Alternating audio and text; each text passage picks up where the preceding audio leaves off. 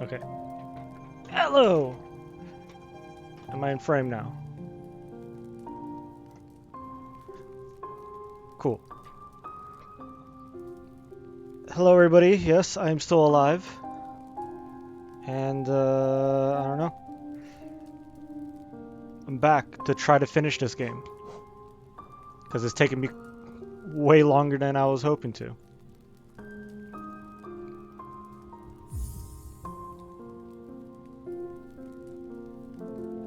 Yo, what's up?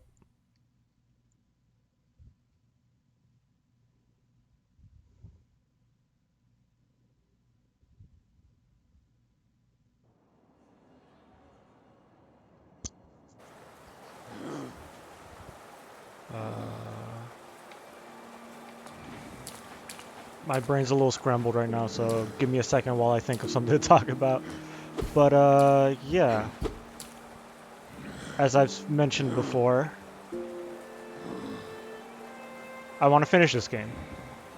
And not only finish it, but I want to 100% it, which I'm actually not that far from doing. I think I only need like a handful of bosses. Where's my, it's not, no, stop. That's not what I want to do. Go, get, how do I get, have to learn how to play this game again. Am I close to? Yeah. As you can see, I have the entire world map. The only thing I'm missing is like a small section in the abyss that I have to go to. The Hive, which I have not gone into, but it's a small area. There's only like one boss inside of it, and like I think 1 or 2 charms. There's a small section in the Royal Waterways that I completely missed, and this little area here where it says the Teacher's Archives. This right here. Beyond that, I think there's like one side quest that I could do if I really wanted to like 100% this game. Like, I'm pretty close. Like, there's not a lot of stuff missing for me to do. I've also played a tiny little bit off screen, and I've collected a couple of charms that I was missing. And the last few charms are really easy to get to. I just need to get there. As you can see, I'm missing this one, which I get once I get all the grubs. This one, I just need to go to a specific area wearing specific charms. One of the ones that go here are in the Hive, and then there's one more that's... Where the fuck is that one? Which one am I missing here? I might have to look it up. But yeah, off screen all I did was I got... What did I even get? I got this guy, the glowing womb, which is kind of like the spider one. It just makes a couple little like bugs fly around me and help me out. And then this guy, which I went to a lake and a giant slug gave it to me. Now that I'm able to swim in the acid pool stuff. But beyond that, everything else I kind of got. There's a shit ton of charms, yeah. A few of these are from the DLC. Like, I think this one's from the DLC. This one's definitely from the DLC, and a couple of other ones. Also, the unbreakable versions of these 3 are part of the DLC. Like, I technically fixed this one already, but these 2 can also be fixed, but I need a lot of money for that. I'm trying to remember. I know exactly which charm goes here. I know exactly which charm goes here and here. I'm trying to remember what the fuck goes here. Oh, yeah, I remember. There's a boss that I have to kill. Okay, cool. So I know exactly what I need to do. First things first, I went to... They can break. Specifically these 3. You see how like these 2 have like a little bubble around it? This one used to have it. It's because the guy you get them from, they're called Fragile Heart, Fragile Greed, and Fragile Strength. And the whole gimmick is that like... Fragile Heart gives you a lot of extra hearts. Fragile Greed lets you get a lot more money when you kill shit, and then Fragile Strength gives you a buttload of extra strength, like a 50% strength increase. But the gimmick is that if you die while wearing them, they break, and you lose them. And then you have to go to the guy and buy a replacement. But in the DLC, they gave you a character that you can give these charms to and then pay a fuck ton of money in order to give you the unbreakable versions. So unbreakable strength, eventually I could get unbreakable greed and unbreakable heart. I got strength because strength is good for fighting bosses. But if I have the breakable one and then I fight a boss and the boss kills me, I have to go out of my way to like buy it. You know, I might as well just have that one unbreakable. But yeah, simple shit. A lot of these charms are kind of goofy. Actually, I could probably show you some of these. Let's see.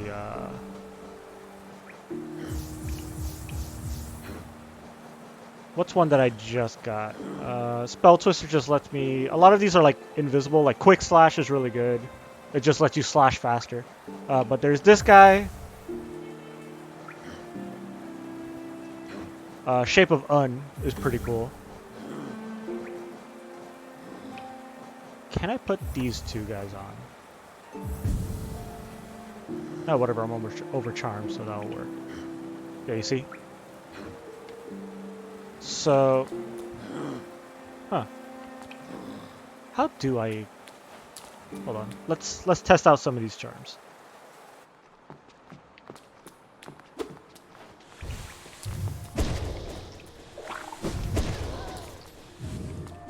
Ah, okay, so I have to kill shit.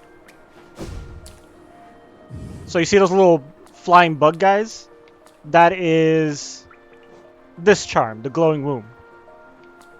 And they're little bug guys. They fly around and they'll attack enemies for you. They're a lot like the little spiders. And I forget how it works. I think they automatically drain your soul essence to spawn. I think you can spawn like 4 at a time. Shape of Un lets me... let's see if I can get enough soul to do it.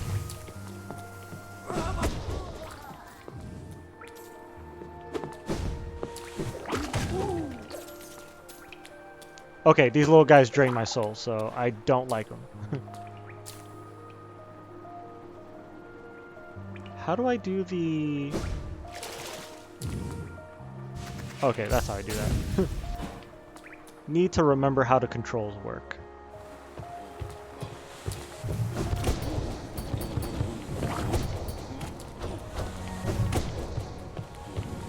Hey, Midnight, what's up? Ah, shit. Oh! Okay, cool. So check this out. Shape of Un, which is this one over here. Or it turns me into a slug when I heal, and I can move. It's kind of cute. What's up, fools? Working out? I'm pissed about work. Well, work sucks. By design, work is supposed to suck, I guess. Oh, where am I? Wrong way. Oh, look at these 4 little... I got little bug friends. Also, I don't like them because they drain my soul essence bullshit. Especially today. Did some bullshit happen to you today? Oh, I keep forgetting that's closed. So I'm releasing anger by working out?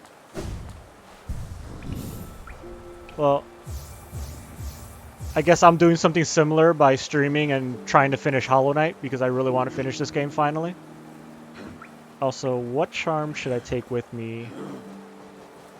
I'm going to take this. I'm going to take Quick Slash.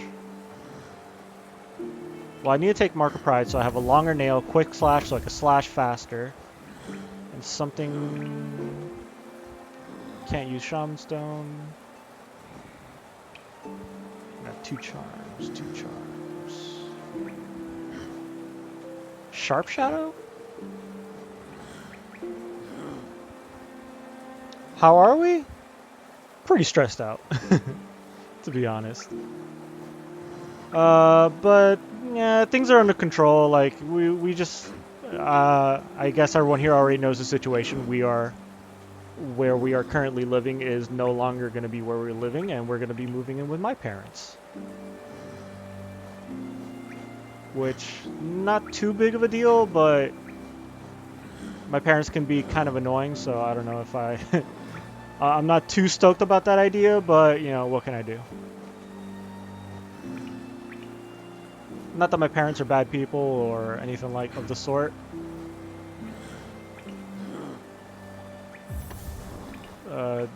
It's just that they can kind of get on my nerves from time to time.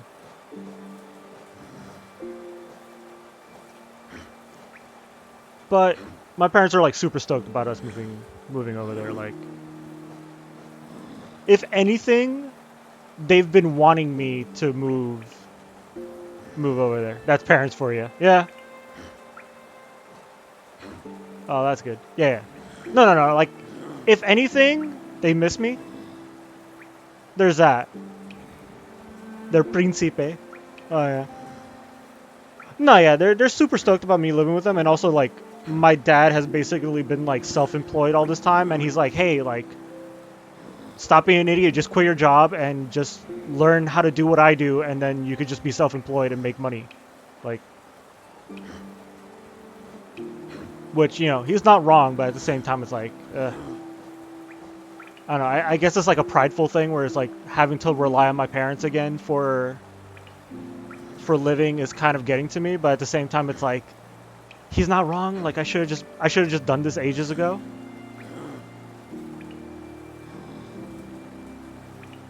But there's a part of me that's stubborn that's like, no, I want to make my own money my own way, even though I've been doing that for years and it's been fucking not working for me. Also, what should I use up as my last crest?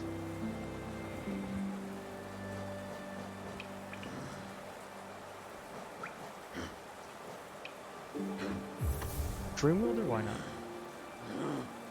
Yeah, no.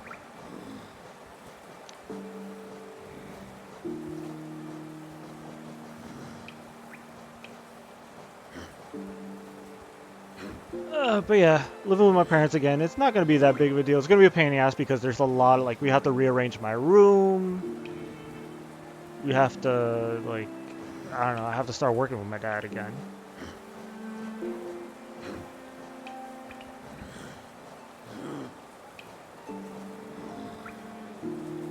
Alright, enough talking shit. Let's get the fuck out of here.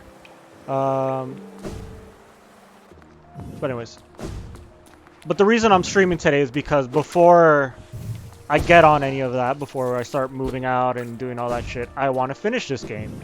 Because I am ridiculously close to the end of this game. And also... yeah. I just want to finish this game before we start moving out and all that good shit.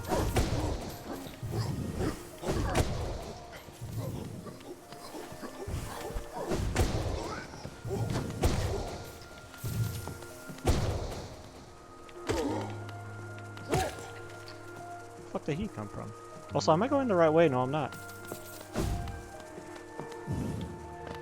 Good thing I looked at the map and I realized I was going the wrong fucking way. But yeah, the other day I was like playing this game just to like fuck around. Not necessarily in order to make any, like, I made a little bit of progress, I guess you could say.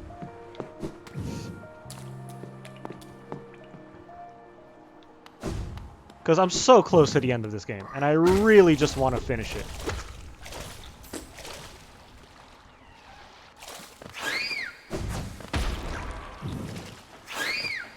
And I would like to do that before I end up moving back in with my parents. So that's kind of my goal for today, and possibly tomorrow if I can't finish this today.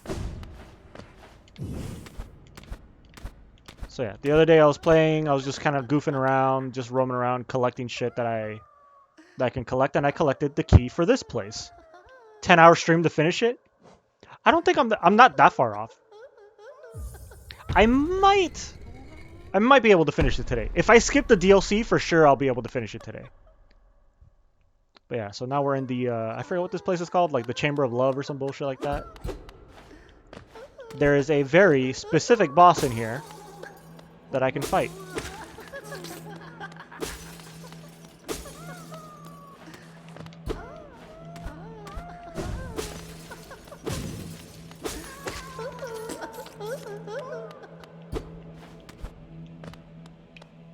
Where are you, bastard? The Collector! This guy's fun.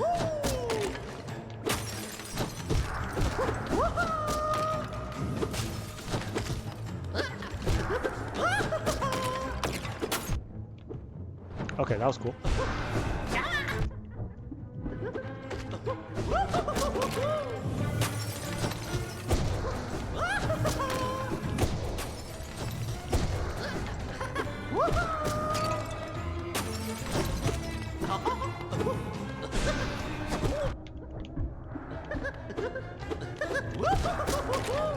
Okay, this guy's kind of annoying.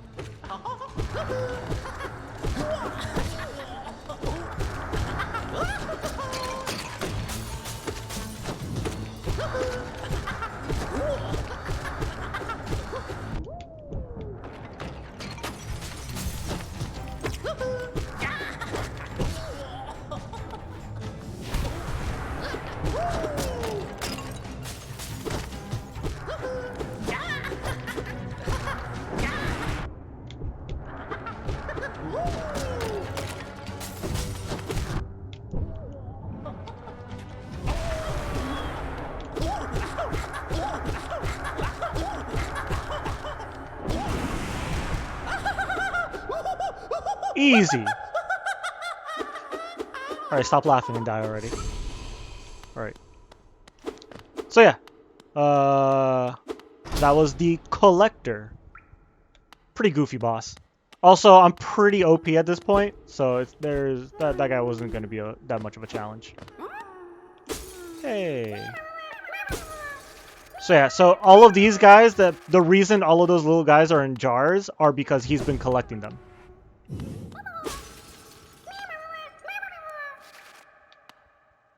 So yeah, so his thing is he likes to collect animals, and also he has a map that shows me where all of the grubs are.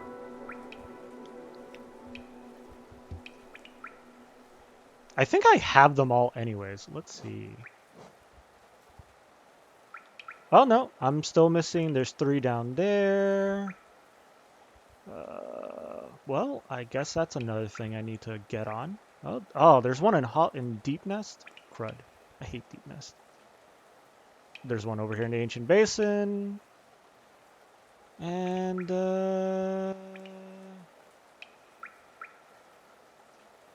well, that's another thing on my list of things to do in this game. But yeah.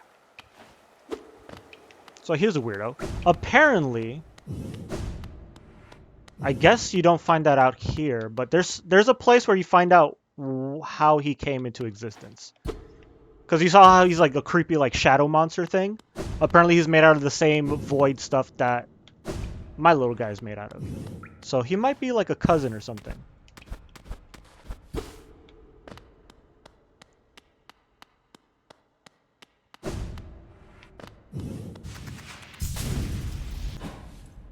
Well, that's a little side quest that I wanted to get out of the way before I move on. Where am I going? The wrong way.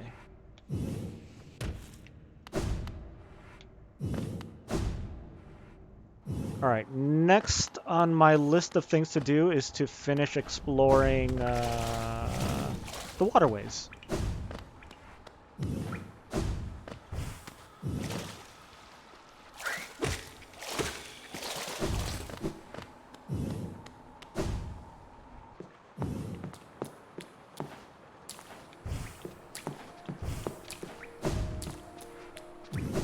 So yeah, let's get on that shit.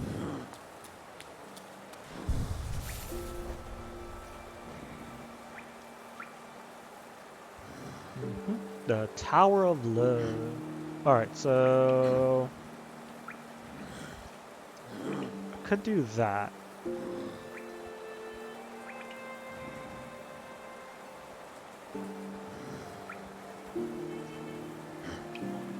That works. Okay, so my plan now is to go this way, down this way, then up this way, grab this little guy, and I guess take the long way over here because I need to go down here and there's a little boss. There's a boss I'm going to fight over here who's going to be really fun.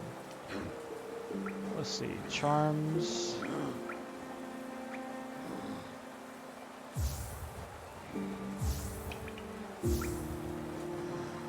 Mark Prize is always good to have. Shaman Stone and Soul Catcher or Soul Twister?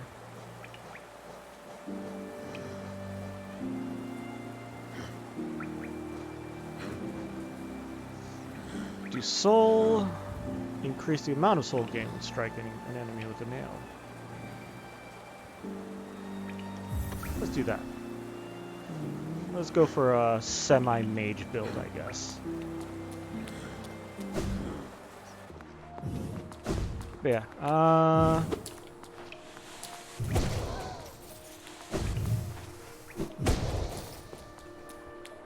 what else is there for me to talk about? There's really not much for other than the fact that I'm moving back in with my parents, which I'm not super stoked about.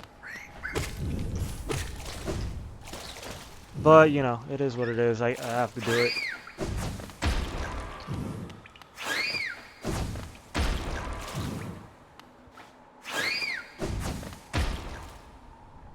But other than that, there's really nothing else going on.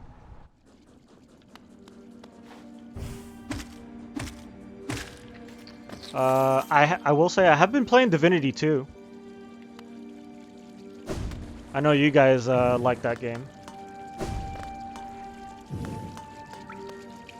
Ah, shit.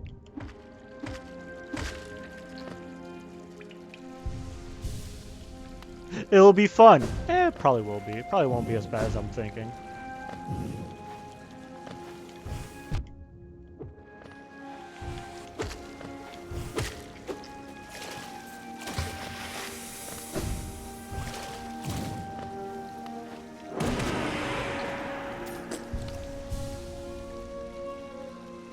Yeah.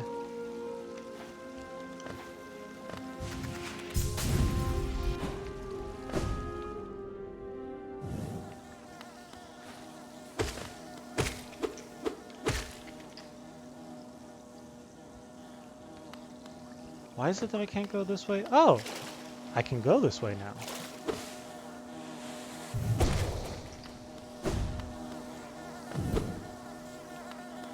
Do I want to go this way?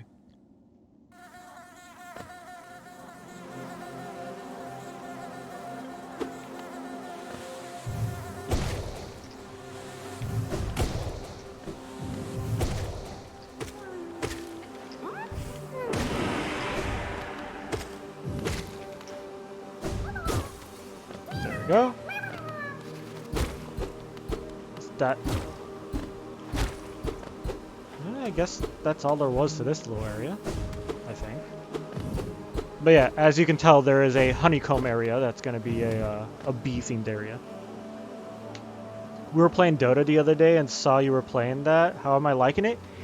I like the RPG element of it, like the whole like. Yeah, I just like how dynamic it is. Because I've found myself in so many situations where, like, things happen in ways where I'm like, oh, just the act of, like, talking to certain characters certain ways, or, like, getting into specific fights with certain characters and other characters. I like that dialogue actually affects combat. For example, like, I went onto, like, a boat. I found, like, this one boat where, like, a character was being attacked by, like, enemy characters. And I had the option to help them out, so I'm like, oh, I'll help them out. Maybe I'll get like some cool armor, maybe they'll reward me or some shit. So then I killed the enemies that were attacking them, I saved the character, and I'm like, hey, I saved you. Like, what the fuck was going on? And they're like, oh, they were trying to steal this like magical armor from me because like it's this like super powerful armor and they want to use it for like evil purposes and shit. And one of my options were like, oh, how about you give me the armor and I'll protect it, because clearly like I'm much stronger than you, right? And I'm like, oh, let me pick that option because maybe they'll give me the armor and the armor will be really fucking useful for me. And then immediately they're like, oh, you just want to steal the armor for yourself too, fuck you. And then they attacked me and then I had to fight them now. And I'm like, oh. So like that, like shit can just change on a dime like that because of your conversation choices. Another fun situation I got myself into was there was this one guy that I had to help out in order to save another character, but he was a bad guy. So like, all my teammates were like, "Hey, fuck this guy. We shouldn't help him. We should just kick his ass." So I'm like, "All right, you know, yeah, fuck this guy. He's kind of a dick." But before that, I had talked to like one of his like, I guess one of his like gang members, and I made friends with them because a lot of the options, like the dialogue options, were to like flirt with her. So I'm like, oh, that's kind of funny. Like I'll just flirt with this character and see what happens. And that character became like super friendly towards me. So I'm like, oh, that's kind of cool. Like you can flirt with character and they'll be like, hey, like you know what, I kind of like you. Like that's we should meet up once we get off this island. Meet me in this this location later on, which I'm assuming is a location I'll be going to at some point. So then when I got into a fight with her boss, all of his goons came to surround me and she came to fight me too, and I'm like, oh fuck, now I have to kick her ass. But then when it was her turn to fight, she's like, oh no, I don't want to kill this guy, he's really cool. And then she started attacking the boss for me, and I'm like, oh shit, cool, like she's an ally now because I was flirting with her earlier. That's fucking cool. So like I find it like it's really cool that like dialogue choices like that actually affect the game world in like important ways. That's pretty awesome, yeah. So I like that. I really like the fact that like talking to characters actually matter, and it's not just, oh, just press A until they either give you a quest or give you a reward, and that's all they're for. You can actually like negotiate with characters. You can actually either make them your allies, or you can make allies enemies very easily. And I like that kind of dynamic, the way that the game can just like change on a whim like that, depending on how you treat other characters. And I really like combat. Combat is really fun. I like the turn-based aspect of it. Oh, hello.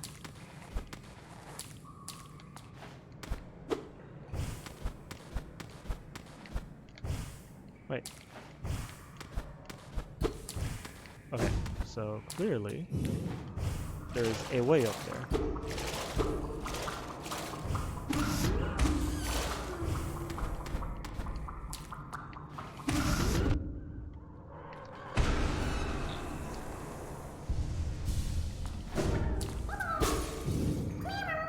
That's pretty awesome, yeah. Yeah, because like, since it's clearly like your typical fantasy style kind of game, I kept like thinking of it like, oh, this is like Skyrim, but your dialogue choices matter.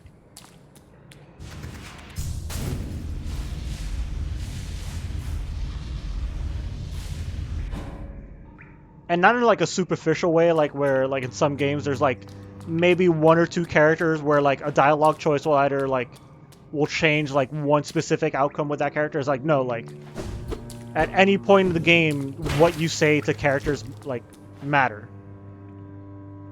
And I really like that. And I like how strategic combat is. Oh, fuck you.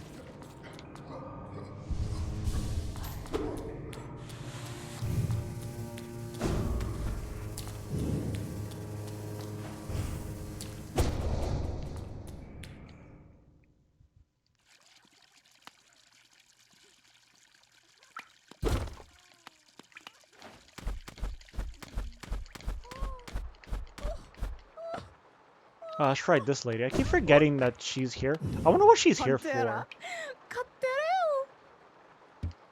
Yeah, she always says the same thing.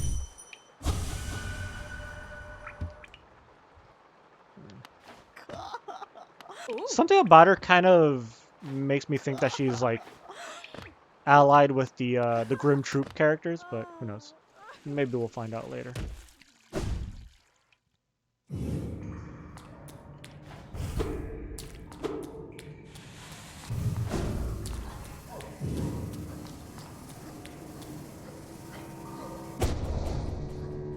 Right, how do I get... Okay, I gotta keep going down. But yeah. So you say you and your brother are getting back into Dota, or are you guys just playing it as like a time killer?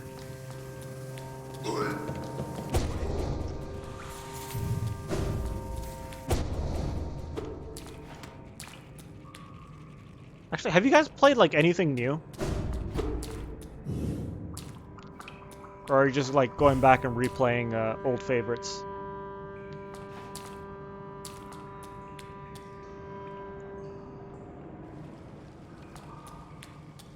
Which, funny enough, that's kind of what I've been doing. I've just been replaying a lot of like the same old games that I went back and I replayed Ocarina of Time like a couple of days ago. And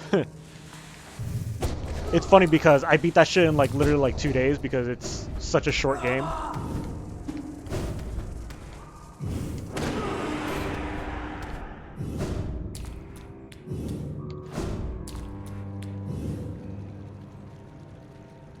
More or less, as Informal Must said, more like a mood killer.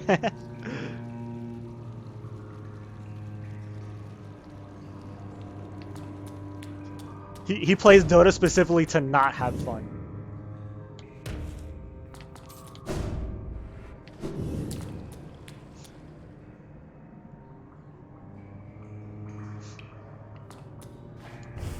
Yeah, like... Ah, shit. I would love to get, like, really into competitive gameplay. Like, competitive shit like, you know, anything that revolves, like, competing against other people. Oh, shit. I would love to get more into shit like that, but I just can't. Like, that, it's so toxic, and it's... Because it's like, it's only fun when you're winning, and then when you're losing, you're just having a bad time. So it's like, alright. I'd rather just play a game that I can just have fun.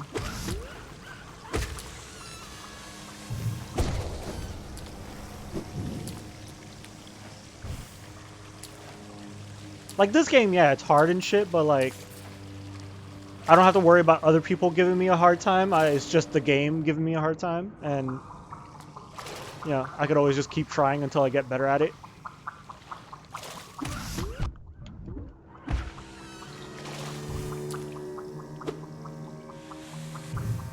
That's more, to be honest. Mo. That's MO, to be honest. What?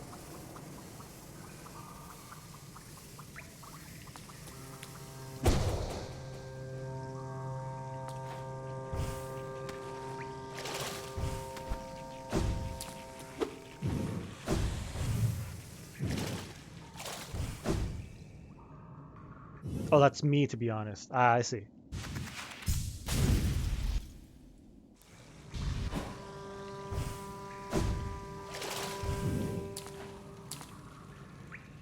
Yeah.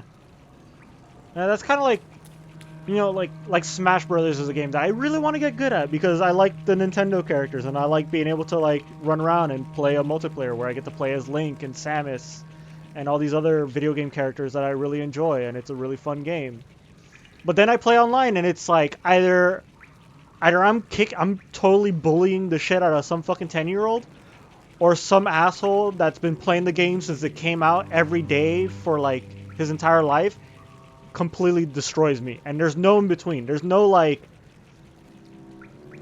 moment where I'm like, oh, I'm having fun playing against someone at my skill level. It's either I'm completely bullying someone or I'm getting bullied. And it's like, yeah, I can't really get into it. Ah, shit.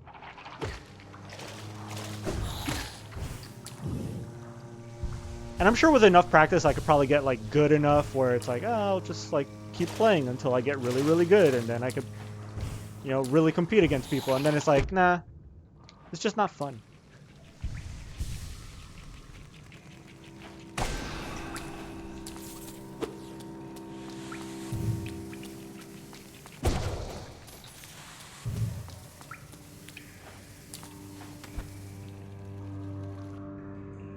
Did I not change my charms? Oh yeah, I did. But being angry is so great. Sure.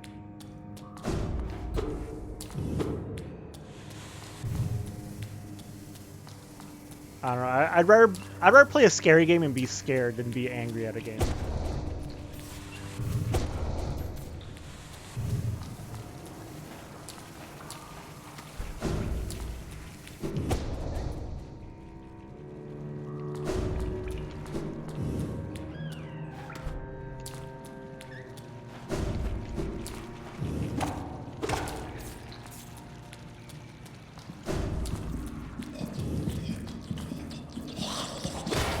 Ew.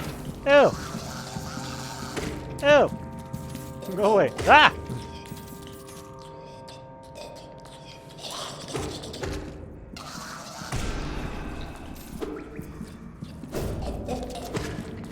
Oh, hey, cool. I guess I haven't been down here. Hey, Keck. Hey, another subscription. What's up? Midnight's subscribed for 9 months in a row. Thank you, Midnight. Oh, what's over here? Why can't I go in there?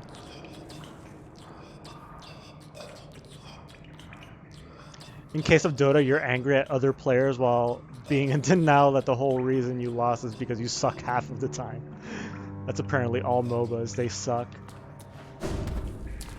Yeah, I guess that's another level of frustration where it's like you're relying on other people to be good. Ah, fuck.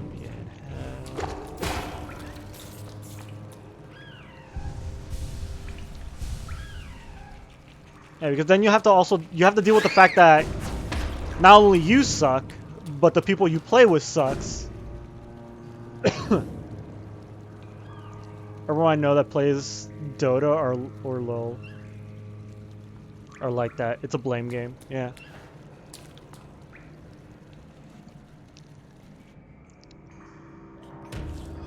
Hey, there we go. I guess also because shit like that reminds me. I guess shit like that's even worse because then you're either playing with people that you're mad at because they're making you lose, or you're playing with people that are constantly mad at you because you're making them lose. So nobody gets to have fun.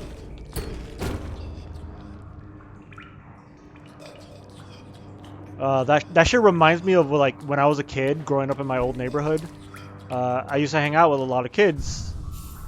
And they were all really into sports. I was never into sports, but like, hey, play with other kids. Like, fuck it. Like, I'll play basketball with my friends because it's fun. It's fun to do things, right? But I had this one friend who was super competitive.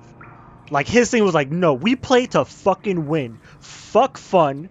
If I don't have more points, I am angry.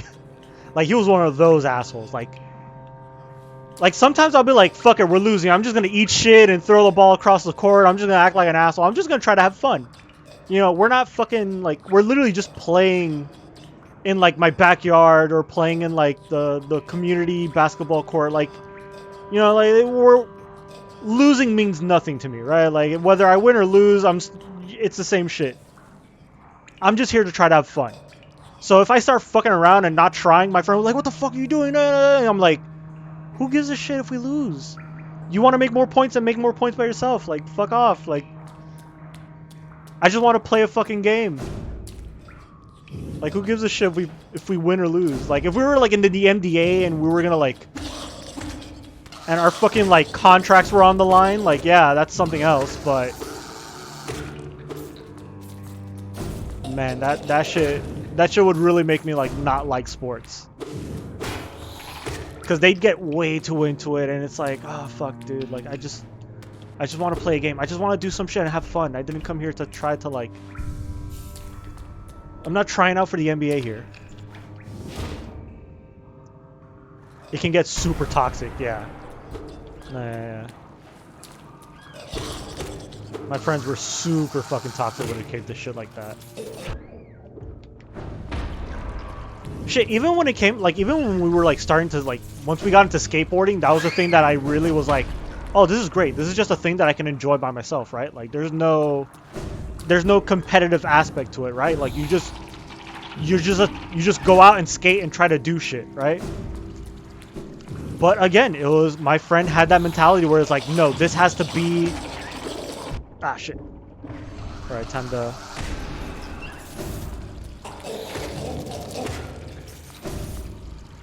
My friend will always turn into a thing like, oh no, let's see who can jump the highest. Let's see who can do this trick quicker than the other one. Let's see who can land this versus who can land that. And it's like, dude, I just want to skate around and look for cool shit to jump over.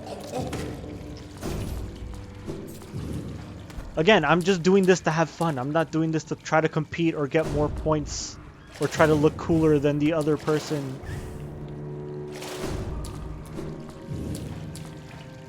And it would like immediately suck all the fun out of it.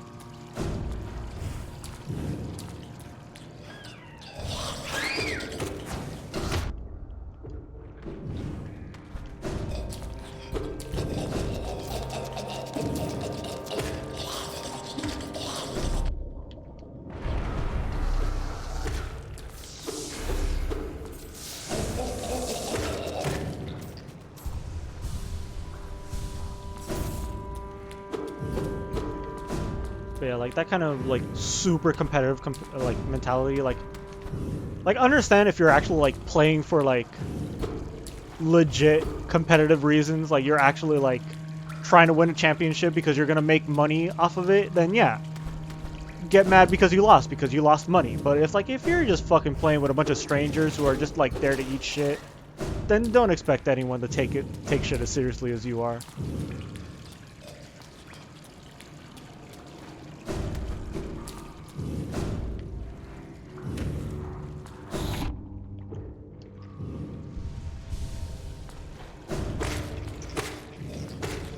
Oh, this area.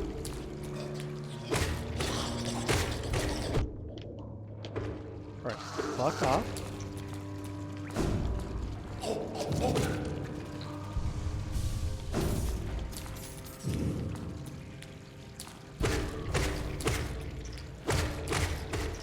Ew, so many worms.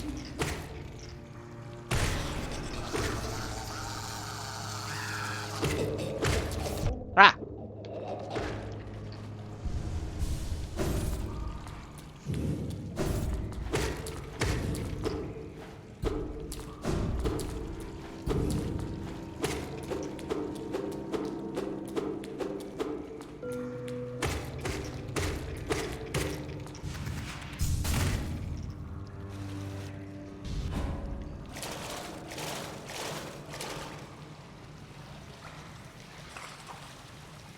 Oh, never mind. Let's explore somewhere else first.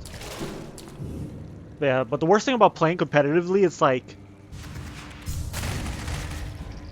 you're gonna be playing against people who like have dedicated their lives to getting good at this thing. Which, you know, there's nothing wrong with it. Like, hey, you want to be like the best fucking Smash Bros. Player, like that's fine. But when you're like someone like me who's like, I just play this shit for fun and I kick the shit out of my friends and maybe I'll try playing against like professional players to see how well I do, then it stops being fun because then it's like, oh, I just suck at this game. Because I remember like I used to be like, I remember being like good at Smash Brothers, right? I remember there was like a time where like everyone I played against, I would just beat everybody. And one day I was like, you know what? Like I remember like the arcade, that arcade that we went to one time. They hold Smash Bros. Tournaments from time to time. So I remember one day I looked up like, you know what? Let me actually take my Smash Brothers skills and go to like an actual competitive tournament and see how well I actually do. Expecting to do somewhat well, right? So I go to this tournament, I bring my GameCube controller with me, and I'm like, I'm gonna kick. I might not be like #1, but I'm at least gonna kick some ass, right? I got whooped by everybody. And like right off the bat, I'm like, I'm gonna use my main character. I'm gonna use Link because that's one character that I always fucking use, and that's the character I kick everyone's ass with. Like that's the character where I'm like, if I want to win, that's who I pick. And I lost every match, every single one, and I was like, wow, fuck. And like, and not even like, it was like a close match, and like, I could have won if I tried harder. And like, no, like, 3 lives. The guy I fought against maybe had lost 1 life, and I just died. The guy just whooped my ass. I didn't even have a chance. I might as well have sat there with my controller controlled, like, with the controller connected up my ass.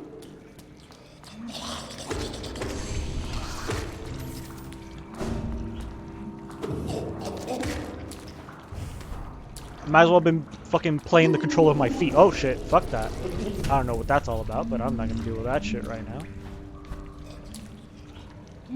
Where the fuck are we?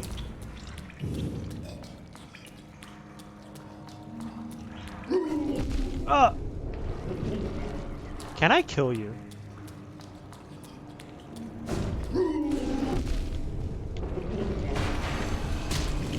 Okay, so you do die. That's good to know.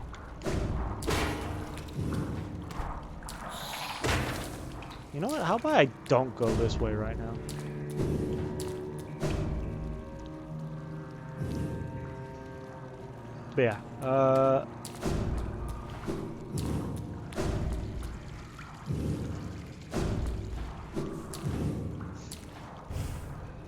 But yeah, that was a really frustrating day.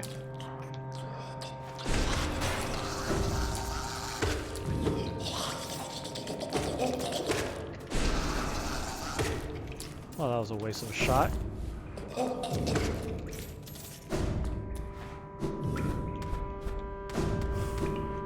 Ah, okay. Nasty worms all around. Oh yeah, this place is gross. Yeah, this is the waterways. We're basically inside of a giant sewer system.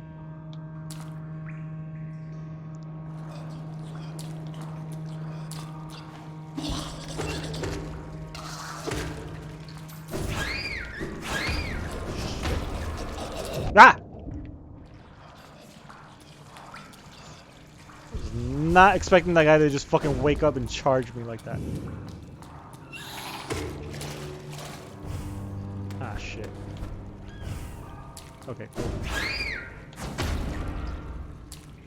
Alright, fine. I'll fight the boss that's down here. There's a boss down here, so that's kind of why we're here.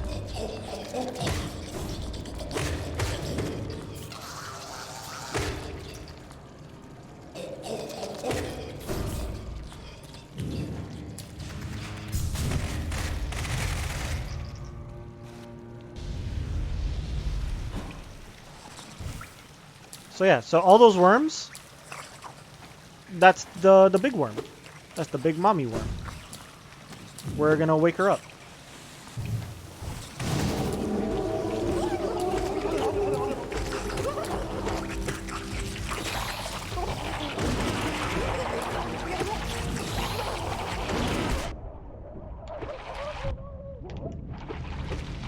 Yes, that was a boss fight. And yes, it's already dead. Might be a little too OP. Also, it drops this. It's a charm called the Fluke Nest.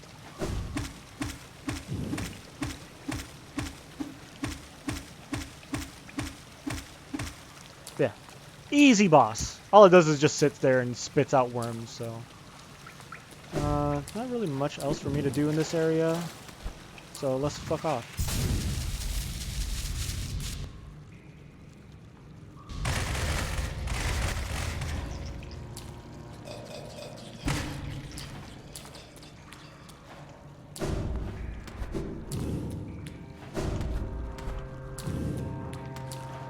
Yeah.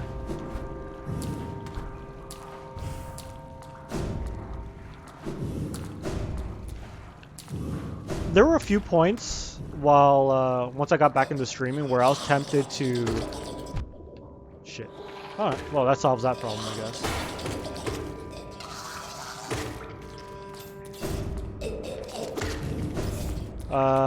There has been a few times where I was tempted to stream myself getting back into Smash Brothers. Because I still have Ultimate, I think. Do I still have it? I should check. Did I ever trade it in? No. I guess I do still have it, right? Now I need to check.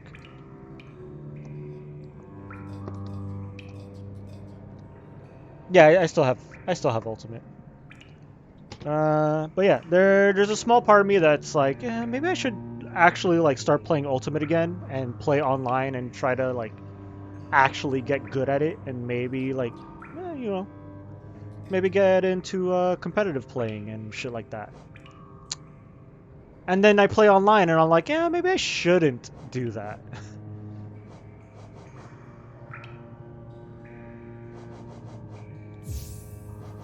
Let's do this. I hear this is pretty good. So this charm, what it does is it turns my spells into this.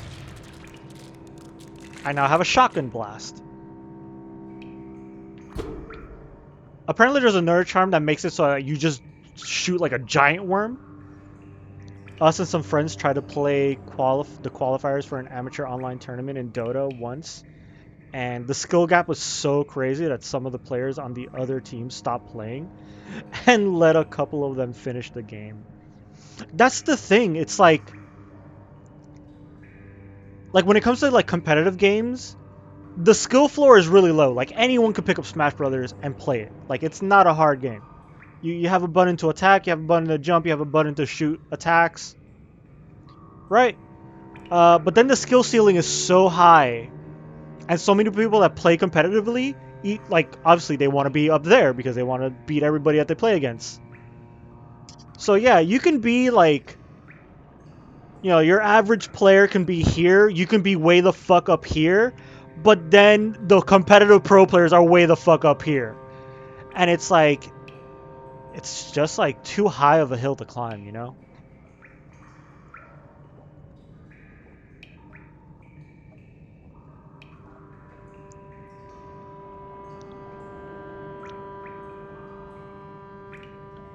And that's the thing, like, I usually, like, you guys know me, I'm a fucking huge video game nerd. My video games is, like, my major hobby, right? I play video games all day, every day. That's, like, my one thing that I do for fun. And I have played, like, fighting games and competitive games that I do like, I remember, like, when Injustice came out, I got really into that. I remember getting really into Guilty Gear. That was a really fun fighting game. Smash Bros. And I would get really good at it. But the only people I could play against are friends of mine that don't really play video games as often as I do, so obviously I'm gonna fucking mop the floor with them. But then the people that play competitively, they don't just play video games all day every day, they play that one game all day every day. And they've mastered that shit. And they wipe the floor with me. And it's like, fuck, like, it's such a ridiculous jump in skill. Because when I say, like, I did not win a single match. I sucked at that tournament. Like, I got my ass handed to me. And I was trying. Like, I was literally fucking trying my hardest to win. And I couldn't beat any of those kids that went to that tournament that day.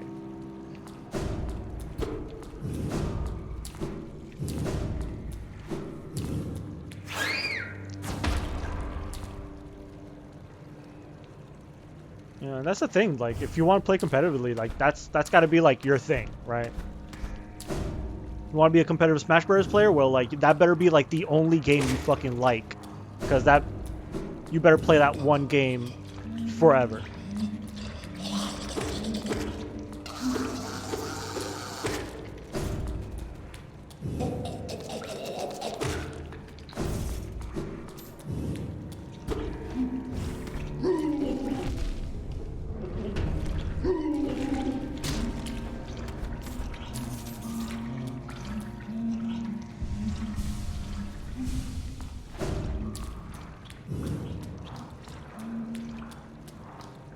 Right, I don't know where this area leads to, but...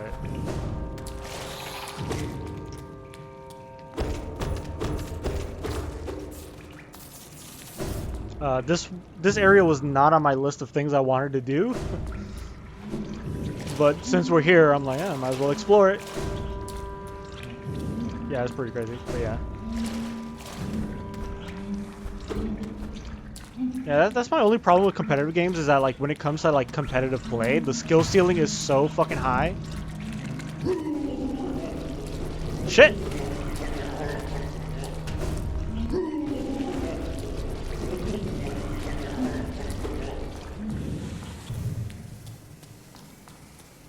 Where the fuck did he go?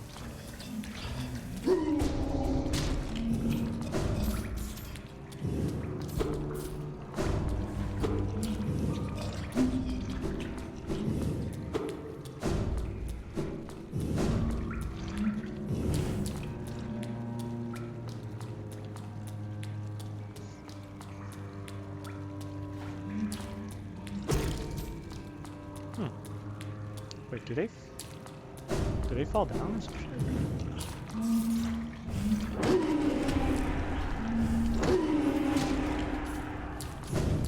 Okay, well, I'm out of magic, so that's cool.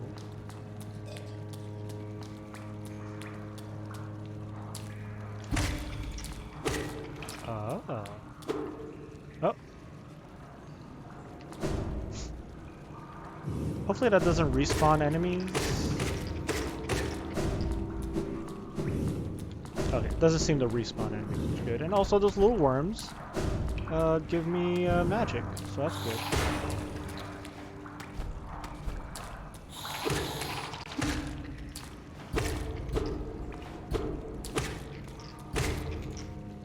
Why do I feel like something should be here?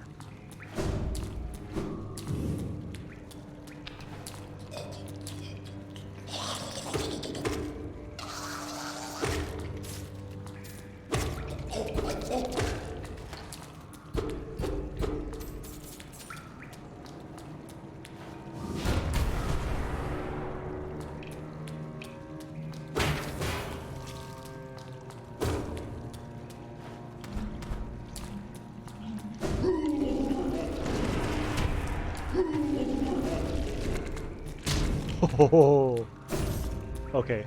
That was a close call. So yeah, so now that the this vengeful spirit just spits out a bunch of little worms, they kind of like bounce on the floor, so I kind of left them as like a little like trail of traps.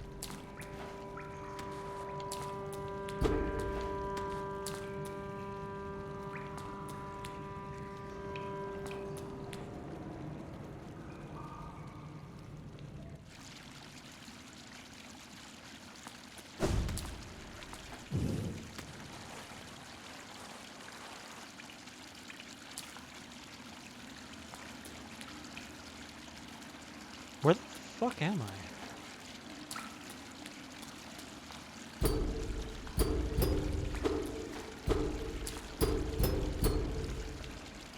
Okay. Maybe that opens or something? Oh, who knows?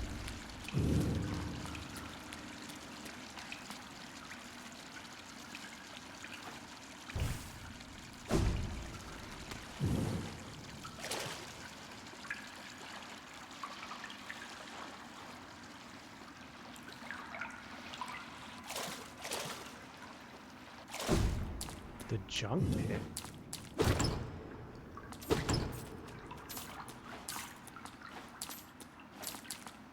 Oh, this is where the other DLC is.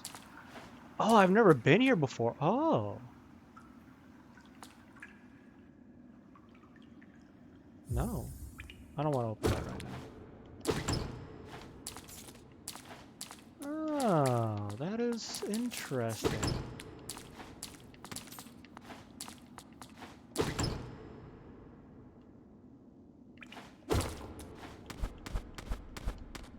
Oh, I've never been here before, so I guess if I want to do DLC number 2, I can come down here.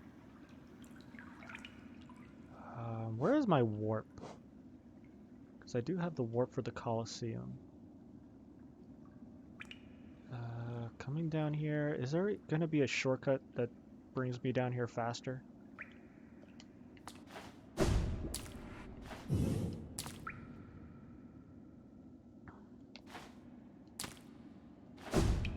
Should I open this now or open it later?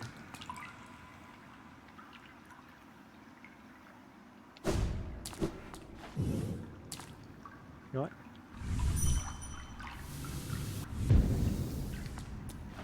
We're gonna set a warp point there, because honestly, it's really not that hard to get to the Colosseum.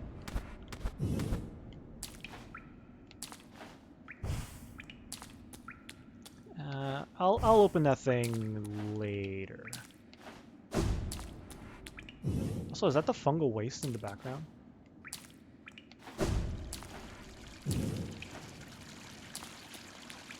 Oh. What's this?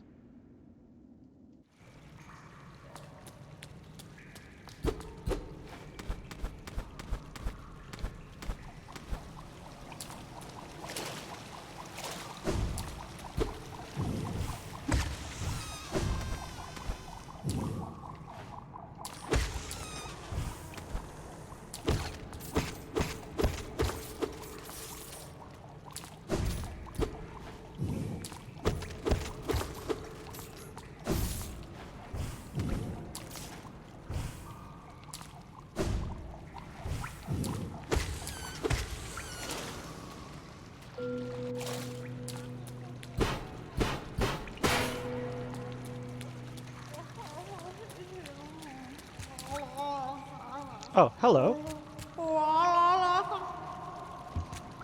Mother, mother, gla gla gla, little sisters, grow, grow, grow. Mother? Am I mother?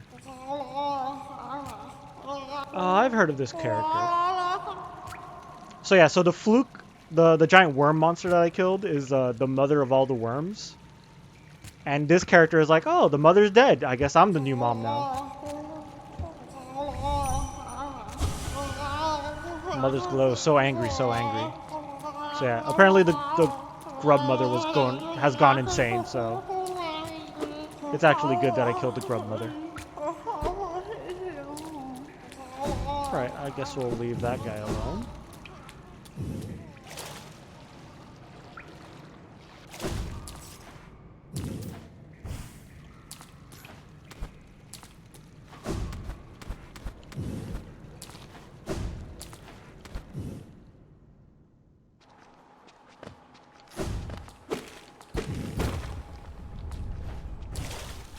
Oh hey, it's the nailsmith.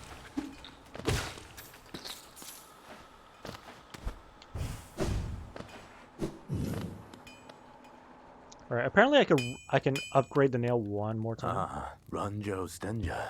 Oh, you return. If you bring me 3 pieces of pale ore, I can forge it and okay, which means I have... Where's my pale ore? I have 1. I need 2 more. Well then. Where the hell am I right now? Oh, I'm all the way over there now.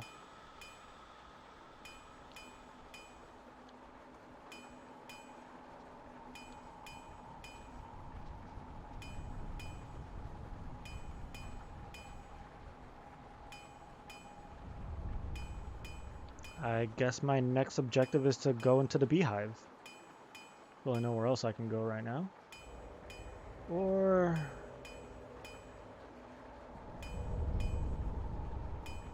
I should go to the teacher's archives already and get that over with. Just get the 3rd thing, person, whatever it is, out of the way.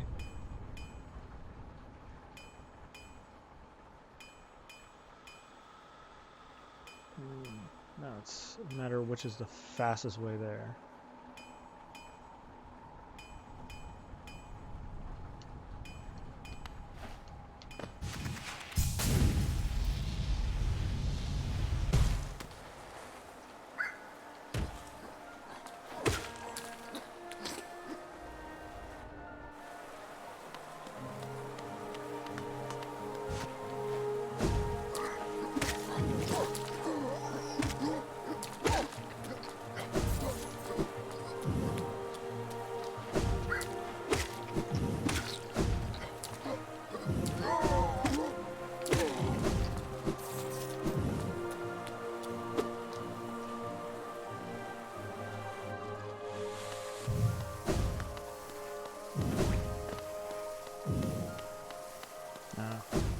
What else is going on that's interesting? Oh, I've seen the new... Have you seen the new trailer for the new Spider-Man shit that's coming out? Ah, fuck. Not the new Tom Holland Marvel movie. I don't know. Apparently, like, I think I'm the only one who's actually excited for that, but then again, I just like Spider-Man. No, you don't know what I'm talking about? Oh, so you guys have seen Into the Spider-Verse, right? Apparently, they're making a sequel to it. I want to watch it? Okay. So I guess I'm not alone.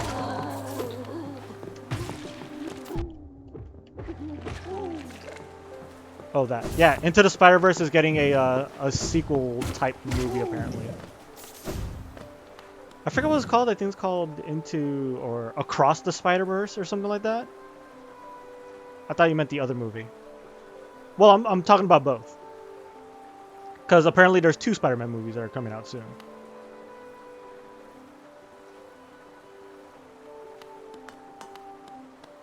But yeah, there's the one that's coming out soon with Tom Holland. Fuck him. Why? I don't know.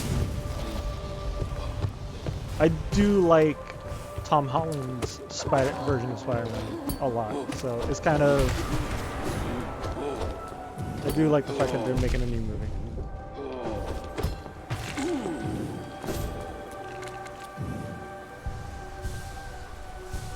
And also, there's still like rumors that Tobey Maguire and Andrew Garfield are gonna show up as their versions of Spider-Man, and if they do that, that would actually be really neat, and I would like that. But that's just me because I just like Spider-Man. He's like one of my favorite comic book characters. Other than that, I wouldn't care. There's also the Batman movie that's coming out, but that's also another like I just like Batman, so I'm just excited to see another Batman movie and see what they do with it.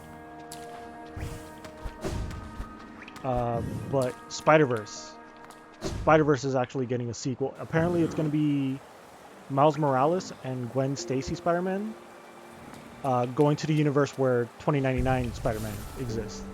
I don't know if you remember the teaser at the very, very end where Miguel O'Hara Spider-Man, which is the futuristic one, the one with like the blue and red suit, also gets the ability to jump dimensions. At least the old villains are confirmed to return. Yeah. That's gonna be cool. Apparently, like Lizard is also coming back, which I didn't expect them to bring any of the villains from the Amazing Spider-Man movies. But yeah, seeing I don't remember the name of the actor who played Doc Ock, but seeing Doc Ock again playing Doc Ock is kind of neat, and of course William Dafoe's as the Green Goblin is. Why would you not be excited to see William Dafoe do anything? It's fucking William Dafoe. He's fucking awesome.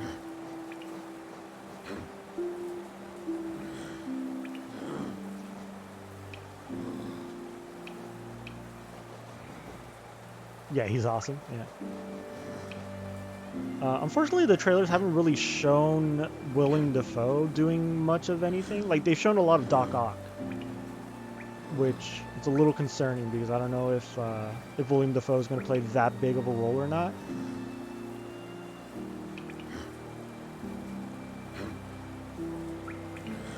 Okay, I'm going to go up to the teacher's archives. I think doing that now would be a good idea.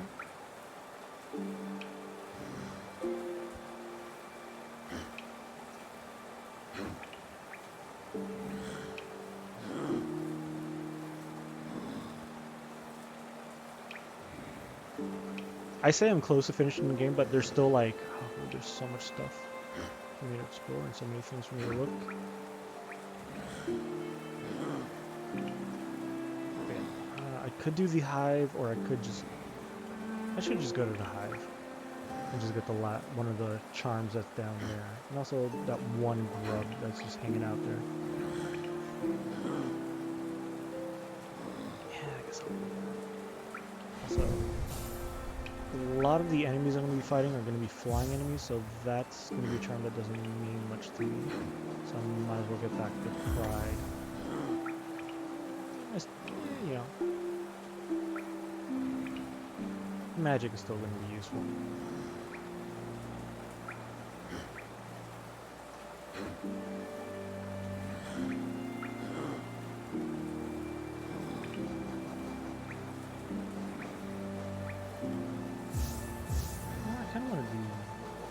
I kind of want to use Sharp Shadow. Sharp Shadow is kind of cool.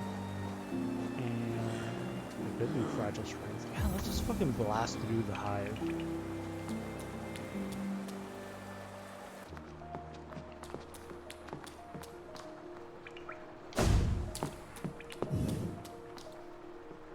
I have the unbreakable version of it, so it's like, why not use it?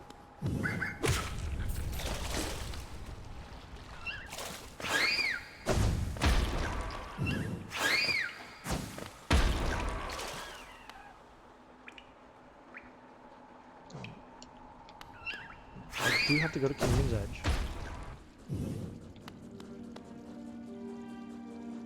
And then I have to go down to the Great Basin.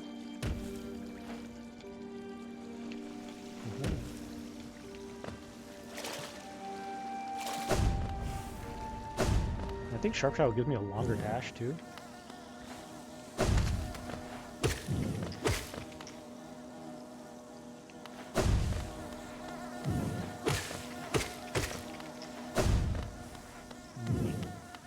So those guys used to take 2 slashes to kill, now I can kill them in 1. Which is very useful.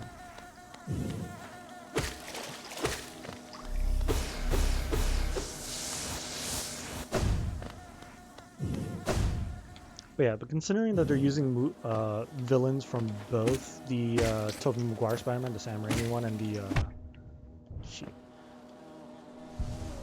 the Amazing Spider-Man movies, it would be a very, very shitty, like, missed opportunity to not also have the Spider-Mans from both movies show up. And if they're hiding that somehow, if they're still keeping it a secret, like, holy shit, it's really impressive that they're able to keep that a secret.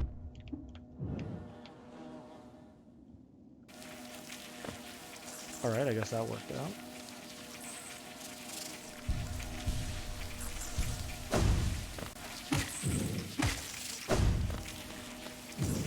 It would be so disappointing, it really would. But a lot of people are like, no, it's gonna happen, it's for sure gonna happen. Like, apparently in one of the trailers, you see like Tom Holland, like the Marvel movies version of Spider-Man, jumping to like fight like a bunch of all the villains all at once.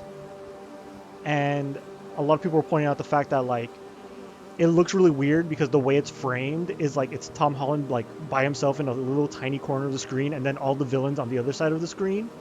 And it looks like there should be space for 2 other Spider-Mans. And supposedly, in the trailer, you can see one of the villains, the one that's not like there's one that's like, I think it's the Lizard, who's like jumping like in a way that's clearly like he's not jumping towards Spider-Man, he's jumping towards like the empty space in the bottom left of the screen. And it looks like he's getting punched by something because you see him jump and all of a sudden his head like cocks back, like he just got punched in the face.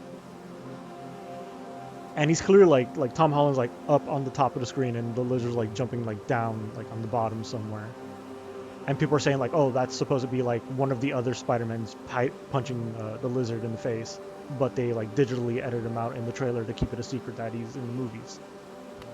Which if they're actually going through that much trouble to keep it a secret, like I would be really impressed that they've kept it a secret for this long. But yeah. We'll find out once the movie comes out. The new poster show the villains show Spider-Man from the back, but the suit looks kind of different. Well, he does. That's the thing. Like in the trailer, they show him wearing like a couple of different suits, but it could easily be like one of the other actors because like when you see the Spider-Man suit, it could be anyone inside of it, right?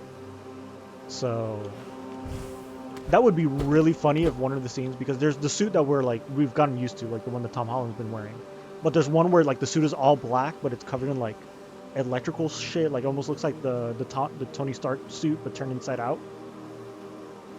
There's one where he has like clearly like some magical gauntlet thing, and he's using like Doctor Strange magic with the suit, and it's like, okay, that's kind of an interesting suit.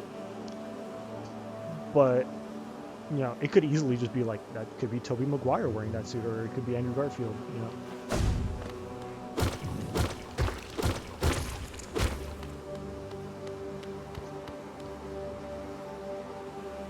Who knows?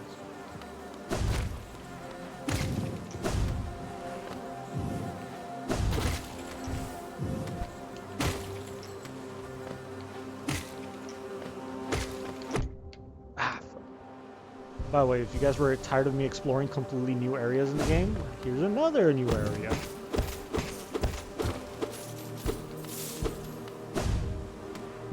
Ah, shit.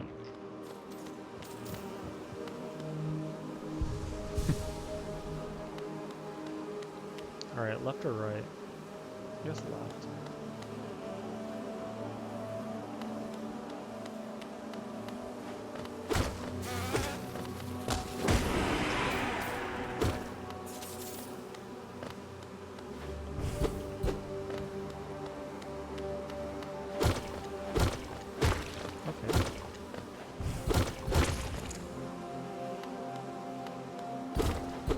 That was an interesting way to unlock a bench.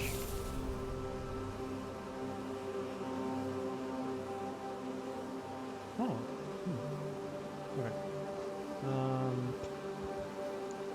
like the idea of unbreakable strength, the extra reach, and sharp shadow. Yeah, we're gonna be getting one more. Yeah, well, we're good to go. Yeah, we're good to go.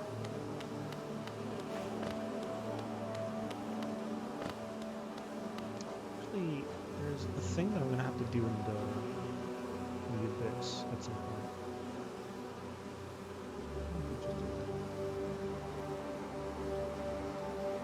Yeah.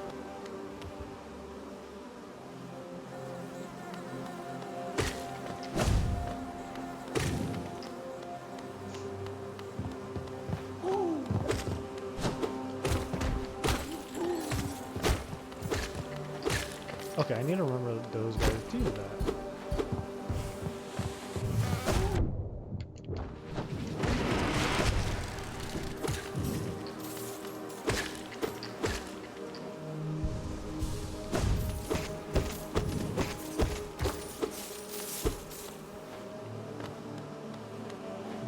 Another green tree, that's cool.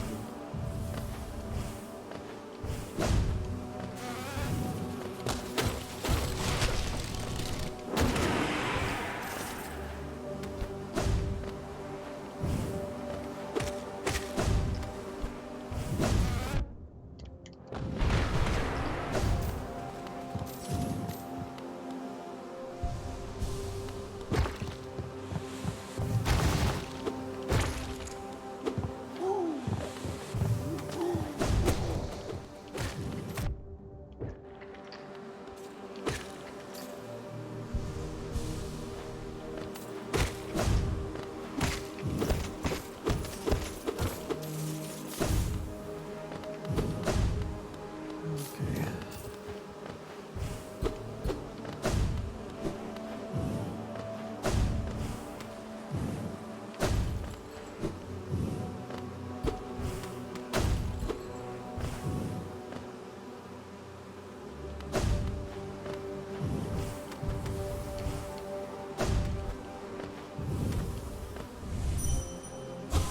Well, might as well do this. Don't really need to. I already upgraded the green mail. It's literally as far as it can go.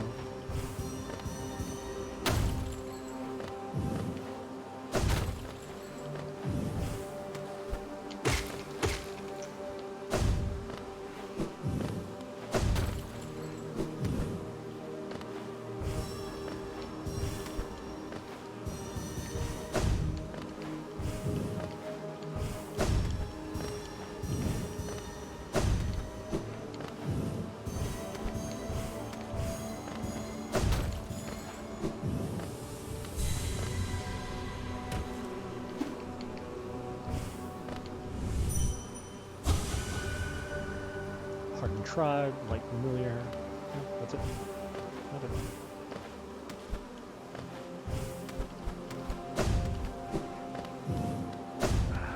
What else? Speaking of Spider-Mans. But yeah, look up. Into the Spider-Verse was fucking amazing. Apparently they're making a sequel. Apparently it's part 1, because it's called Across the Spider-Verse Part 1. So I guess they're doing like a 2-part movie. Or it might be like some, I don't know what the hell they're doing. Like there's like it's like a 2-minute trailer of Gwen Stacy talking to Miles Morales. And being like, hey, we gotta go on another adventure. And then they go to the 2099 Spider-Man universe. Beyond that, the trailer doesn't really show anything else. It's a Christmas special. Maybe. Well, as long as it has like the same animators from the original movie, I'm for it. Oh, I remember these guys. They suck.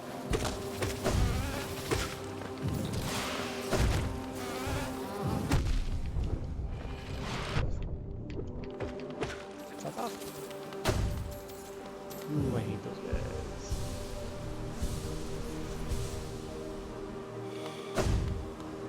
But yeah, did you look up the trailer?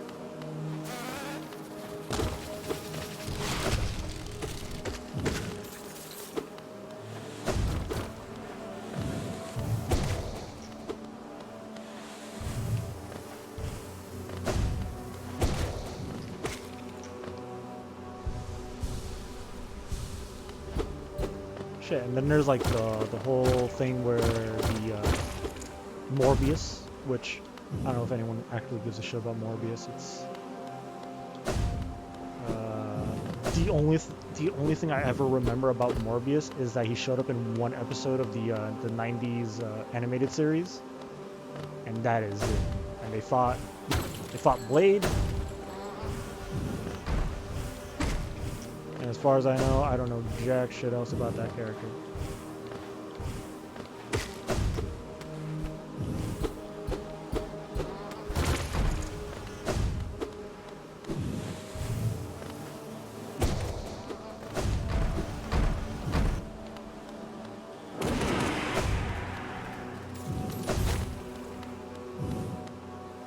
What is that? Morbius? Okay, so this is the weird thing. So you know how like Sony and Marvel, well, Disney technically, have shared rights with Spider-Man's characters? So, you know, Marvel is using Spider-Man and some of his villains to make movies in the Marvel universe. But Sony still also has the rights to make movies with Spider-Man. But they've given up on making Spider-Man movies, so now they're just making movies based on his villains, which is why we got a movie about Venom. We got the Carnage movie that just came out.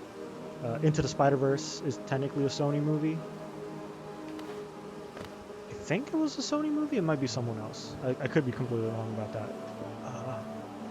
But another thing that they're doing is a movie called Morbius, which is about this vampire dude who's being played by Jared Leto, right? The guy who played Joker in Suicide Squad, which is already like, that's a red flag.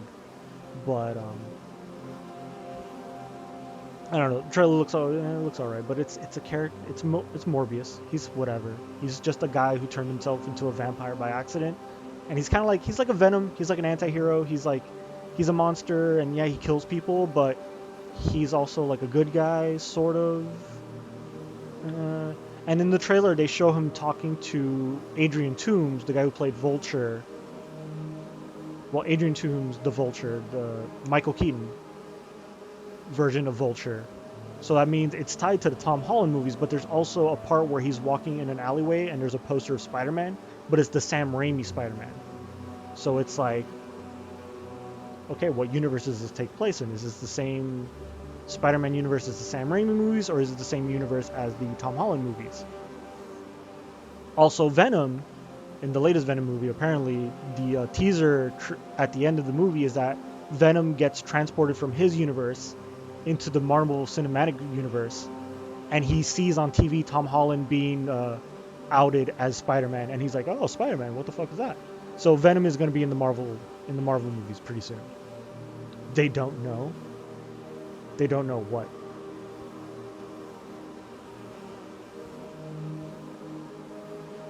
Also, Morbius could be eventually teasing Blade. Apparently, Blade's already being teased because they already have like the new actor, and they're gonna make a Blade movie pretty soon.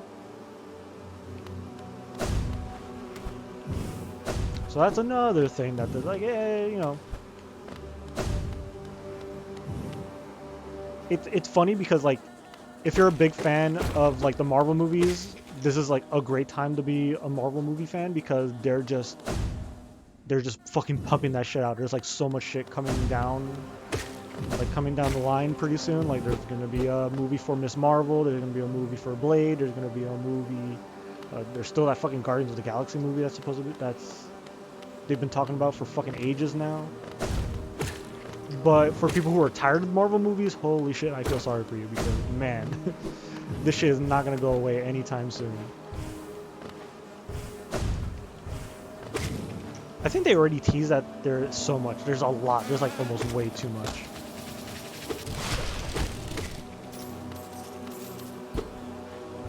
And what sucks is, I think like where they're kind of fucking up this time is that, you know, in the original... Shit.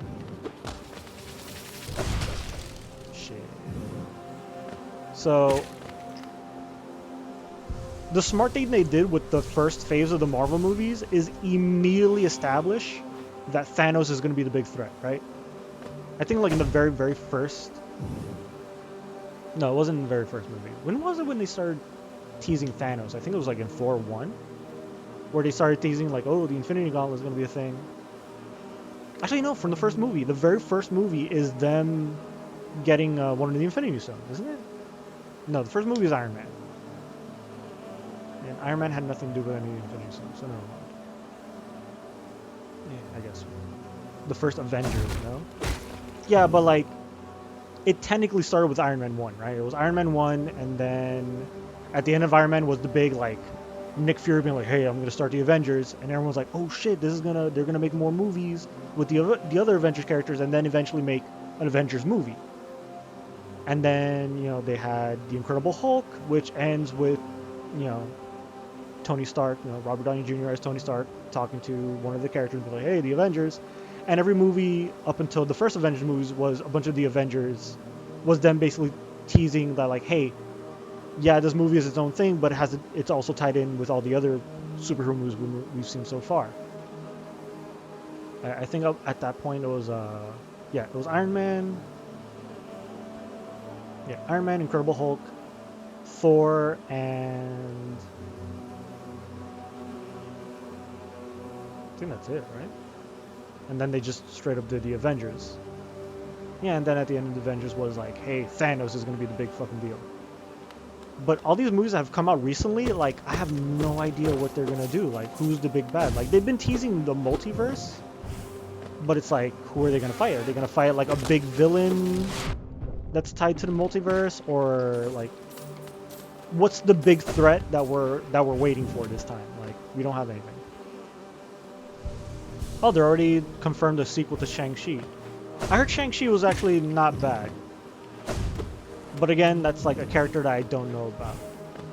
But yeah, like, well, what I'm trying to say is, like, when it came to like the first phase of the movies, what was exciting was, like, you know, they were clearly building up to something, right? Like the first few movies were like, yeah, this is an Iron Man movie, but here's Nick Fury, so clearly we're gonna see the other Avengers, right? And then you had, you know, the Captain America movie that ends with them being like, oh, here's Captain America, but like Tony Stark is also here, so they're gonna team up eventually. And then the same with Thor and Incredible Hulk and all the other movies, and then eventually we got the big Avengers movie, and it's like, oh, cool, the Avengers. You know, we got to see all these superheroes, and now we get to see them team up to fight Loki. Cool, neat. And then at the end they show Thanos, and you're like, oh shit, Thanos, he's a big, like, anyone who knows comic books is like, oh, that's a big fucking deal. That's a big fucking villain. And then the rest of the movies was setting him up to be like a big threat, you know, with all the Infinity Stones and him getting the gauntlet, and then every other superhero team was to basically set him up. Dormammu, think he'll be back for a counter offer? He could be. Dormammu is supposed to be, like, in the comics, like a big fucking deal.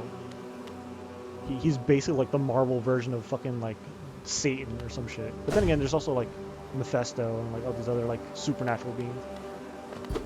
And the thing is, like, they're also apparently setting up Fantastic Four, so maybe we'll get Galactus. Or who knows, maybe Galactus will show up, but he'll just be like a minor villain that they fight along the way. Apparently, they're like, the villain that everyone keeps saying that they're setting up is a guy called Kang. Kang the Conqueror, who I know very little to nothing about.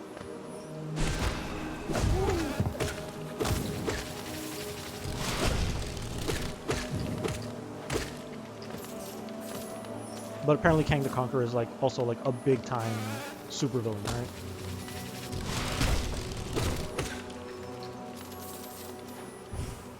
Who knows? Maybe bringing back Dormammu and making him like an actual villain, like a big villain. Like, he's like, oh, now like, fuck that. Like, I'm here to make a bargain bullshit. Like, I'm here to fuck shit up.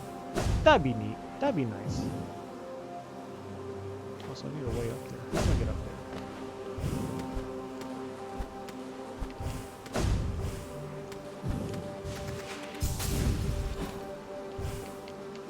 Damn. Okay. Let's see if I can. Haha! New skills, which I'm going to need soon.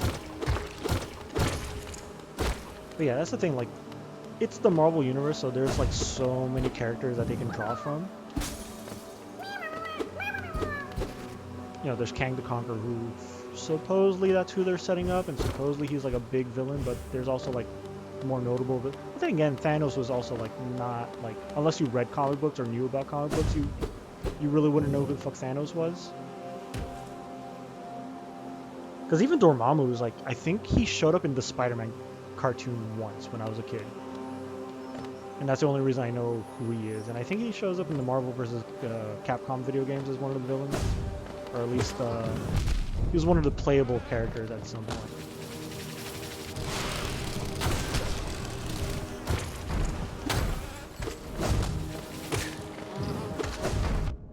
Shit.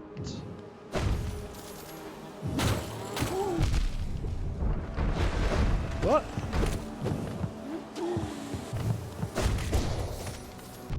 Ah!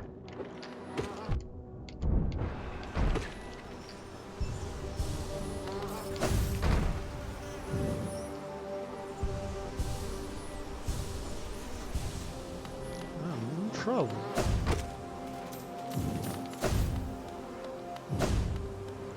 The Joker would be cool. The Avengers fight the Joker. That'd be fucking hilarious, to be honest. That wouldn't happen because Joker is, there was, like, supposedly there was, like, a weird Marvel DC crossover at some point in the comics. And it was weird as shit because what they did was they basically fused the Marvel characters and the DC characters into one character. I think, like, Captain America and Superman fused to be, like, Super America or whatever the fuck they called them. It was basically like Superman, but with a shield. I remember Wolverine, I forgot who the fuck they fused him with, but I think it was Wolverine and Batman. So it was basically Batman, but with Wolverine claws, like, weird shit like that. But like a legit, like, oh, the Marvel characters meet the DC characters and they team up. I don't know if they've ever done that in comics. I'm sure they have. But why wouldn't they? In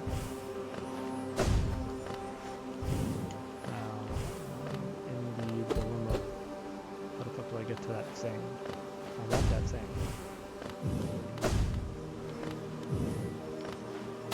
You know what? Chances are, there's a very good chance that I just have to go this way and it wraps around back to whatever that was. So we're gonna do that.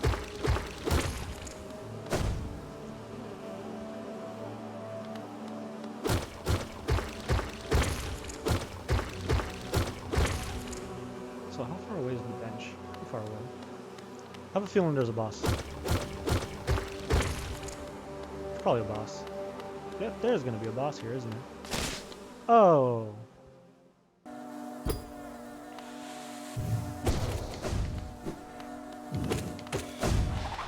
Whoa! Hive Knight.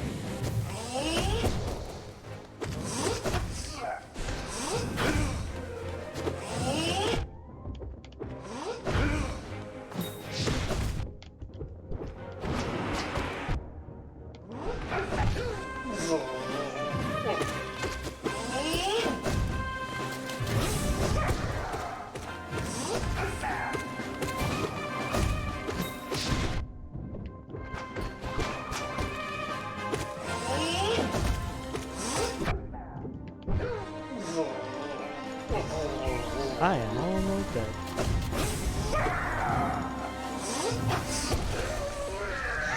Haha! Get wrecked. He was down to like one last hit.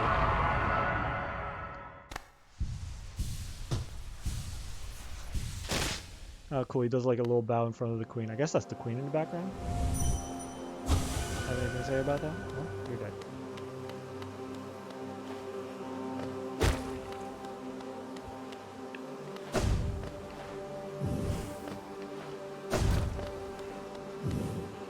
And we got the hive blood.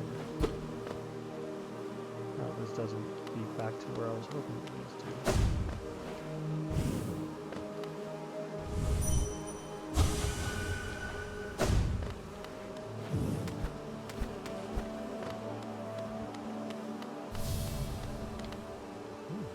Why are you my knight? At last you are freed.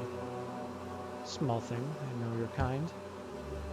If you attempt to resolve your past, then no, I am not the queen you seek. It is the pale things that bear blame for your nature. Though this hive exists within Hollowness, we play no part in its attempt at perpetuation. So she basically was like, yeah, we're technically not part of Hollowness. To rail against nature's folly, all things must accept an end. Bye.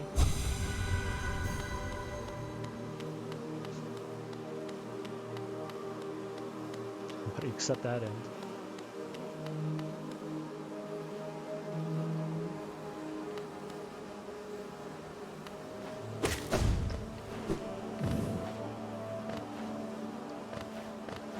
So now I'm bothered by the fact.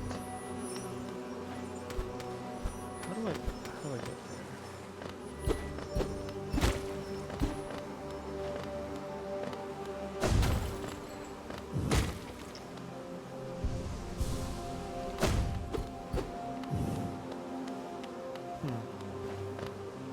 Oh, I figured it out. Okay. Great. Now I gotta go all the way the fuck. No. Go away. Alright. Well, check. I'm smart. I figured it out.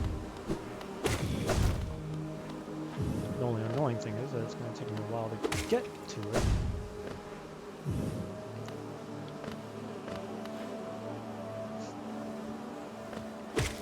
Well, at least the hive is a lot smaller than I remember it. I gotta go this way.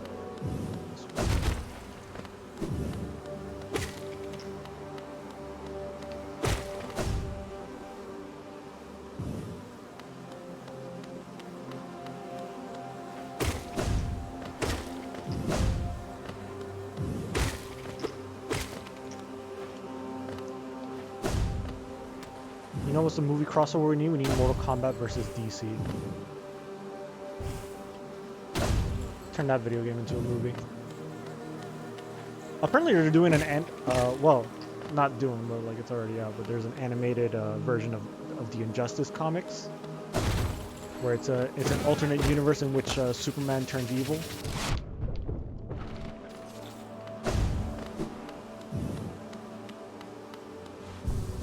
And all the other superheroes have to figure out, like, hey, how do we stop this from that? How do we stop this? Because literally the strongest guy on our team has decided to turn into basically Space Hitler.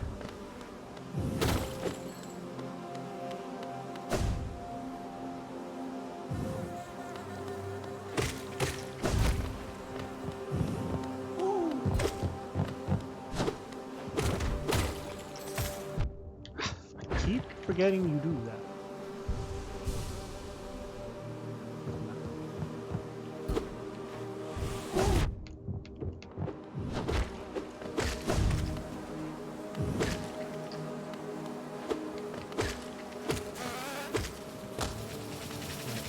Try it.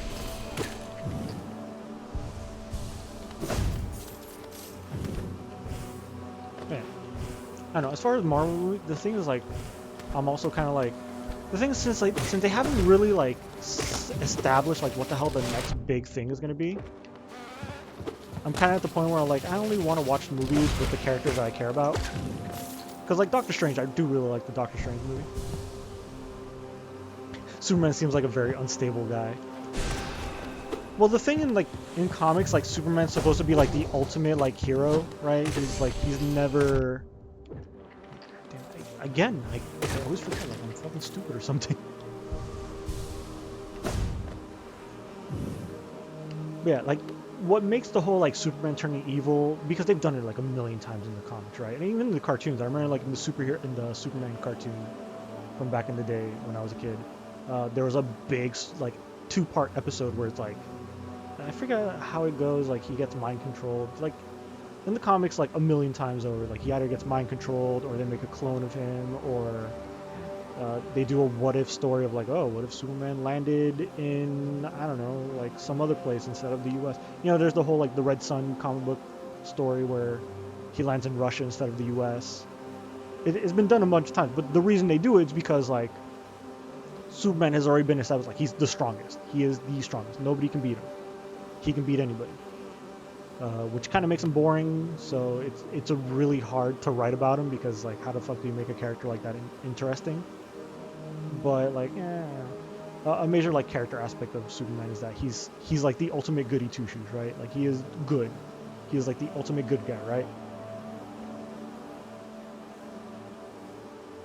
And him turning evil is usually like, oh shit, like he turned evil. Like you got to put him through some shit to make him turn evil.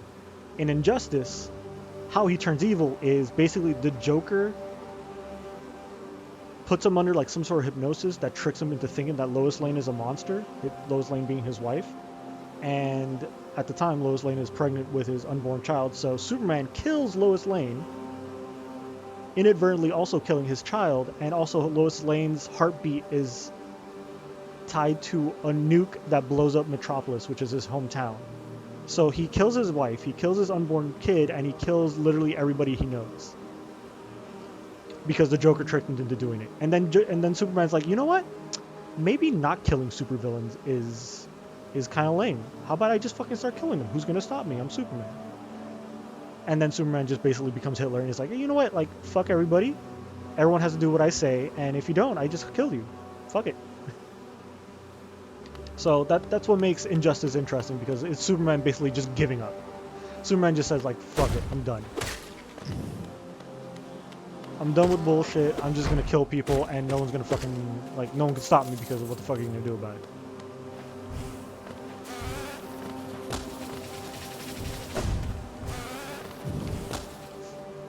I think that's also the plot to the new Suicide game. Yeah, but in the Suicide Squad, like, I think what they're doing is that, like, the Justice League has been, like, taken over by something. So it's not just Superman. I think it's more like Suicide Squad made by the same guys that did the Arkham. Oh, it's the same people that did the Arkham games. That's something I didn't know. Oh, that one shot him? No, but it almost did.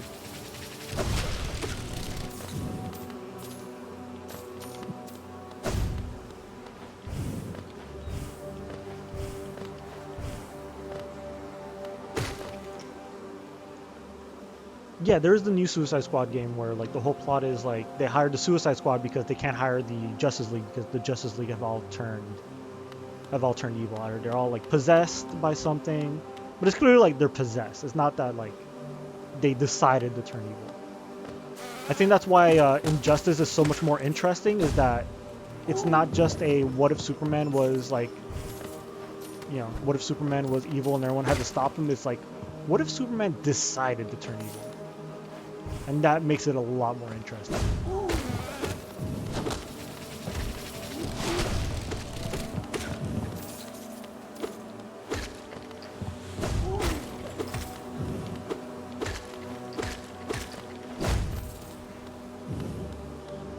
Yeah, that's more compelling. Yeah, because when you find out like why he turned evil, it's very like, yeah, why wouldn't he? It's like, I would too. I would totally. Like, he literally just goes to the prison where the Joker's being held. Because they captured the Joker, obviously. And the Joker's just sitting there like, haha, I fucking killed your wife and your kid and everyone in Metropolis. What you gonna do about it, stupid? You're not gonna kill me because you're a good guy. And then Superman's like, alright. And just punches him like right through his chest, like out the back. And Joker's like, oh fuck. Even Batman, who's like right next to him, is like, oh shit, Superman just straight up murdered this dude.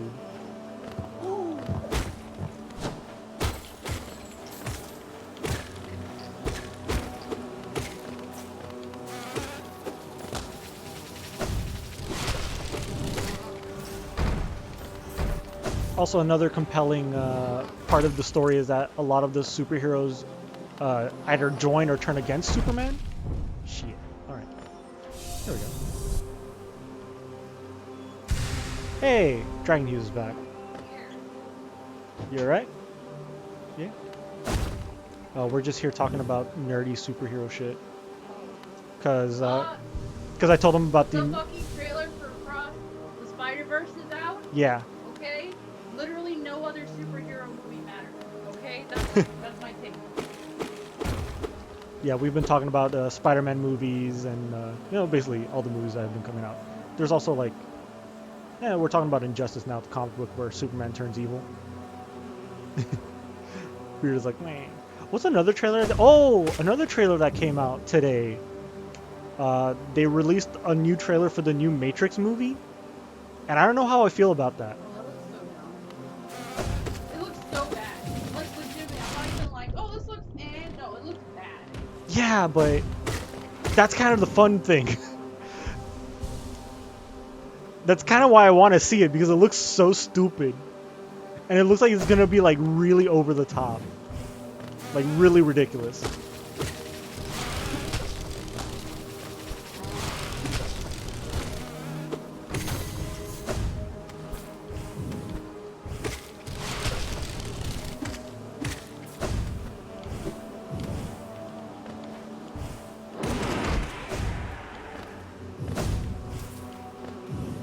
I think it'll suck ass. It probably will. The thing is, like, The Matrix ran out of ideas after the first movie. That's the problem with The Matrix. Is like like the first movie was like, all right, that's a cool idea, right? And then the second movie just. Morpheus being played, yes. You know what I think? I think it's not more. I don't think that's Morpheus.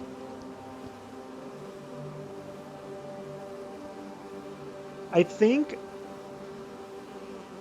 Because it looks like the movie. Also, Agent Smith comes back, and he's also played by a different actor.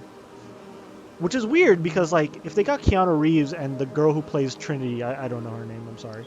But, if they got those two actors to come back and play their roles, like, why wouldn't they go out of their way to at least get Morpheus and Agent Smith? Nobody, like, those are the only 4 people you need. You don't need anybody else. So, I think what's happening is that Neo is basically, like, I think what they're doing is like a weird little deja vu. It's like Neo's gonna meet like the new Morpheus. Like this guy is not Morpheus, but he's another character that plays the same role as Morpheus. And Neo's gonna be like, wait, like I feel like I've done this before. Like what the fuck is going on? Like why are these events replaying again? And then like the new agent that he's fighting against is like basically like a clone of whoever the fuck Agent Smith was originally. And it's like, all right, like. I think what's happening, I don't know, my theory is, from the little I've seen in the trailer, is that, because if I remember correctly, the ending of the trilogy ended with Neo basically talking to the robots and being like, hey look, we don't want to go to war with you guys anymore. So how about we strike a deal? The people that want to live in the Matrix, they'll live in the Matrix. You can keep having your human batteries, but at least give us the choice whether or not we live in the Matrix. So the Matrix still exists. And the robots were like, good, just get rid of Agent Smith. Fuck that guy. We're tired of his bullshit. So Neo kills Agent Smith, and then the robots are like, all right, cool. You got rid of this virus that's kind of like fucking us up. And we get we'll leave the humans that don't want to leave in the Matrix alone. We'll leave them alone. If the humans want to leave the Matrix, that's their choice. They can live like regular humans. And the humans that want to live in the Matrix can live in the Matrix. Because clearly they've established, like in the first movie, there was that one guy, Cyrus, who was like, yeah, fuck it, like I don't want to live in post-apocalyptic Earth, I want to live in the Matrix. So humans have a choice. So what I think happened is that somehow Neo and Trinity, after the events of the third movie, at some point, they ended up going back into the Matrix and getting their memories wiped. And then a bunch of bullshit started happening that started, like, kind of playing on what happened to them the first time they were in the Matrix. Because in the trailer, you see Neo using like his crazy godlike powers, fucking everything up, and there's like a lot of moments of him being like, "Fuck, I kind of remember this. Like, I feel like this has happened before. Like, what the fuck is going on?" So I think for some reason the point of the movie is going to be like Neo and Trinity for some reason went back into the Matrix, possibly to like try to live like normal lives or some bullshit. Like, maybe they chose to go back into the Matrix and be like, hey, look, like, the humans are safe. They don't need us anymore. How about we go back into the Matrix and try to live, like, regular human beings because we don't want to live in this, like, shitty post-apocalyptic city anymore. And they got their memories wiped. And now they're being forced to remember that the Matrix exists and that they have to do something about it. Yeah, I think you might be right. Visuals are still ass, though. And visuals, like, nah, I really don't care about the visual. As long as the story is interesting, which it probably won't be, but it will probably be stupid. But like I said, like, The Matrix outside of the first movie, the part 2 and 3 really like don't matter.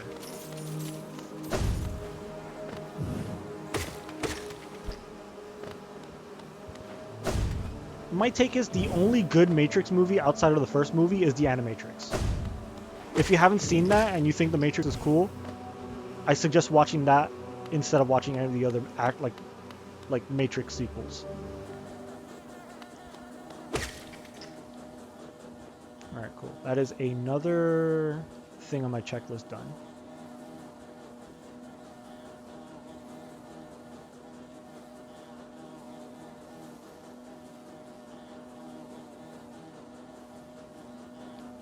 We might as well do that. Because I only have like 2 grubs left to collect. Yeah, I only have 2 grubs. Oh, there's 2 grubs. Alright, we're gonna collect 2 grubs. Collect another one of the charms. Yeah, there you go. Got 1 more charm to go, and once I get the 2 grubs, I got the last charm. And then we gotta finish this charm. Oh, it's a cute little ball. Oh, it's like a little collection of them. Wait, how long have I been streaming? I've only been streaming for 2 hours? Damn, it's already been 2 hours. The original has such a cool visual identity. Well, I guess whenever they're like outside in the ship, but like most of the Matrix takes place in the Matrix, which is just like 1990s New York. Like there's really nothing going on unless you're talking about like the whole like cyber goth aesthetic that like everyone's wearing like leather jackets and all that shit. Like I guess that's something that makes it stand out. So we're going down. Fucking bees.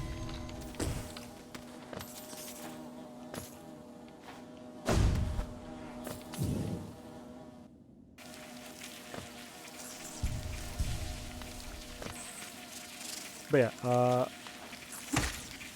do yourselves a favor and watch The Animatrix if you have not.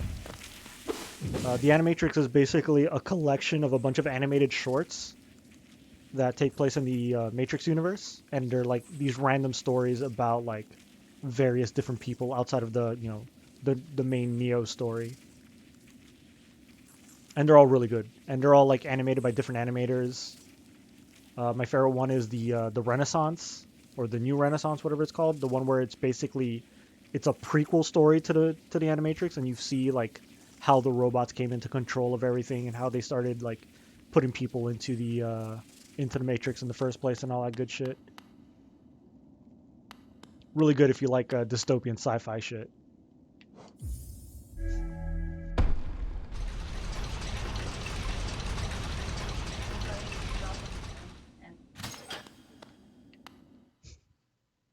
Can you even see it? Yeah, it does. No, I've been smelling it. It smells pretty strong.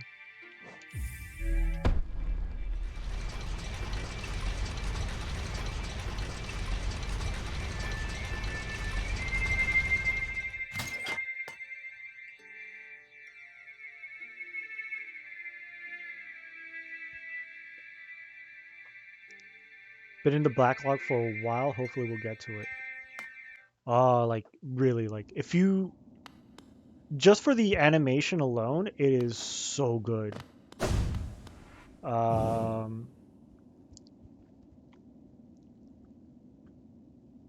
there's like one story where it's like these kids playing in like what they think is a haunted house, but it turns out that it's a house that's like it's like a glitch in the Matrix.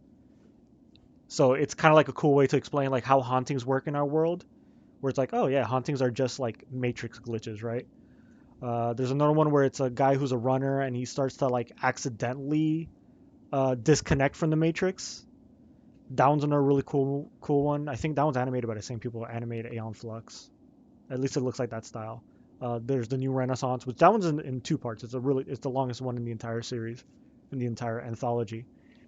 Yeah, there's like a bunch of like little short movies. here.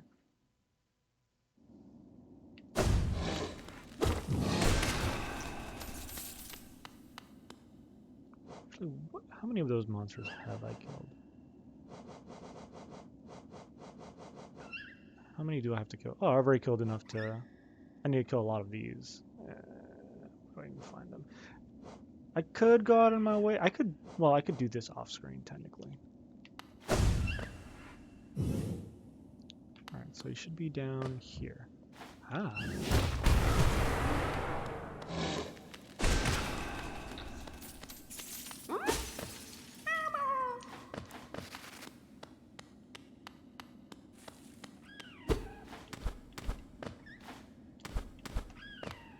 Alright, that's... Well, yeah, that's pretty much it. Like, I got one more to go, which is going to be the most annoying one to get because it's in the fucking deep nest. And I think that's it. Once I got that one, I could visit the Grub Father and get all of the last of the whatever rewards he gives me for finding all of his kids.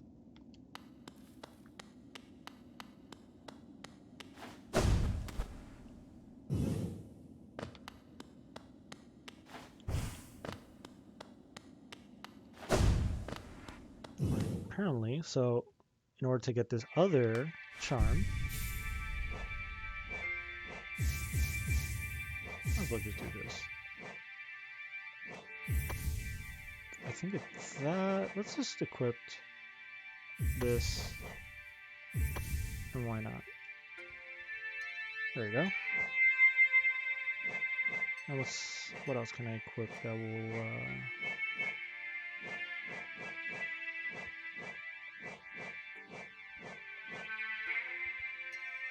I guess Sprint Master, so I could be faster.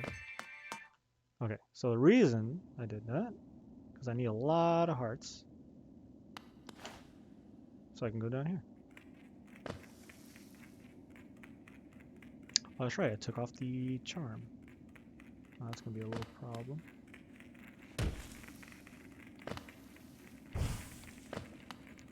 What's easy? That's bad.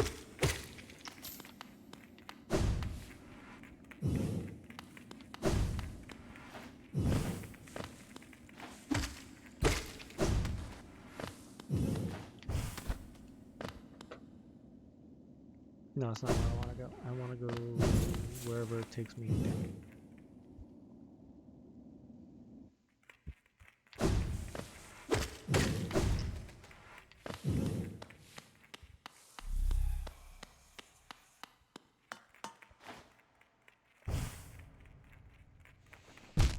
Oh, okay.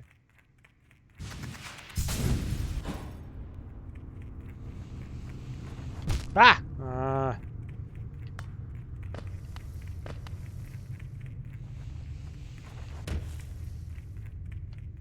There we go.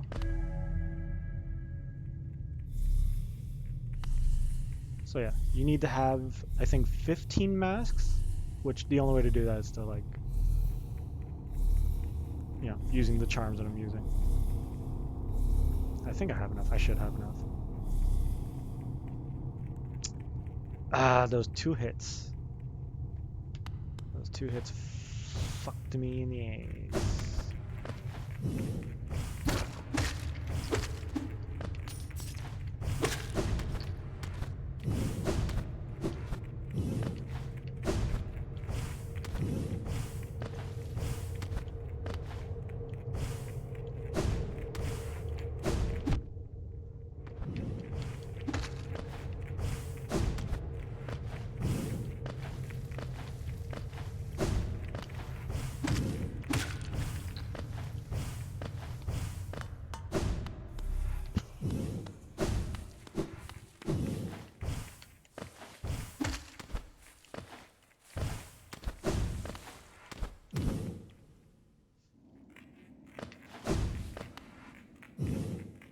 Alright, supposedly there's a bench like right over here, so we're just gonna go there.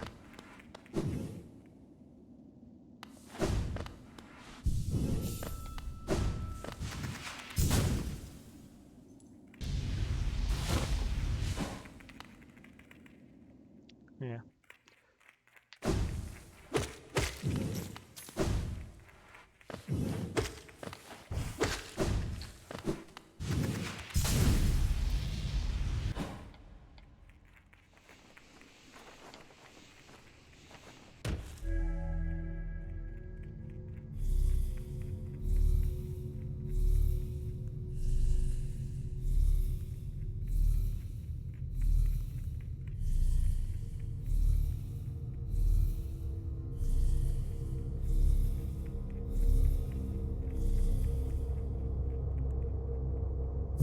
There we go. And now I can finally go in here.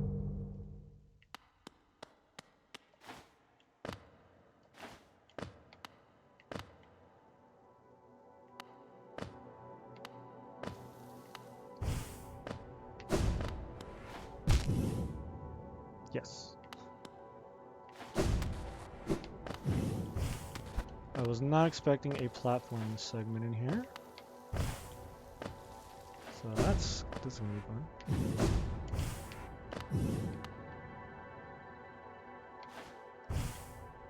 Oh.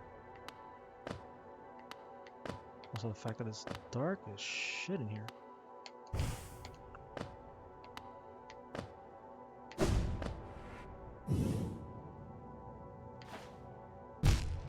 Yes.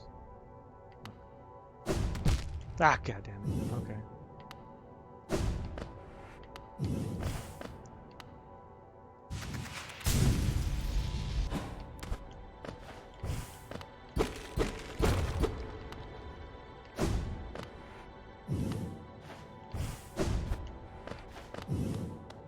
Is I supposed to go down that way? Alright. Lifeblood core. Oh, what's happening?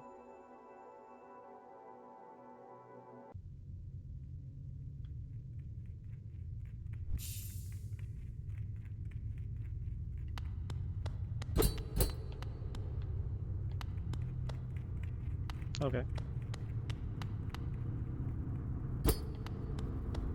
I guess that's the only thing I was supposed to get from in there?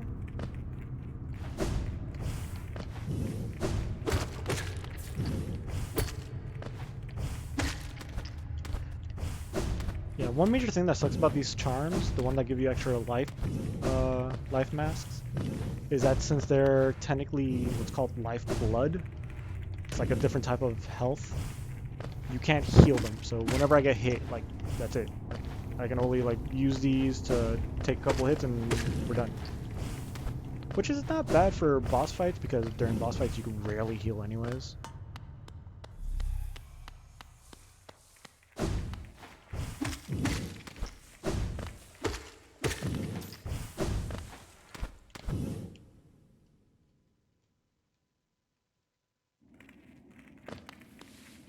Right, that's another charm down.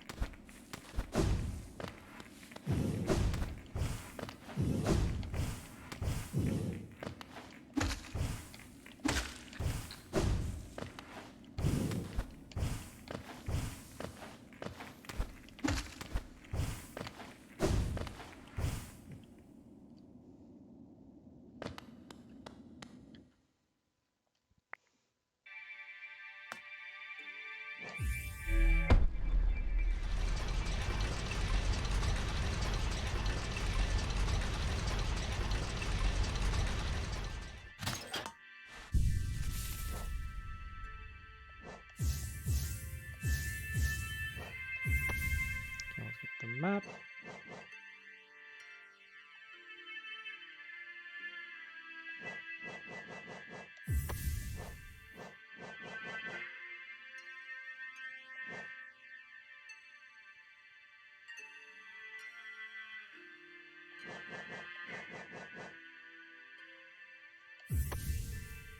Hive Blood's pretty fun to use.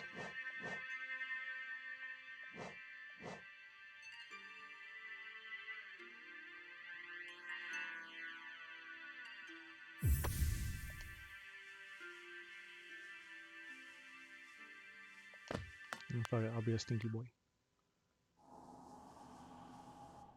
Alright, I'm gonna take a break because I need to go to the bathroom, but I'll be right back.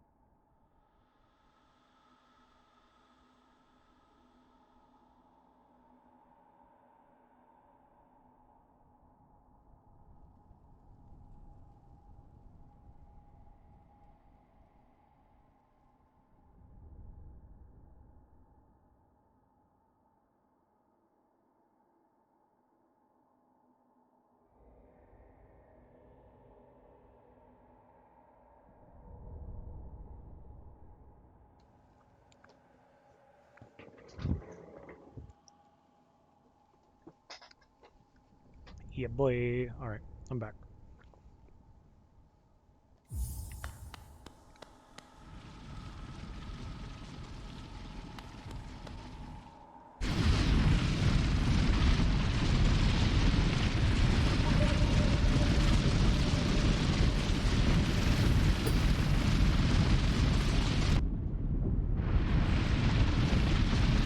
That's right. I can just power through it.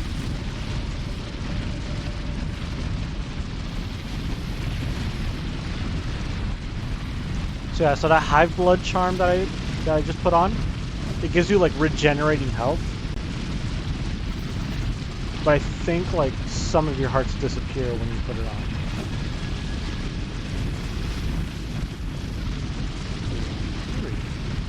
Yeah, golden nugget of hive's precious heart and nectar heals the bearer's wounds over time, allowing them to regain health without focusing soul.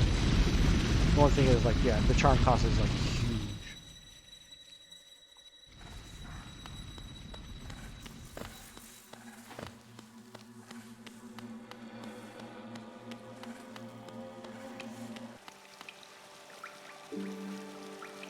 Oh, cool.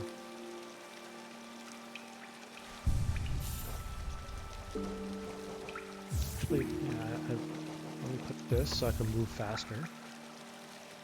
And I guess...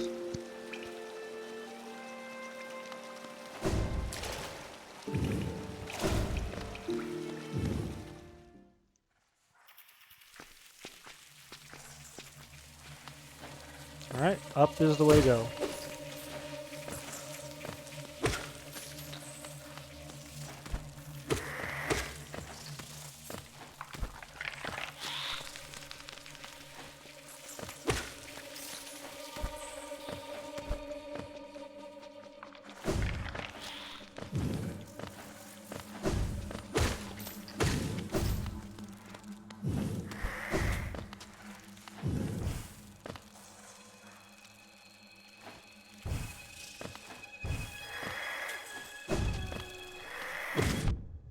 Oh, there you are. Ow.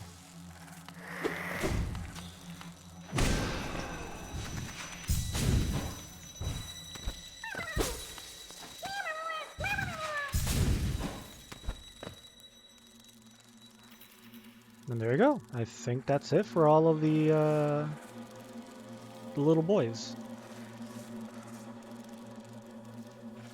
Now how to get... Yeah, I guess the fastest way to get out of here is just to back the way I can. Back the way I can. God damn it. Alright, this time I'll do it. There we go.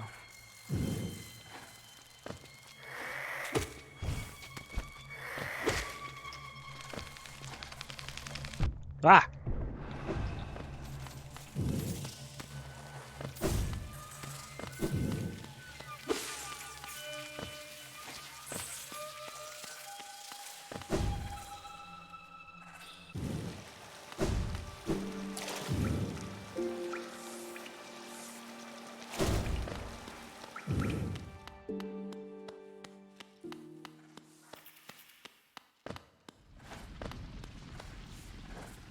Actually, you know what? Because I gotta go that way, then all the way. Actually, no. Yeah, Palace Grounds is there. I do want to go back there, and then...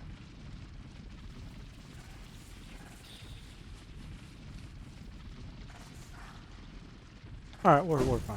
We're going to...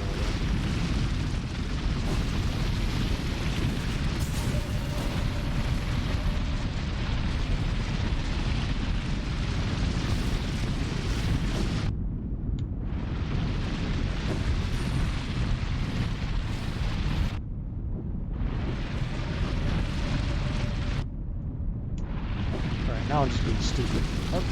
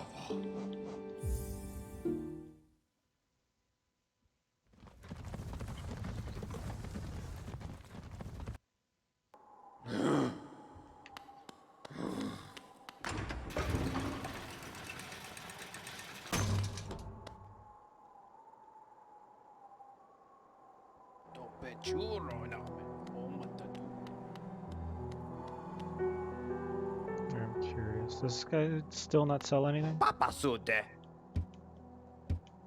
Nope.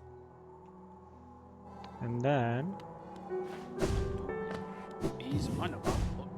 we gotta visit Papanata. Also, what's funny here is if you have all the maps, Cornifer's up here sleeping.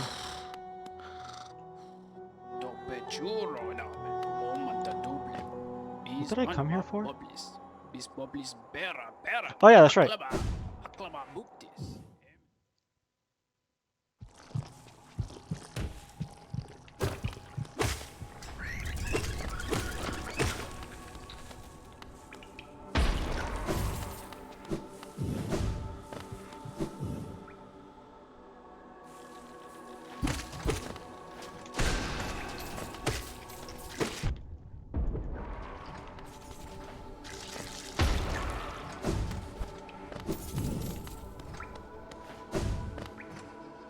So yeah, I'm pretty sure.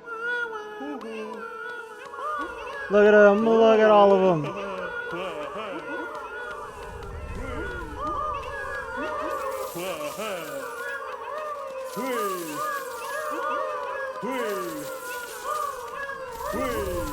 Yeah, we saved all of them.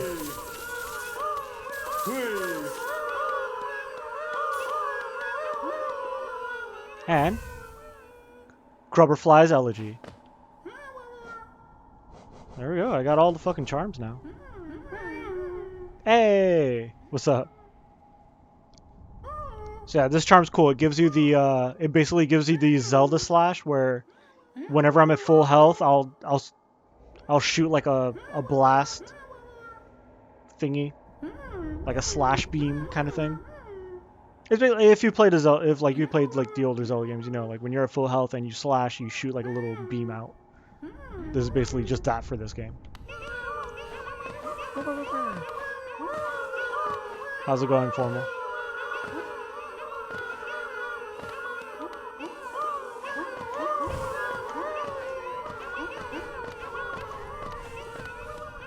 Alright, now that we have all the charms, we have someone else that I need to visit. Unless...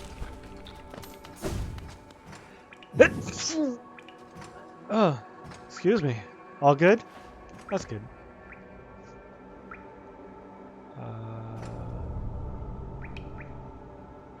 I'm gonna use the stack station for that.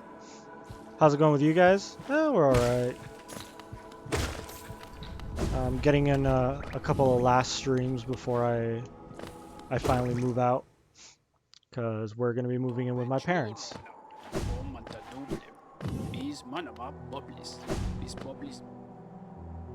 So there's that. Hopefully I can finish this today. Nearly done here or still missing some DLC stuff? I'm missing DLC stuff, I think, for sure. But as far as the main game, there's like one place I have to go to get like the other half of a special charm that I need to get the true ending. And then that's pretty much it as far as the game goes.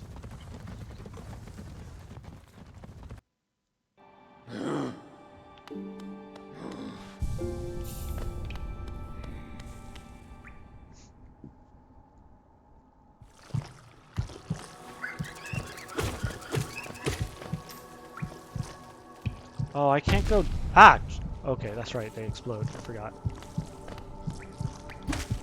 Oh, I can't go down there now.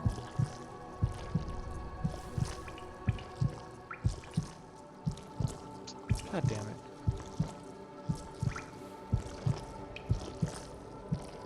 Well, I could do that instead. That might... I guess so. But yeah. A really annoying thing about once the when the Forgotten Crossroads get all infected is that those orange pus things cover some of the passageways. What am I gonna stream next once I settle down at my parents'? You can't go back? Yeah, I can. No, it's just that like, where is it? Like normally I can go from here down to here, but that little passage is covered in pus, and those like weird like pus ball thingies. And there's also like another passageway around here So yeah, the whole area gets infected. There's a bunch of like annoying ass enemies. It makes going through the early area a pain in the ass. But I have another way I can go that would actually technically be faster, so we're gonna do that instead of going like the long way around.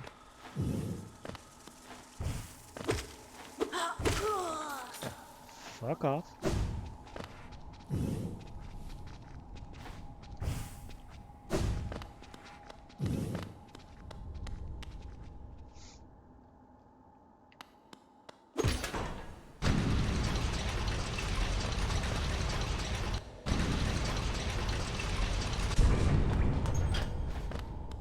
There you go. Now we're up here. And where I need to go is straight this way. But yeah, these things, they start covering the whole place. There's a bunch of enemies that like to explode when you fight them. Huge pain in the ass.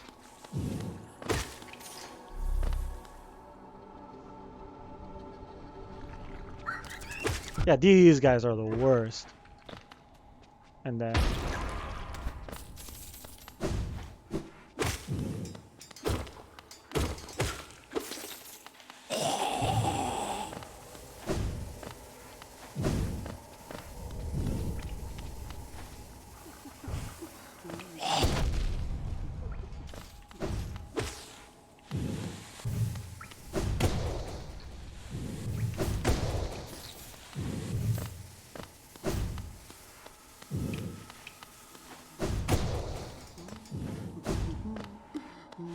yeah, let's heal up. And let's talk to this lady. So I technically have all the charms?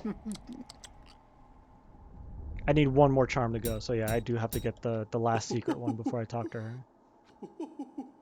Okay. That's good to know.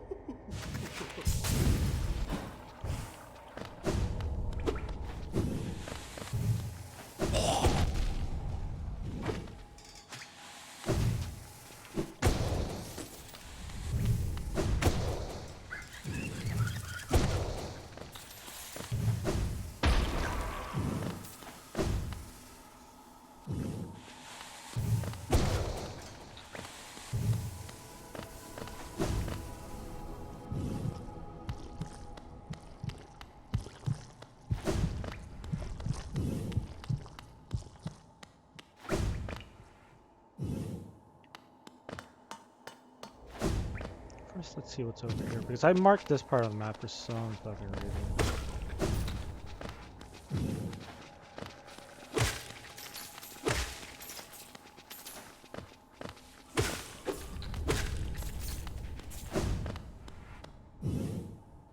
Why did I mark this part of the map?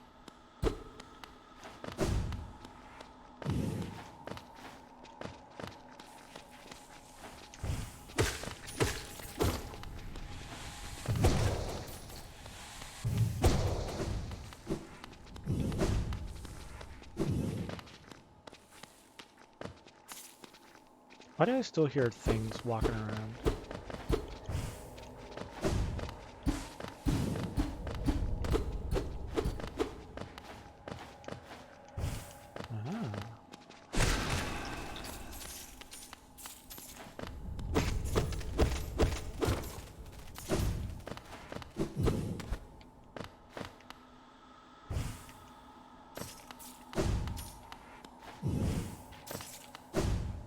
Well, I guess it's sort of good that I came here.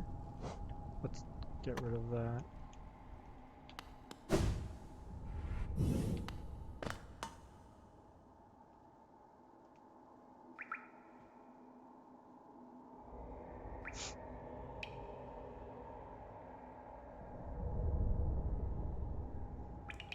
I guess Teacher's Archives is... There's the Teacher's Archives, and the Coliseum of Fools is another thing that I have left to do.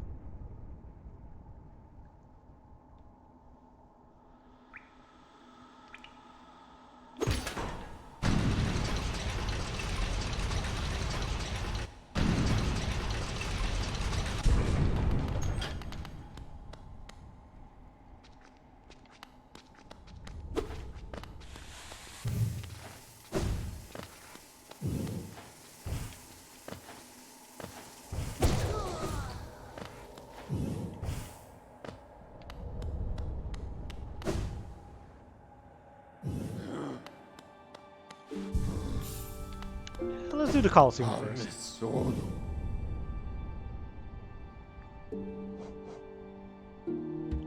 Right, need to look at the map. Yeah.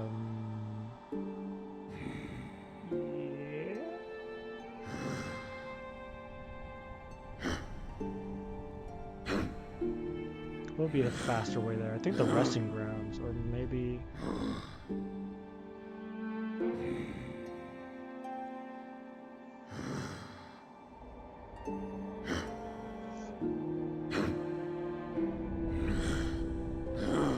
Yeah, I guess I'll go through the resting grounds. That might be the better option. So yeah, there's the thing that I want from the Coliseum, because I beat the first tier of the Coliseum. If I beat the second tier, I think they give me another piece of the ore that I've been looking for, that I want. Or maybe I had to beat the third tier. I can't remember. Man, that Deer Robot boss in Samus Returns sucks. It sucks? I know, it was one of my favorite bosses. Are you talking about the actual boss fight or the part where you're running through the caves while it's chasing you? Because you run into that bastard like a few times and he's a pain in the ass.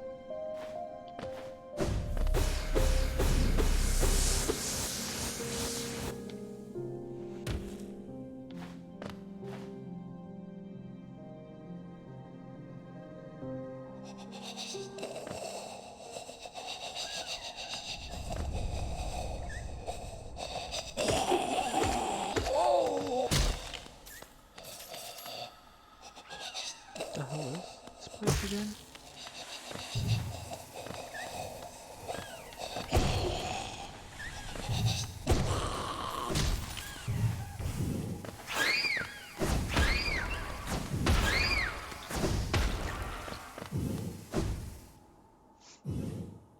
Well, I hated the running segment, but I'm referring to the actual fight. Oh, okay. Yeah, because the running segment is a little... I can see how that part... Because I remember that part being frustrating. If, like, you don't know exactly what you need to do, it could be a little trial and error-y, which can be annoying sometimes. But the actual boss fight... Well, yeah, the one part I hate the most is the part where you have to, like, crawl up its arms in Morph Ball mode. And sometimes it, like... Even though, like, he's clearly, like... What is it? Even though he clearly has his arm set up so that you can, like, roll up it with the magnet ball, you still get hurt anyways because you're still technically touching it, and it's like, like, I'm supposed to do this. Like, why am I taking damage while doing this? But other than that, it's not a hard boss fight. Although I do love I love the cutscene when it finishes, when you're, like... When Samus is, like, looking at the thing that it drops, and she's just slowly charges up the cannon. She's like, bah, and just blows a hole in its face without even looking at him. I suppose it's the only proper boss fight this far. The Metroids themselves are rinse and repeat. Oh, wait till you fight the really strong versions of the Metroids. Because yeah, I think right now, what type of Metroids have you fought so far? Because eventually you fight, I think they're called they're called like Alpha, Beta, and then Omega or some shit like that. The Omega Metroids are like these giant fucking, like they look like xenomorphs and shit. Also, the boss fight with the Metroid Queen is pretty fun. And then the final boss fight is kind of cool.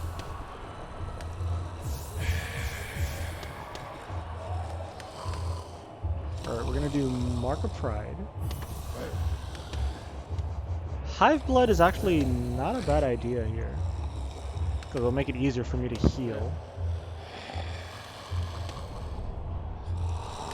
Then no Master... Actually, you know what? Fuck Hive Blood. I don't need Hive Blood.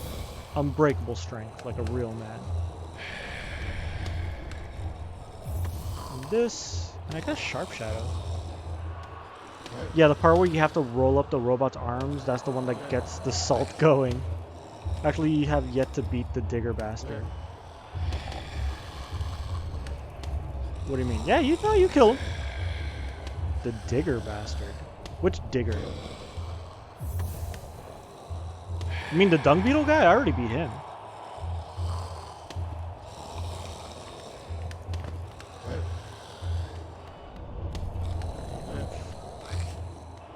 the robot?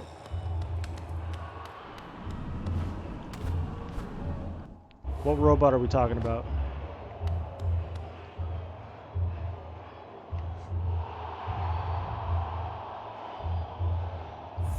Or you're saying you haven't beat him yet? Oh. Haven't managed to finish the fight. Oh, I see. I forget how you're supposed to, I forget how that fight goes. I actually played the game not that recently. I know like one of its most annoying attacks is that like the lasers come out of its head and you have to kind of like jump around its head in between the lasers so you don't get hit.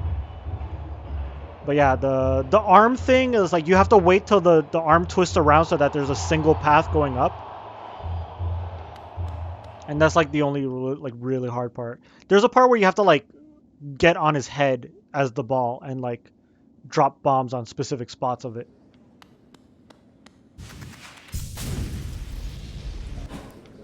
But yeah, that boss fight is cool, and the cutscene that finishes it off is really cool.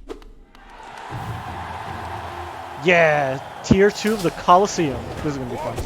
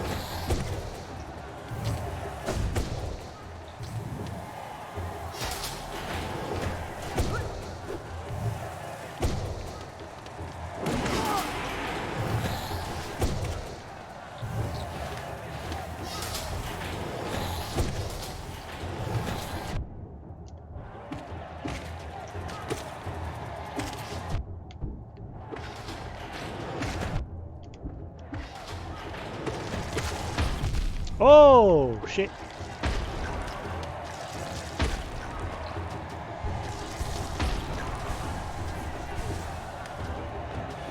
Alright, let's heal up a couple more times.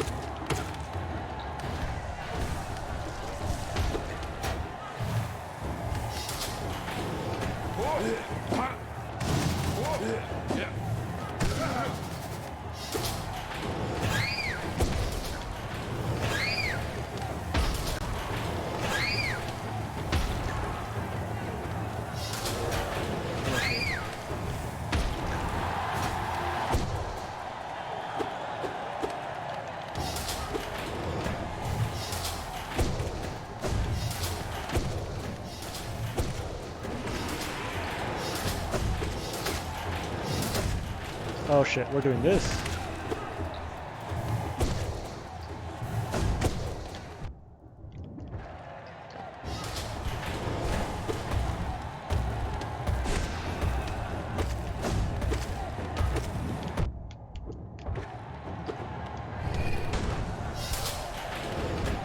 Ah!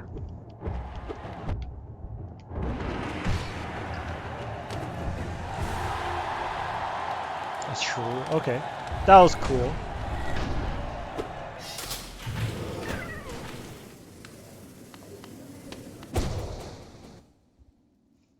Wait, you haven't beat the boss? The boss isn't that hard. Also, this is fun. Oh, there's one more grub I missed. Let's free him. Yay, he's free.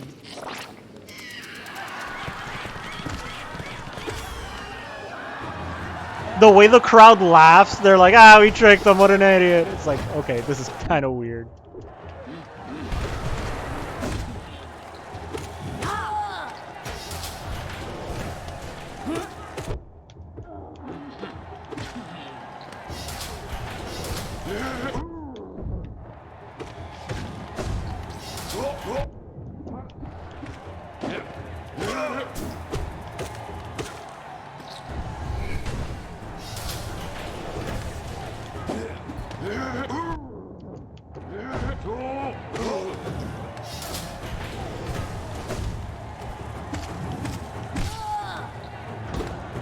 Uh-oh. Here's where the fun begins. I can't jump anymore now. Well, I can't touch the ground anymore.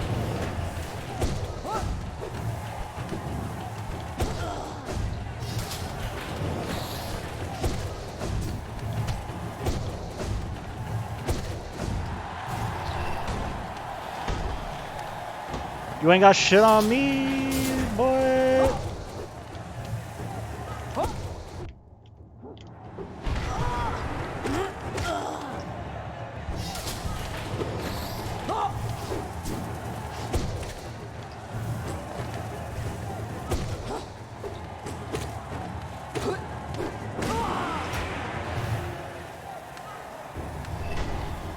When is this gonna get hard, bro? This is too easy.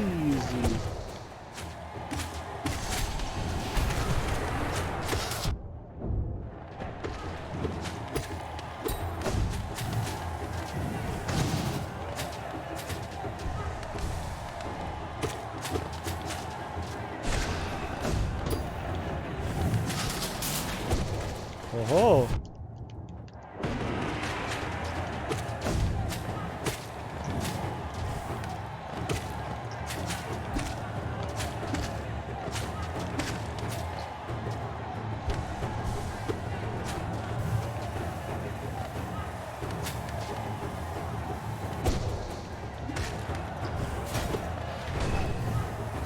Still too easy. Get the fuck out of my face with this bullshit.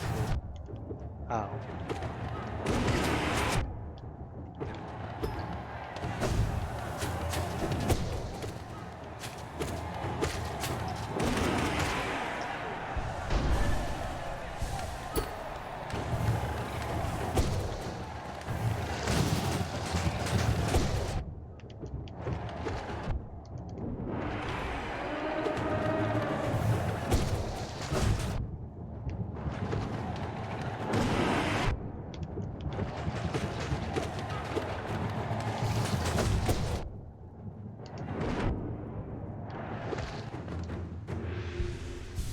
Too easy.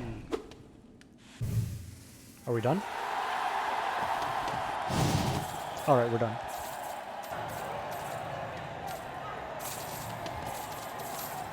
Okay, let me collect my monies.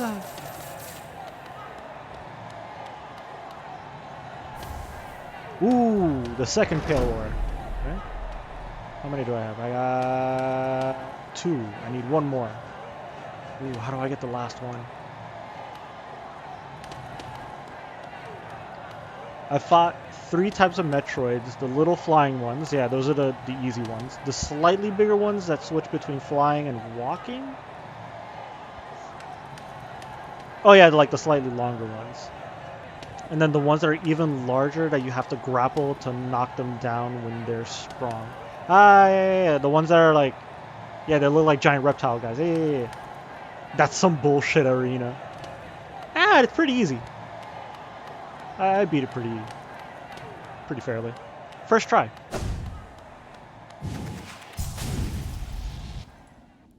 So yeah, so you have left 1 more Metroid type. The big one that you fought, there's an even bigger one, and those are like basically like boss fights. But by the time you fight those, you're like really close to the end of the game. And I think you fight like 2, maybe 3 of those.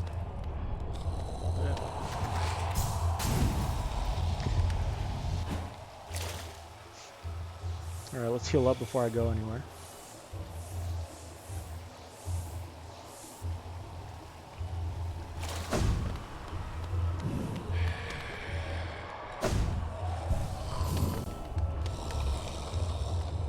You know what? I should look up where that last pale ore is. Because if I'm missing 1, I should just hunt it down and that make it... just, do it.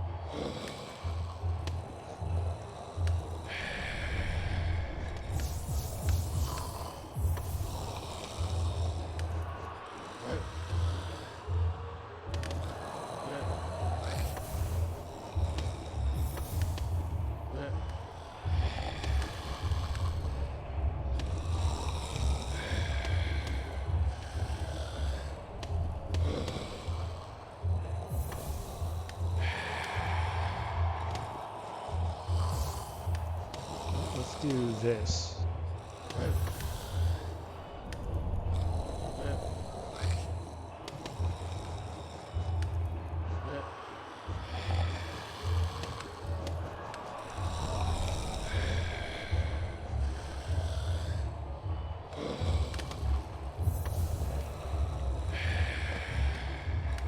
Yeah, I figured because the Metroid counter says that I have like 4 or 5 left. Oh yeah. Also, another thing I'm missing. What else am I missing? I'm missing a charm notch.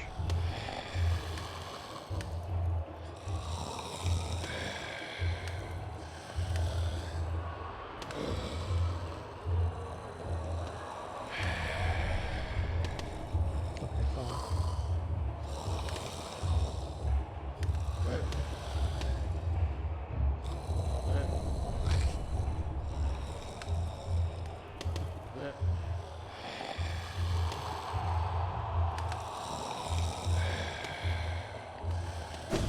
Oh, yeah, so this is what I was talking about. When you swing the sword now, I do a little... So now I can attack from a distance.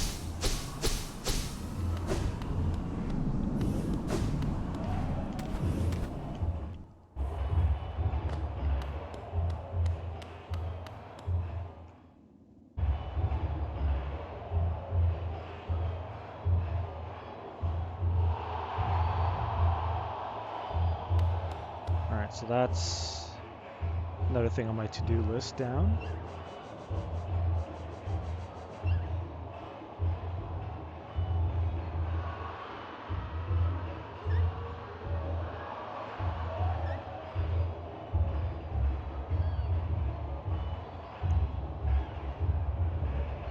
I need one more pale ore to get the strongest sword in the game.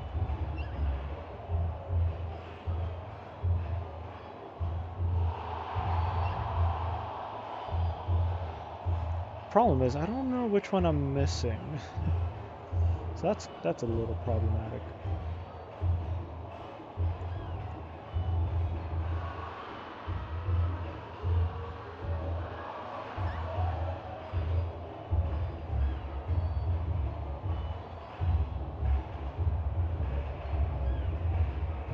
Okay, so there's only 6 pale ores in the game, so it's 1 out of the 6 I've already got.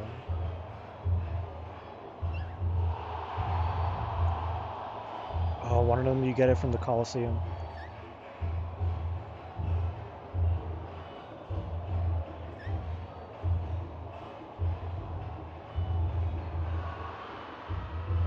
Oh, well then, if I want the last pale ore, I need to do the Coliseum one more time and do it on the hardest difficulty.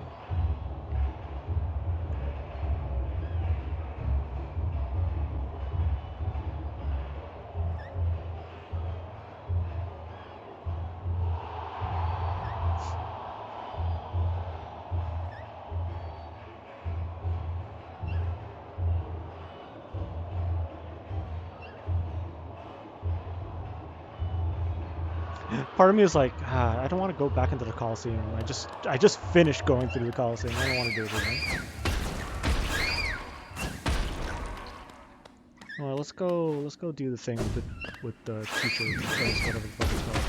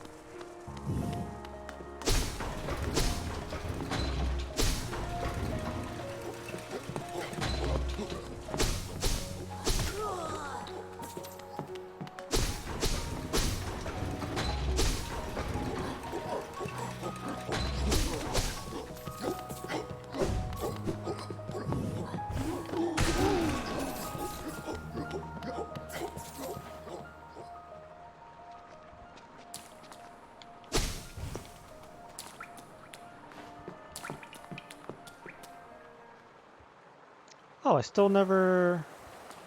It still bothers me that I don't know how to fucking get inside of this room.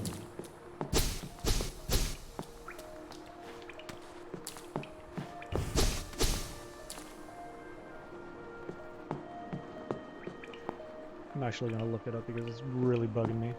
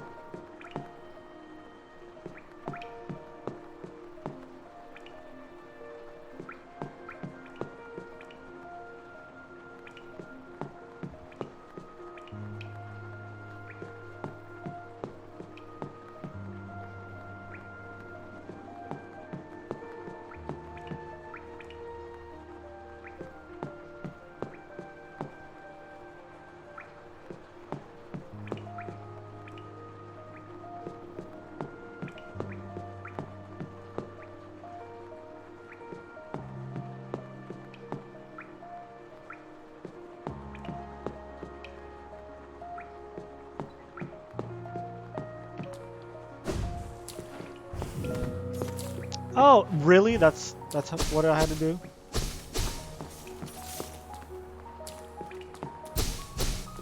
Oh, so you're not supposed to be able to open that. Okay. Okay, it was just fucking bothering me. Alright. That's something that's not on my mind anymore.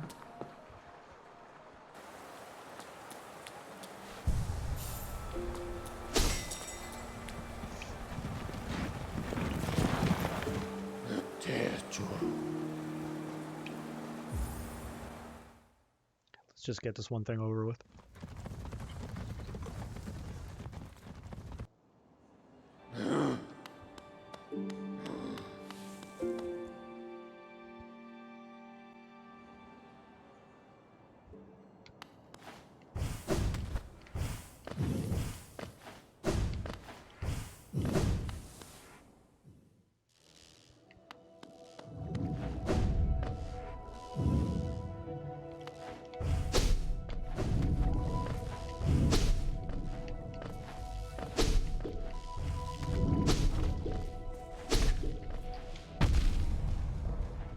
Okay, now.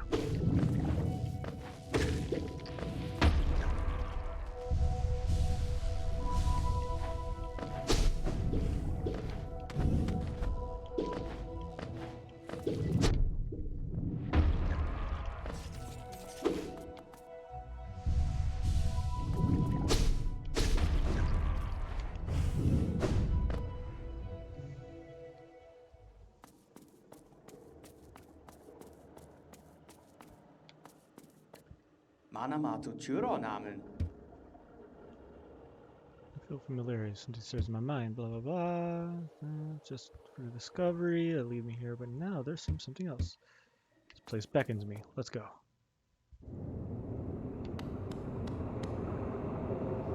Teacher's Archives. Hopefully this place doesn't take me forever to finish because goddamn. Oh, cool. Yeah, there's no map for this little dungeon. I think this is like the one and only place where it's like you get a full-on dungeon kind of thing. Like you go into a place and you have to explore a whole little area.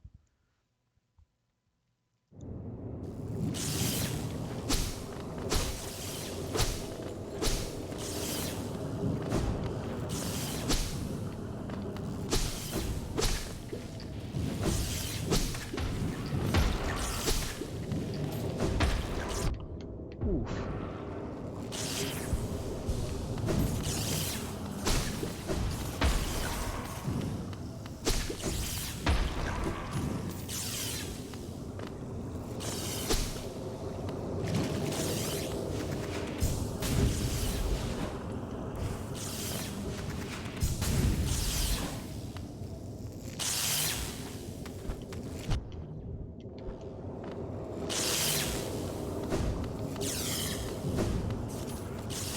Okay, that's neat.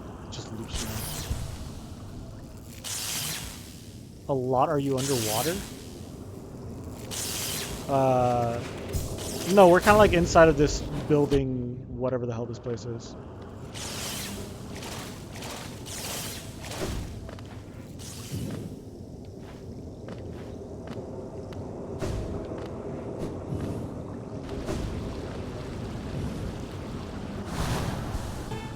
Oh, we're about to fight. Ooh!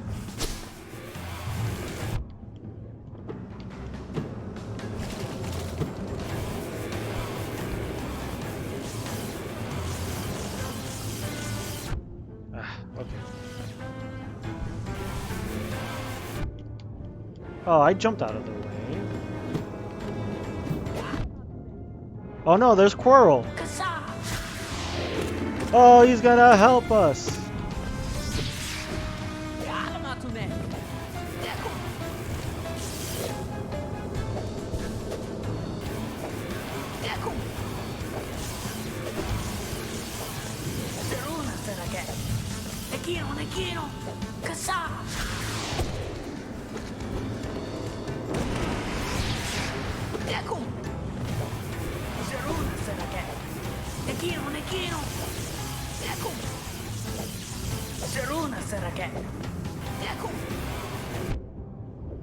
Alright.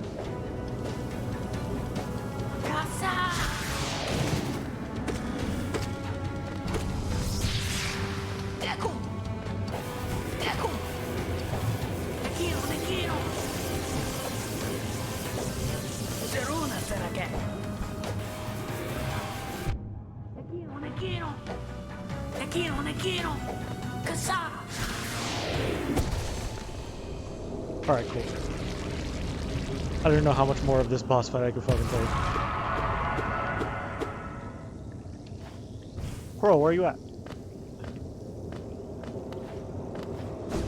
What a true bro. He just shows up, helps me fight the boss, and then fucks off. Is there anything in here? Oh. What the hell does this say? King light, growth, in-kind flow, all think, infield, old light essence, dream. But yeah, all these little tanks with water in them, they're basically filled with information of some kind. So this character that we're hunting down, the last of the dreamers, is some sort of scientist who's been experimenting, or not experimenting, but studying what the hell what the radiance is, which is the main god that's been fucking up this world. Something glows within the think tank.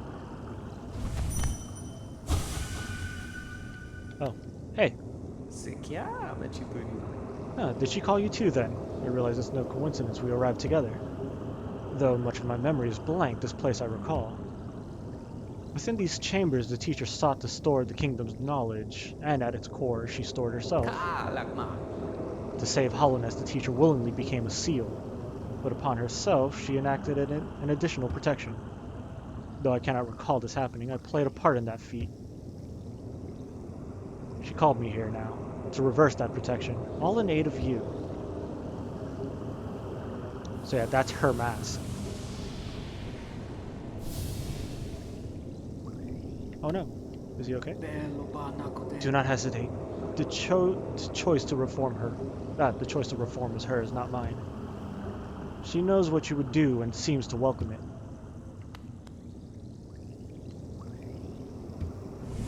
Alright, wakey wakey. Alright, the last seal on the Hollow Knight.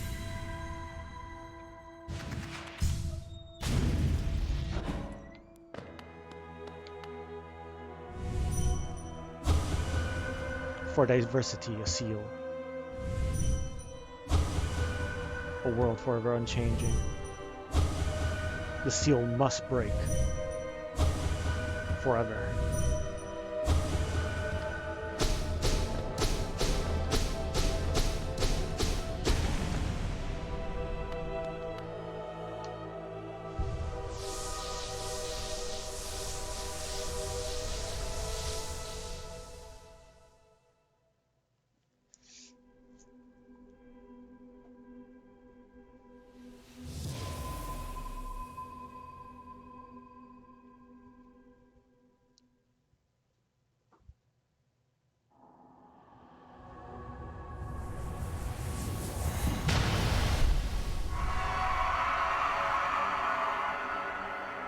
Alright. So technically I could beat the game right now, but I wouldn't be getting the good ending. I'd be getting one of the bullshit endings. The Venom's life is extinguished, and with it her seal breaks. It's a heavy thing you attempt. But I've seen your prowess up close, and she too believes you capable. Be on your journey then, and allow me to rest a time. With the deed complete, I begin to feel my age.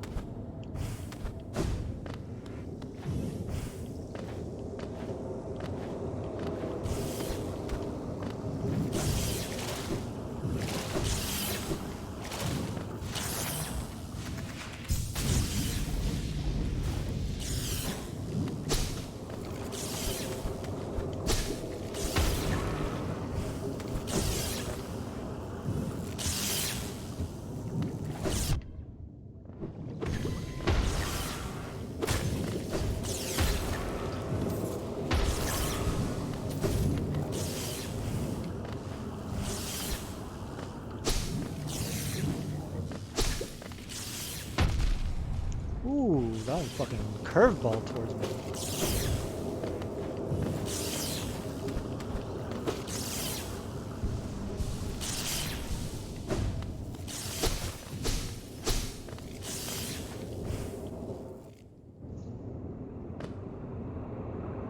How do I get out of this stupid place?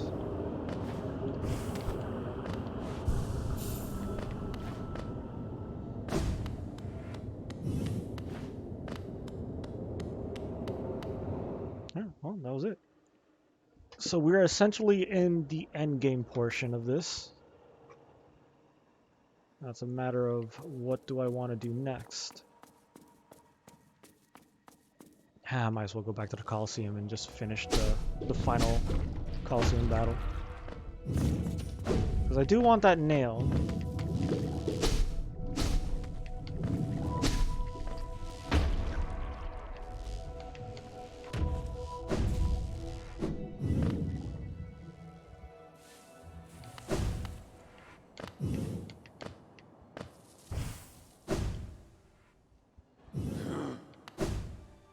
I want to see something. Because I could have sworn I remember this character acting differently at some point in the game, but... No, she's still okay.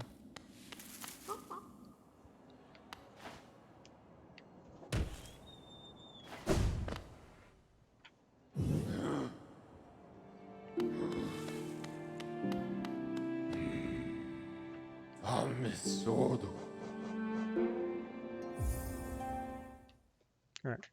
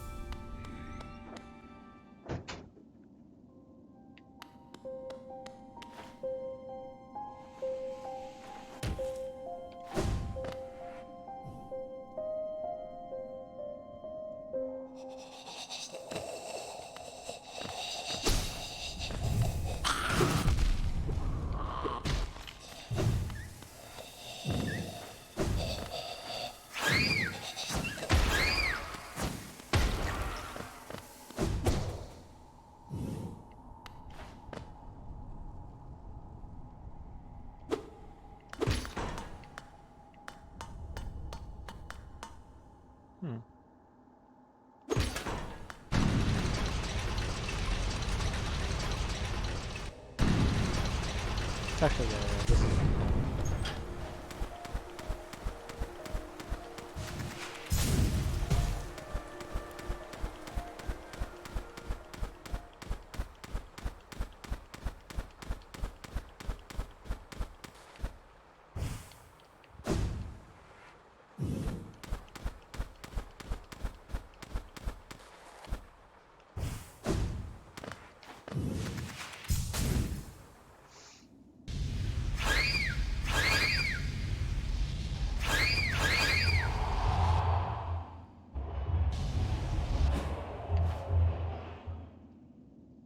Alright, here's where things get fun because this is going to be the last Coliseum.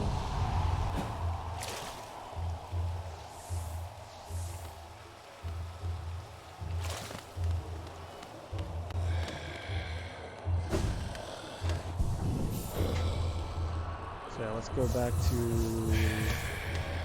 How should I set this up? Yeah, nail of strength. Strength, pride... Yeah, all the nail art shit. And Sharp Shadow? Sharp Shadow's pretty good. Sharp Shadow's gonna be really helpful. There you go, more damage, more reach. Damage while dodging.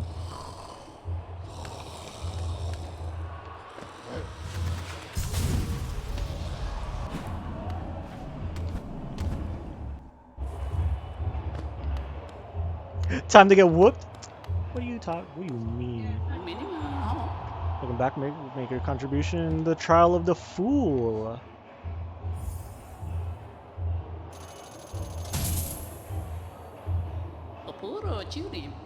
Very well then, a new trial is open to you. I hope your performance is spectacular. Trial of the Fool. Wait. Trial of the Conqueror. I thought this is... Oh, this one did give me the Geo. Wait, so this is not the one I'm missing. I don't have to do the last one. Wait, then which one am I missing?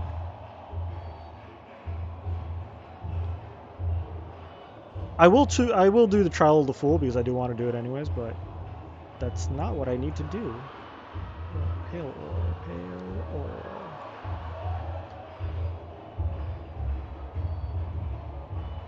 Never mind. Sorry to get you guys hyped, but apparently the pale ore I'm missing is not the one. It's not that one.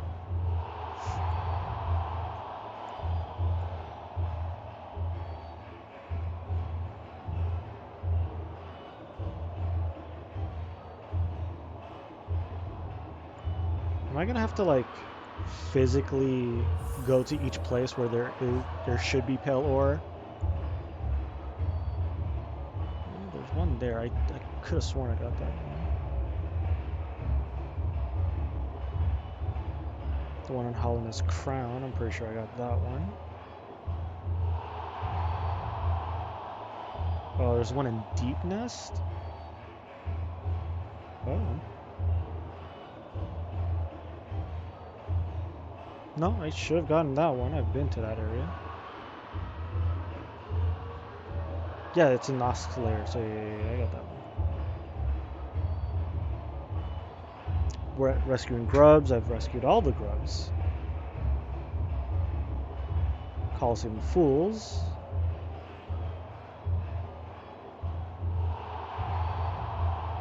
Managed to successfully beat the Conqueror, which I already did. Collect 300 essence, I already did that. Which one am I missing? Oh, I'm stupid. Alright, I guess we're going one by one to all the locations where there's pale ore, and I guess figure out which one I forgot to pick up.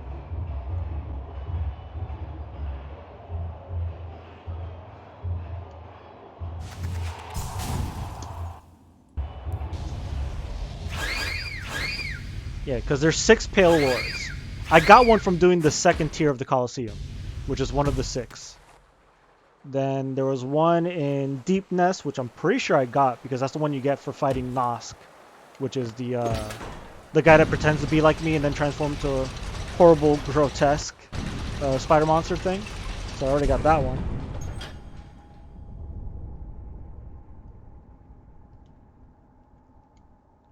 And I don't know. Can I go back up through here to get back? Oh, fuck off.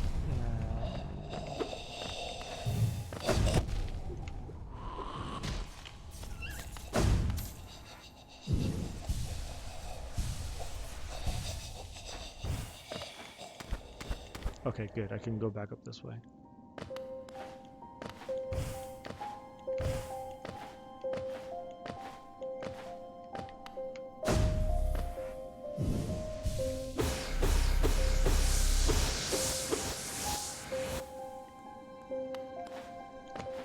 yeah, I need to re-equip my shit.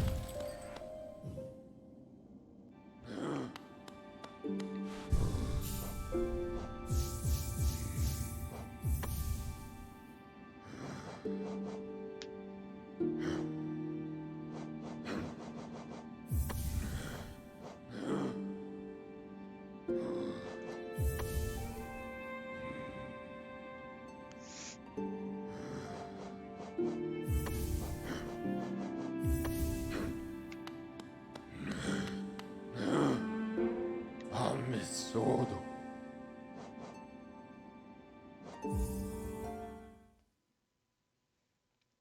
So frustrating.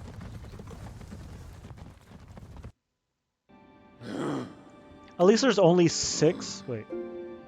Yeah, I went the right way.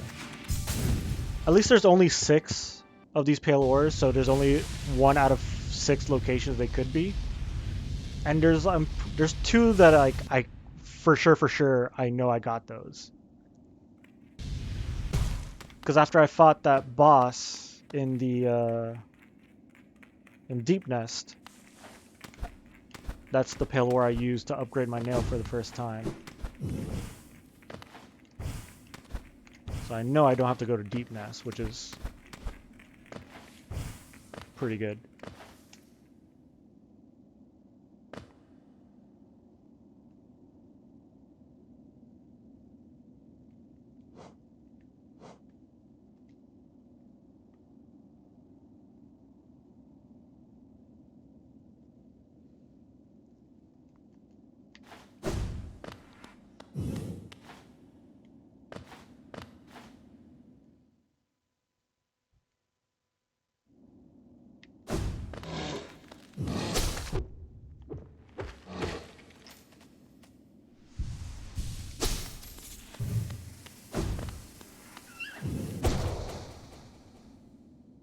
Okay, supposedly...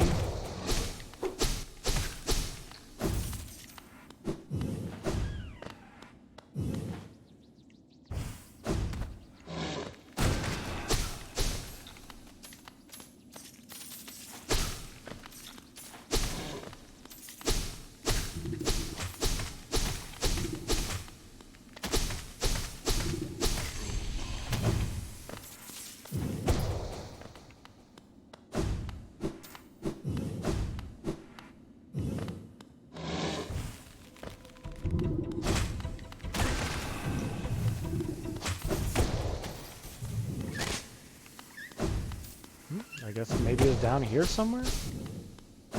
Hopefully this is the one I missed, because I don't remember it. Yeah, there it is. Ah, thank God it's here. There we go. What the hell's down here?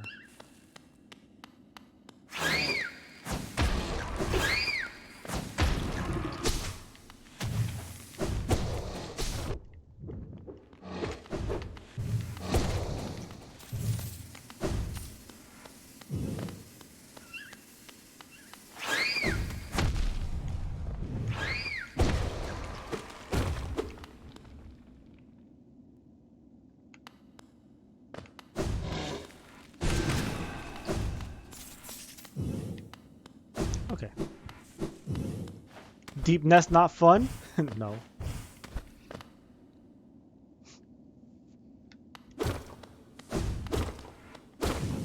Yeah, the Deep Nest area, 1, it's dark as fuck, so I can't see shit. 2, a lot of the enemies there either creep out from underground, so you can't see them until they've attacked you, basically, and a lot of the enemies, once you kill them, they respawn as these like horrible like zombie versions of themselves that are not fun to deal with. And the place is like set up like a huge labyrinth. It's just really hard to navigate around. It's just one of those locations that when you're in there, it's really hard to get back out.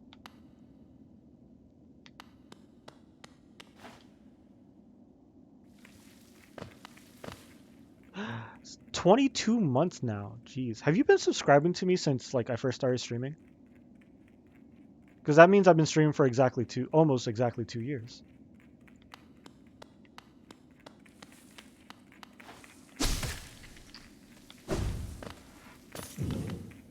Damn, has it really? It's been 2 years since I fucking started this channel, which is pretty interesting.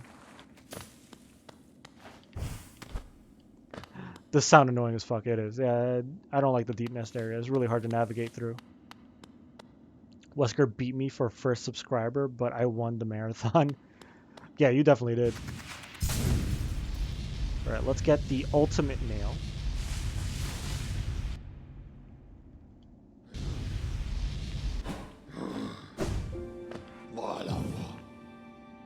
Which means... Actually... I don't need you.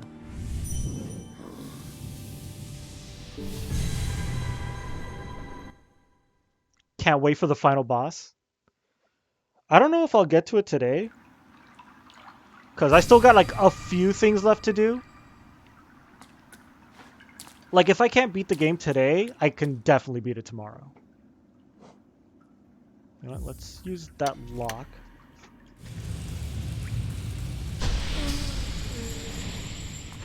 What the hell did you drop? The God Tuner. Device that resonates with beings of great power. Seek the gods of Hollownest. Tune their power through their strength. Ascend. So yeah, this is the second DLC called God Master or God bullshit.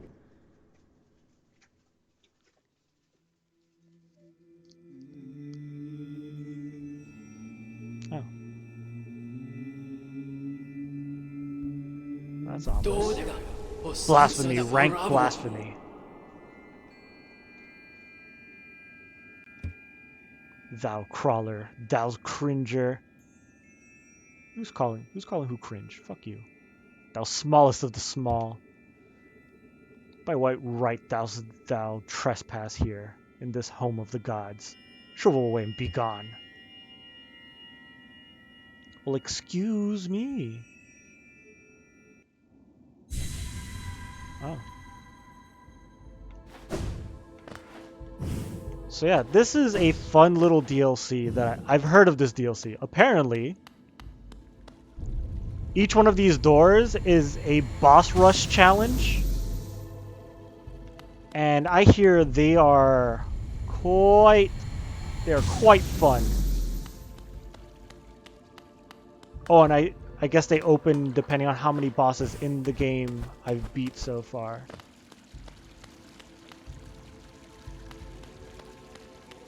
Alright, we're not going to do this now.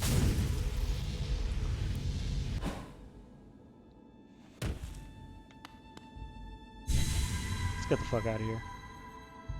Sweet. I'm okay. Alright, about to eat a bunch of sweets for dinner. What else do you eat for dinner? That's the only thing you're supposed to eat. Sweets are good for you. That's why they taste so good.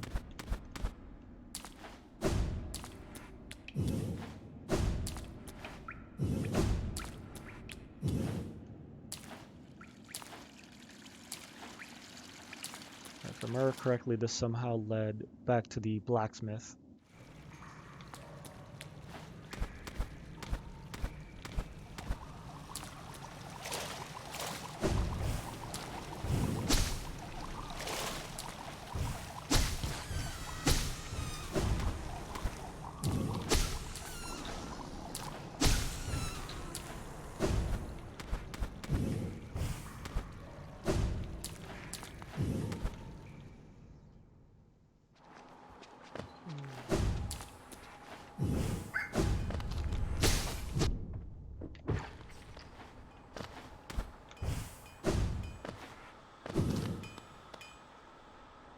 Alright, we got 3 pale ore. Give me that sweet ass sword. So you have some pale ore.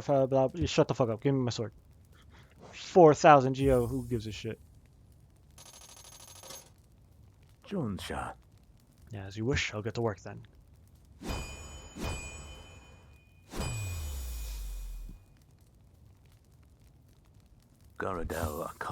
Done. Your nail's much stronger than it used to be. As strong as it could ever be. In only your weapon have I seen such potential. Finally, I behold the majesty of a pure nail. To think this moment has come upon me so soon. I must step aside for a moment.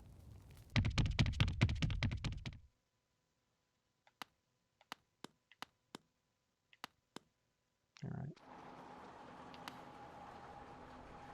Dude's out here. Look at this thing. So yeah, I now have the nail with the strongest attack power I could possibly have. Ah, Ranjo Stenja. Without pure nail forged, my work in this lifetime comes to an end. My only remaining desire is to see and feel the nail strike true. I beg you, cut me down. As my final moment in life, I want to taste the blade's exquisite edge. After all this time, all this toil, haven't I earned it? You're kind of crazy, dude. So yeah, he wants me to basically kill him with the weapon he just made.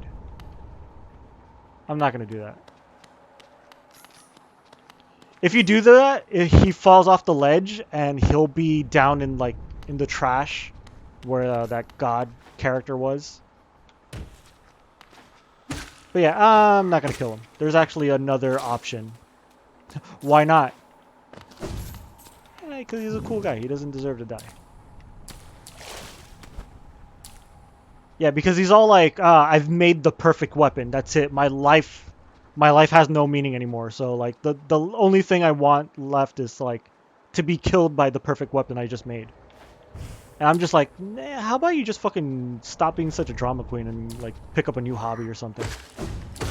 And technically that's what he does.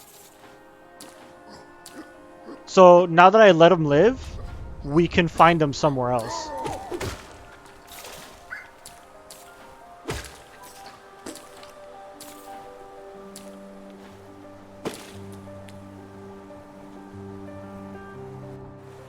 Yeah, I could.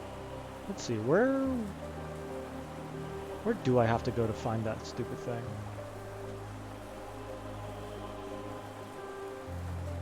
Where was the painting guy? Let's see, Nail Masters.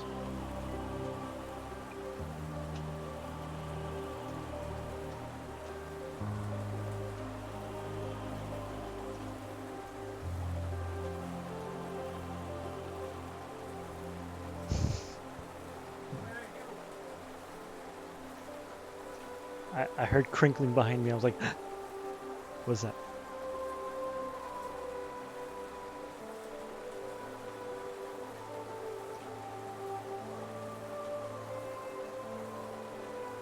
Let's see.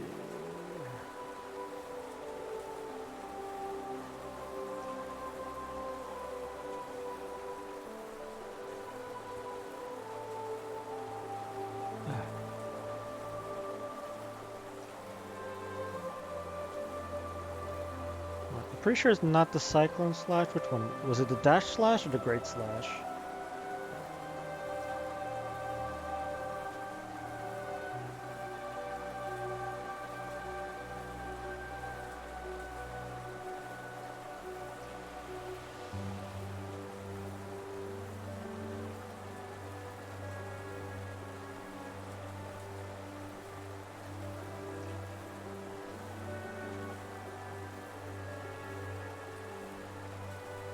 Alright, then it's the Great Slash.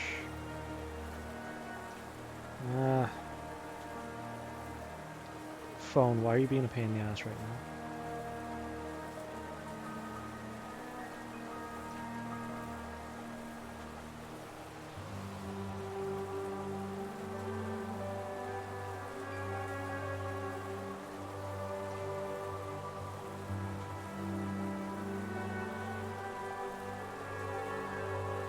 You know what? Why am I looking up the... I should just look up where the nailsmith goes.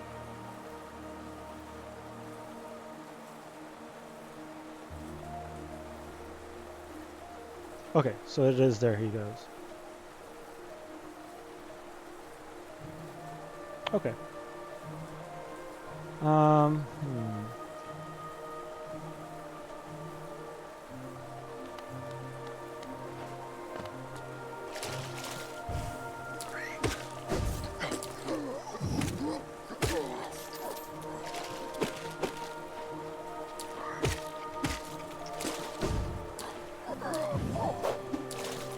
Haha, what an idiot.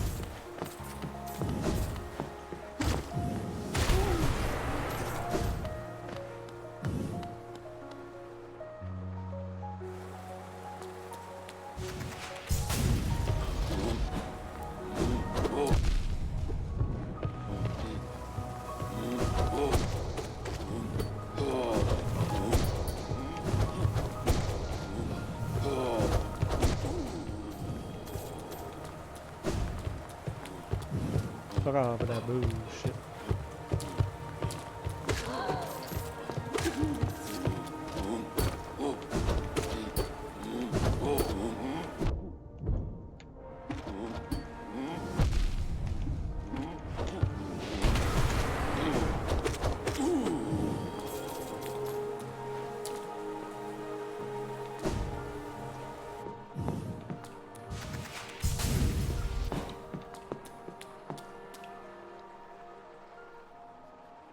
Oh, that's right.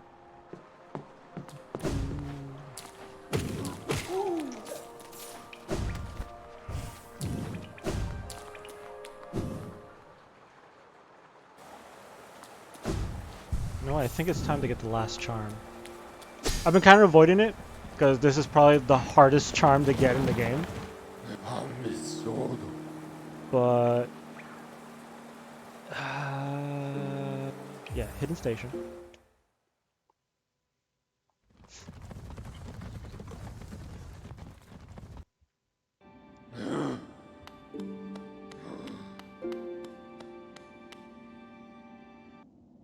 Trying to think exactly, because I also want to do the DLC. BRB? Alright. Catch you in a minute. Oh, but you're gonna miss like one of the most frustrating parts of this game.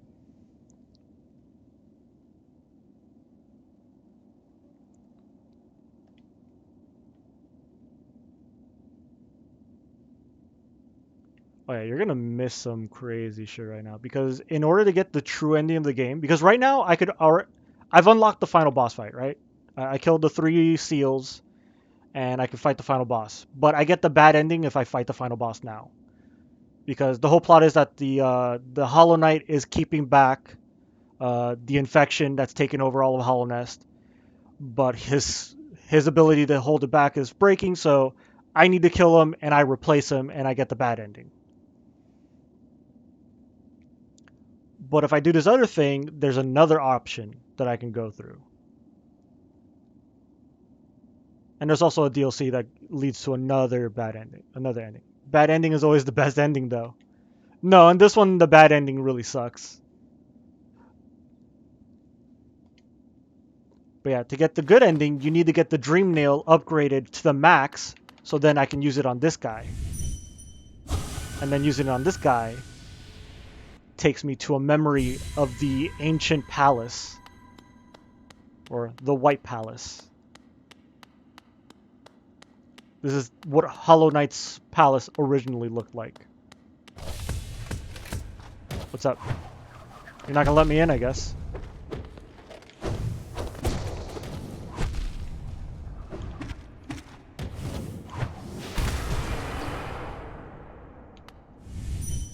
No need to be a dick.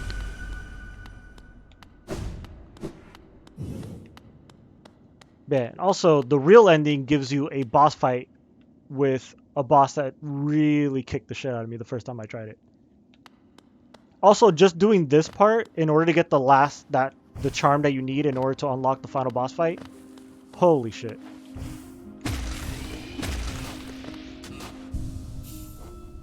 Also, no need for actually. Yeah, I don't have a map for this area, so what I want is Hive Blood.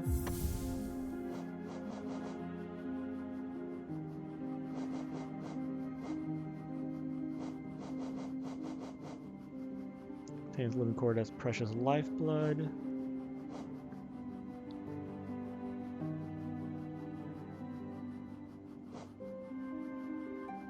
Coating of lifeblood that protects from a large amount of damage.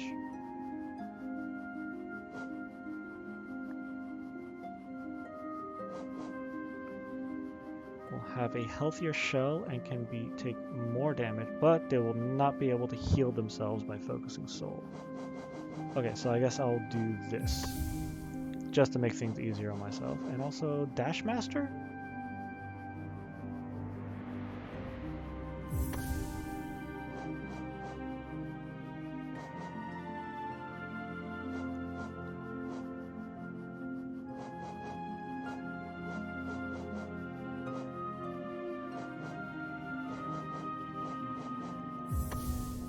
Oh, whatever. Dream Nail.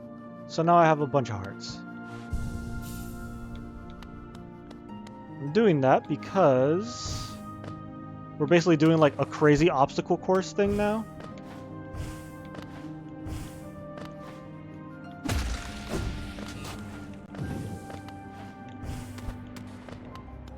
Yeah, what's that?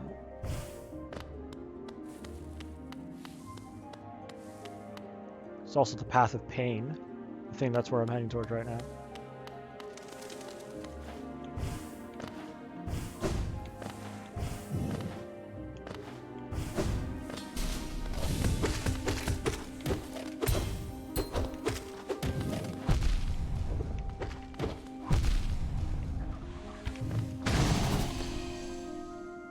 That was very rude of you.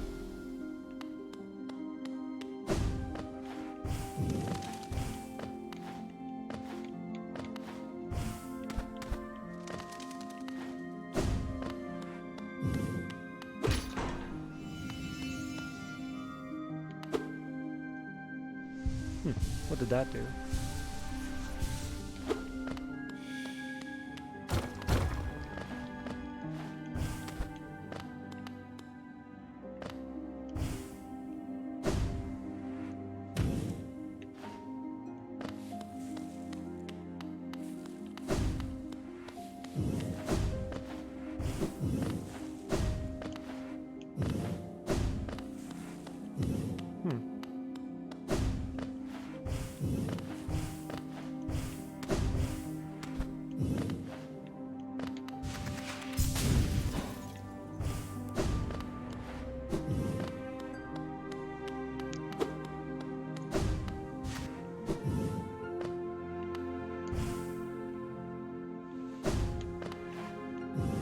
Where the hell am I supposed to go now?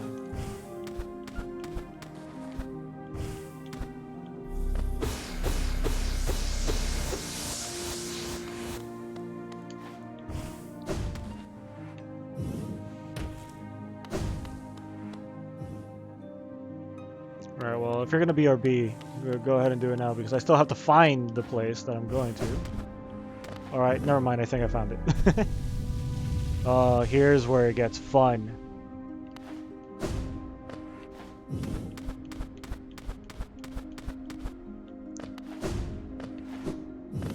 So this palace is where you get the other half of this charm, which is what I need in order to get the secret ending of the game.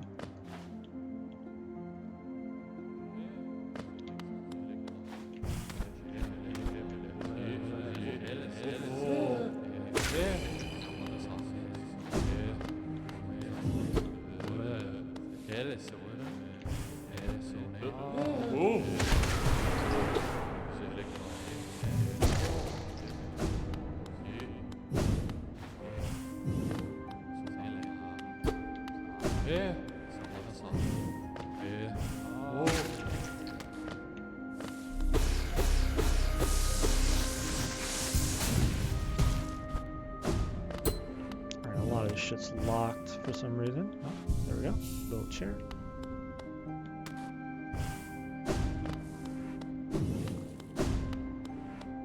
Ugh. Oh, here we go.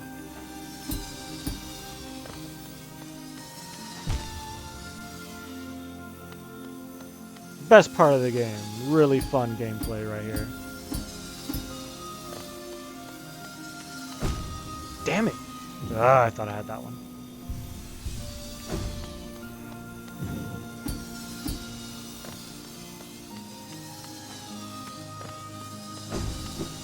Ho ho!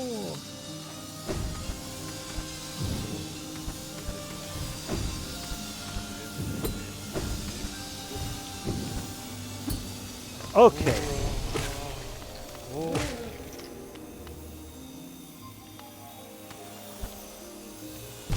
Shit.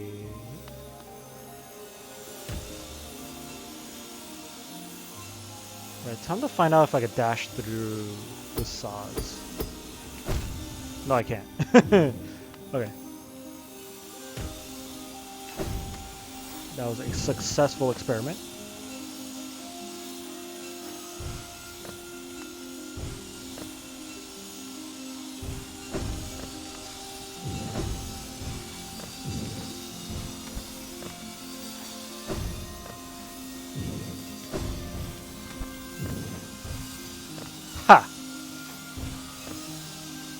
This is easy peasy. Oh!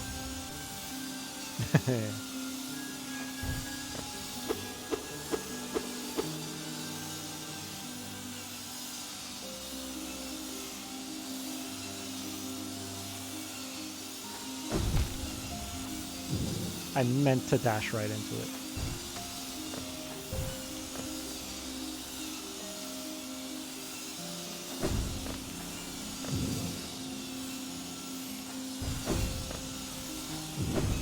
Easy platform, baby.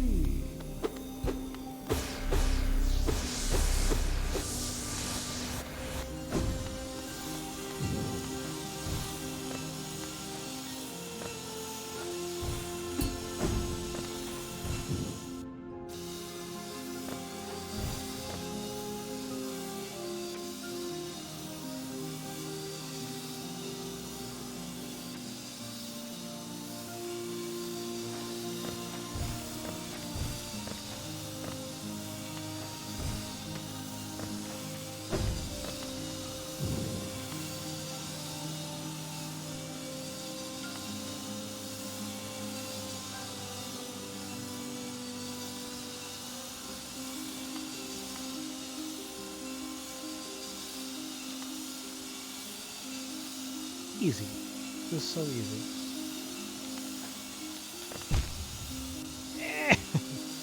Okay.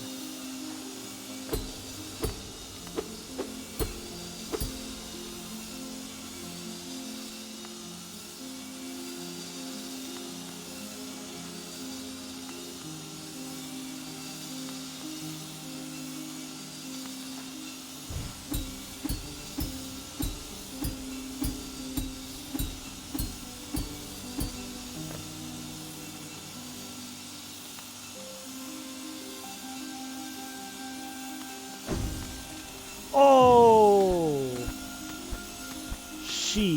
Okay. This.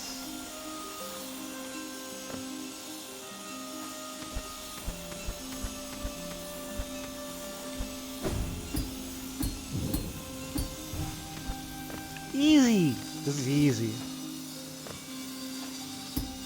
Thought this was gonna be hard and shit.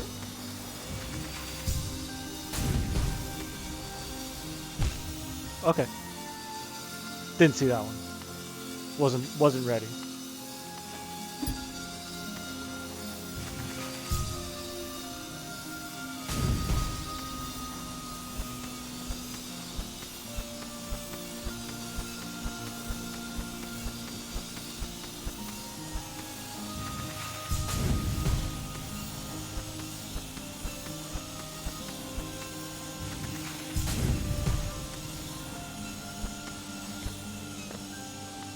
Again. Easy. Fuck out of here. Fuck out of my face.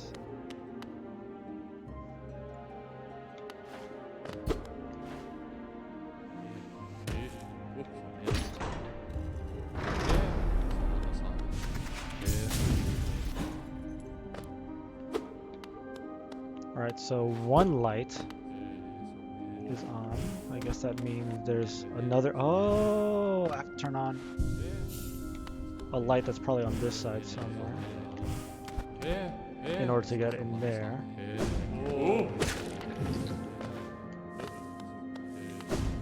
I don't have to kill him, but it's just fun to do so.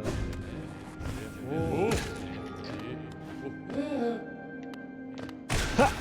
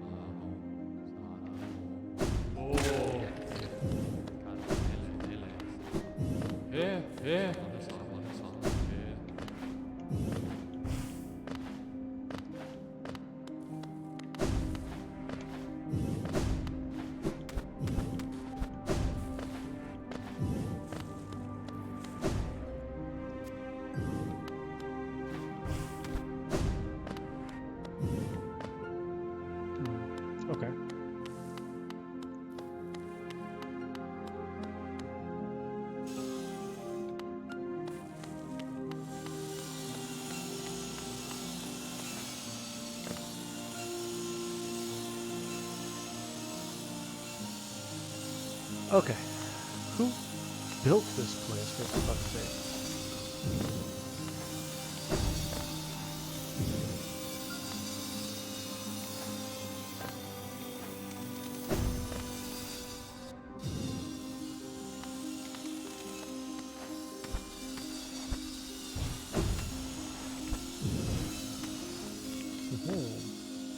Alright.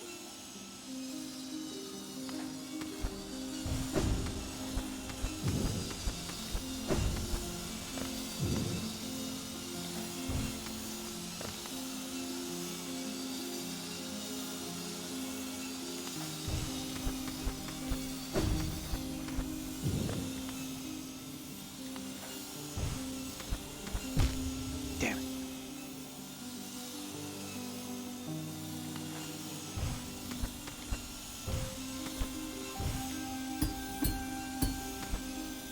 Oh.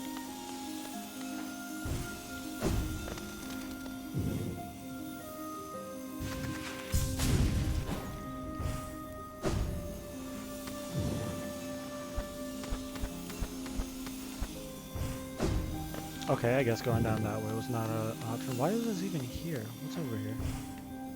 I feel like there should be some sort of secret.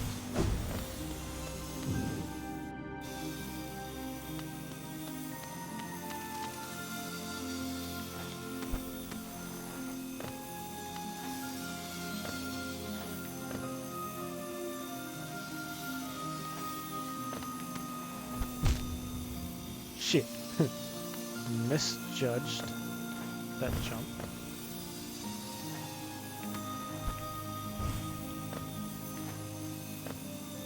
Whoa.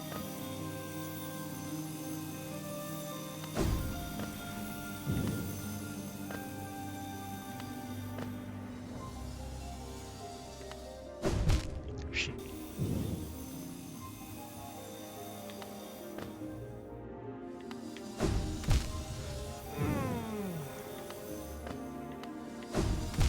God damn it. Alright. Let the hive blood do its thing.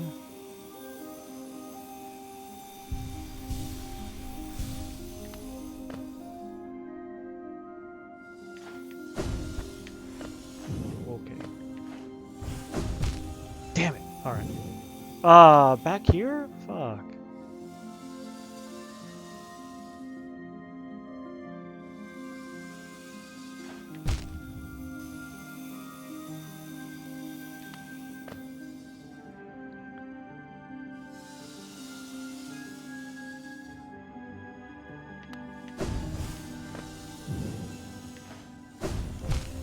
Oh, come on.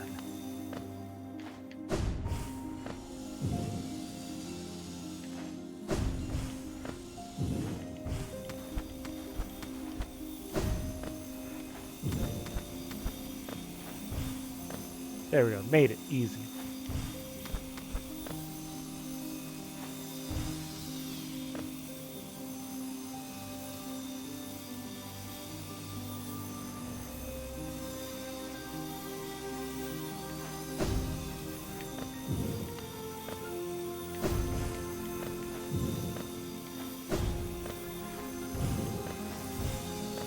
Whoever came up with these platforming segments is a fucking masochist because this shit's insane. And this is what you have to do to get the true ending. Like, if you want the good ending.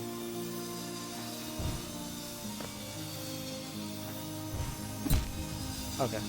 Nah, that was a bad move on my part.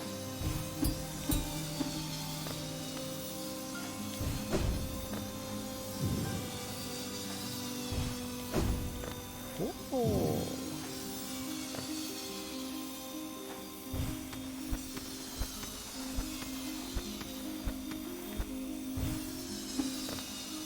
Oh, there's a platform here. Okay.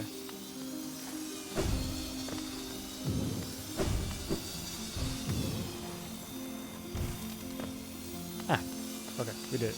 Easy peasy.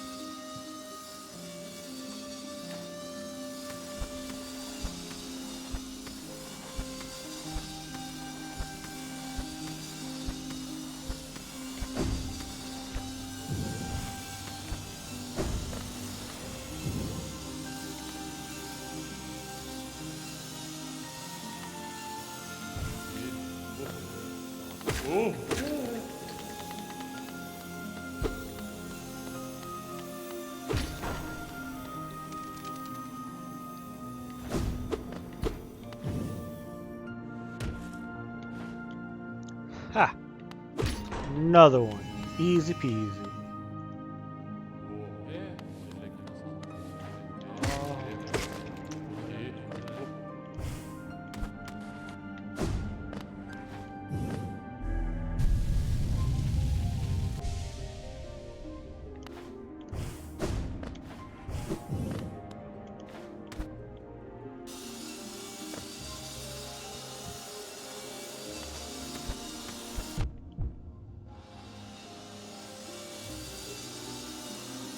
The fuck? How do I get past? I guess I dash through it? Okay.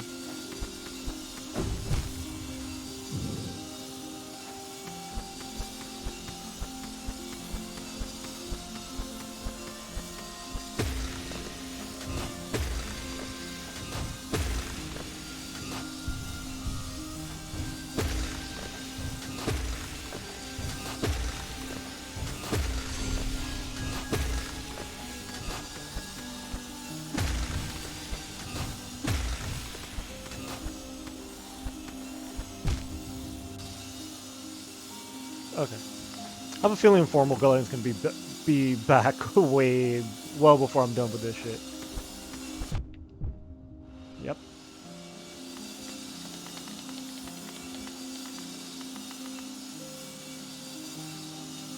Yeah, you kind of need the hive blood to do this shit because otherwise you lose so much health doing this.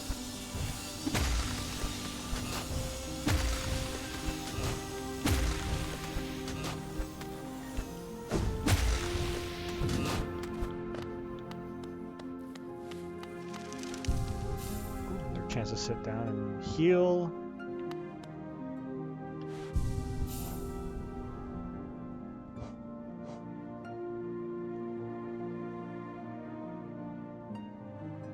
Increase the health of bearer, allowing them to take more. I don't really need that, to be honest.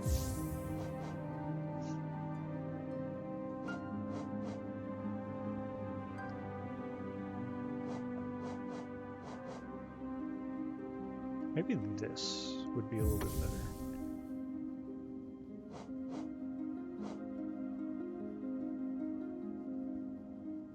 And I guess in case I run into enemies of some sort. I don't know if I'll run into an enemy or a boss fight. I don't know if there's a boss fight. I can't remember if there was a boss fight at the end of this. Perfect.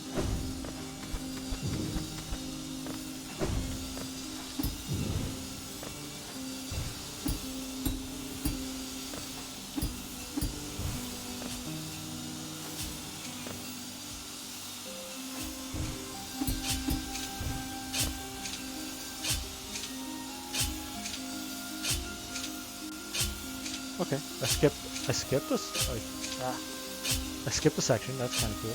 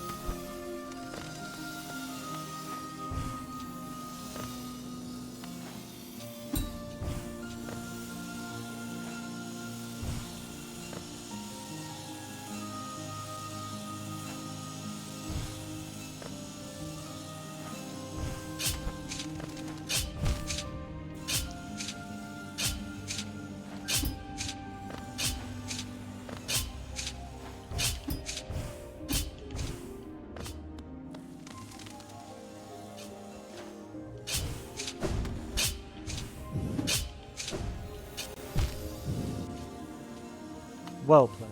Alright. Is there more in that direction? Probably not.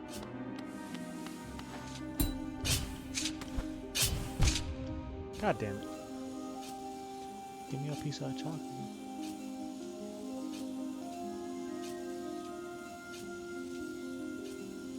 And Informal's missing. Why can't I have chocolate?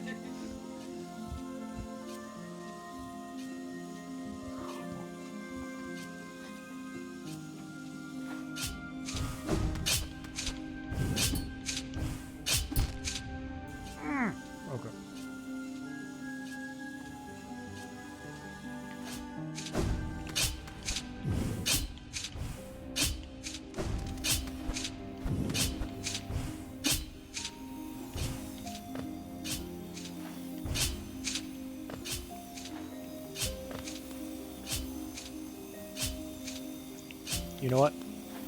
I'm a smart boy. I'm gonna skip a section. Pretty sure I could skip that up that way.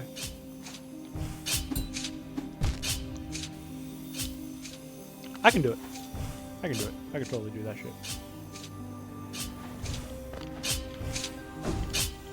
Oh, I didn't even have to do the pogo thing. Look at that shit. Look how fucking good I am.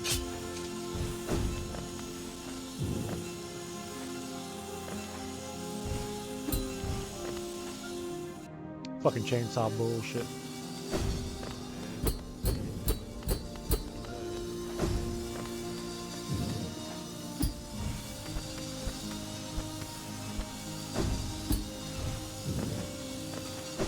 Didn't need that platform that was there. Oh, okay.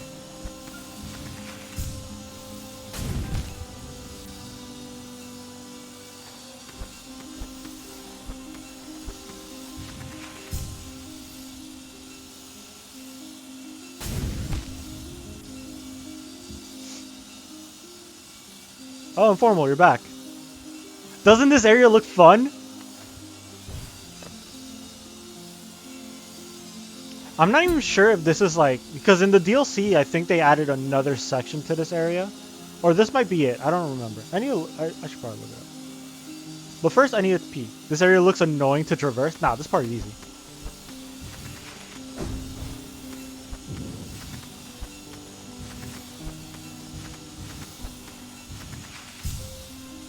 See, look how easy it is. You just go, what?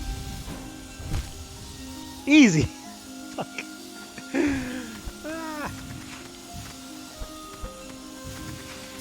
This time I got it. See? That's all you gotta do. You just gotta time it right.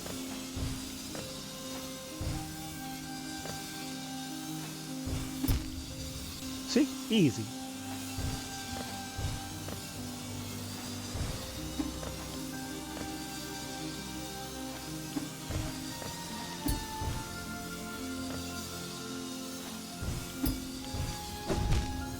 Easy.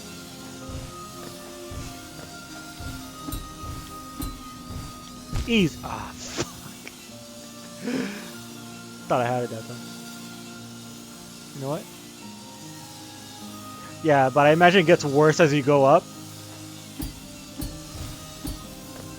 No, you just do shit like this. Oh, I was doing it wrong. That's probably what I was doing. Yeah, I wasn't supposed to. I was doing some like skipping bullshit, so I was accidentally trying to like sequence skip.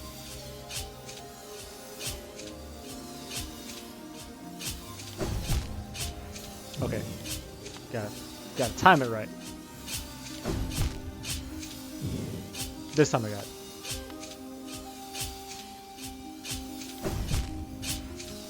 This time I got it.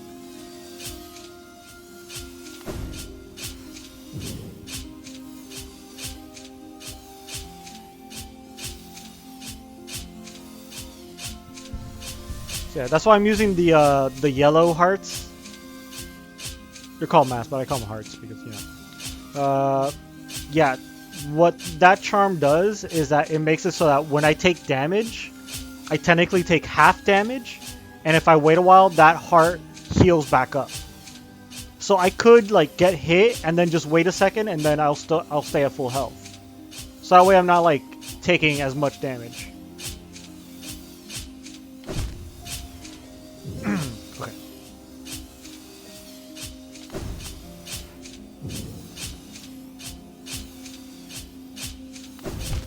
Fuck. Fuck.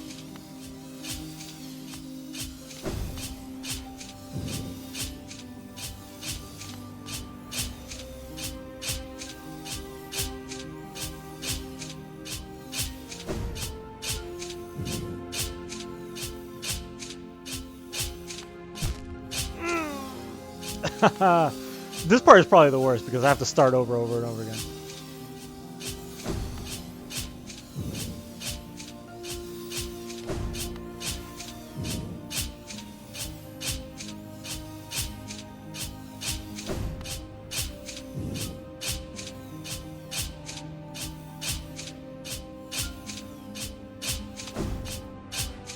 Easy.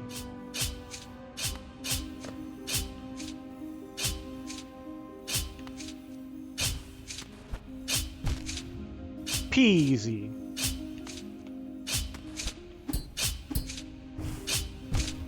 Peas.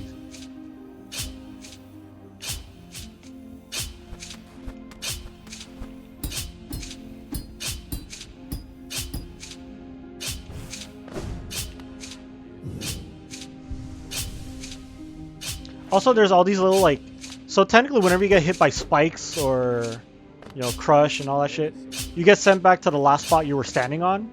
So they do give you a lot of little like checkpoints. So if I get killed by any of the spikes, I'll end up back here.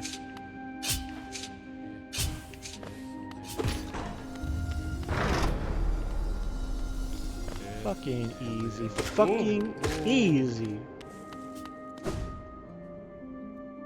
Shit ain't nothing.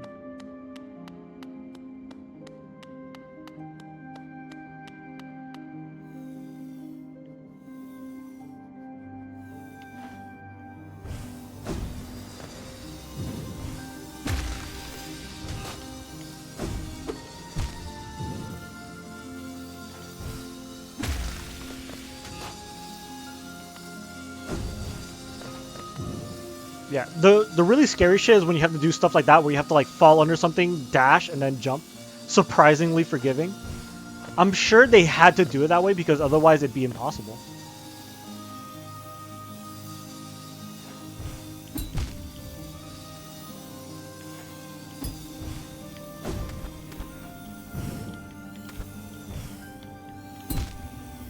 Oh, okay, that's where I was supposed to go.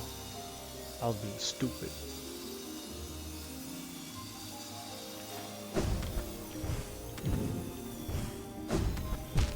God damn it.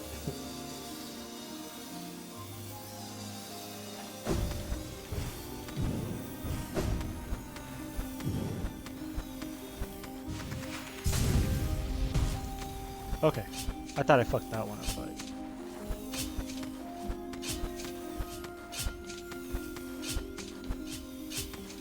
Ah. Ah. Oh, this one's really hard.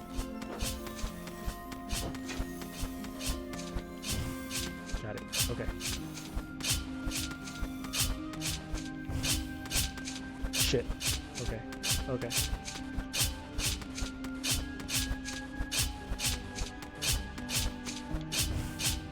Ah, fuck.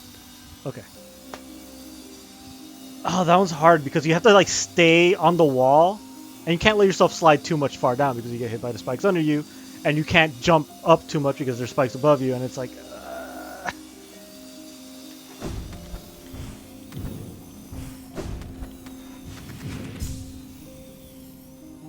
what?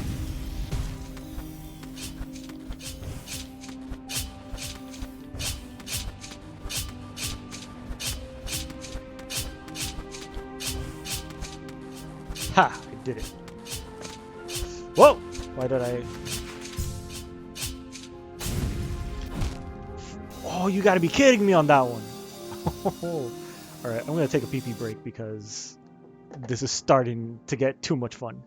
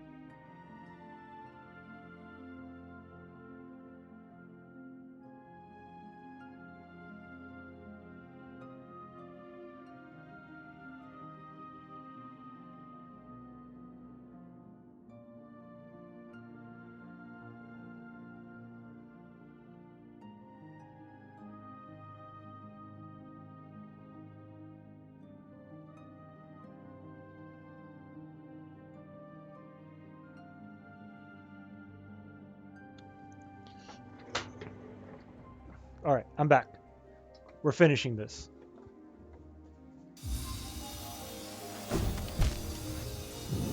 That's a good sign. Alright. Okay, maybe I should slow down a bit. Hi, Juno. Perfect timing.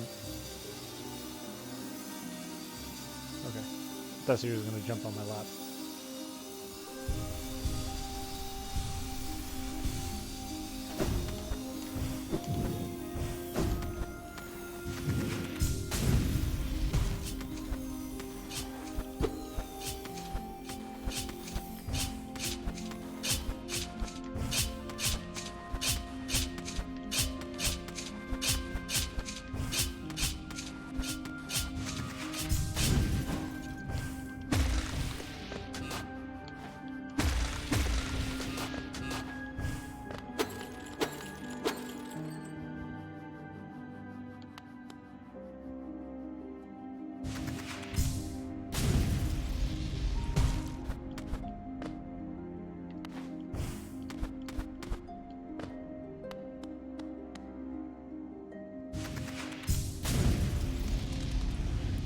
Oh, wait, am I almost done? I think I'm almost done.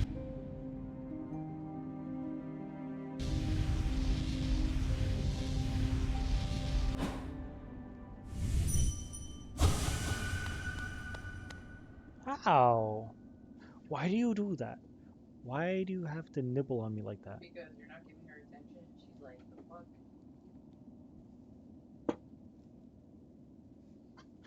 What have you been up to, Informal, other than getting mad at Dota? Have you guys played anything else? Like any new games? Any finally catch up with anything on your backlog? Because I've been trying to like finally play some of the games I haven't played. Like I told you guys earlier, I was playing Divinity and trying to get into it. Also, I'm trying to finish Outer Wilds finally because I've been sitting on that game for a while and I haven't finished it, and I really just want to finish it already. Although I've kind of had to cheat and look up some of the stuff because some of the stuff I couldn't figure out on my own. It is a pretty hard game to figure out. And also, I haven't played it in quite a while, so I forgot all the clues.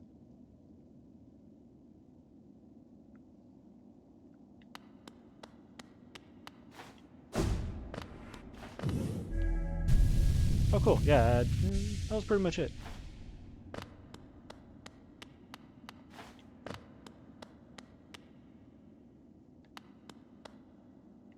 And here's the king. No cost too great. So this is the guy who caused all of Hollowness to go to shit. So we knock around his corpse a little bit and blammo. The King Soul. Other than getting mad at Dota, I played through the first Ace Attorney recently and currently playing Final Fantasy Adventure for Mystic Quest, which is the game before Secret of Mana. Oh, you're going that far back because as far as I remember, that game's old as shit. Yeah, I completely forgot. Yeah, Final Fantasy Adventure or Mystic Quest, and lots of driving, of course. Yeah, of course. That's right. Mystic Quest or Final Fantasy Adventure was, yeah, wasn't it like made by Square Enix as originally a Final Fantasy game, and then eventually it spun off into the Mana games? I've never played a Mana game all the way through. And I never played an Ace Attorney game, so I don't know how good those are. Oh. Soul of Worm, Soul of Root, Heart of Void. Yeah, it's a Game Boy game. Which one, Secret of Mana or Final Fantasy Adventure?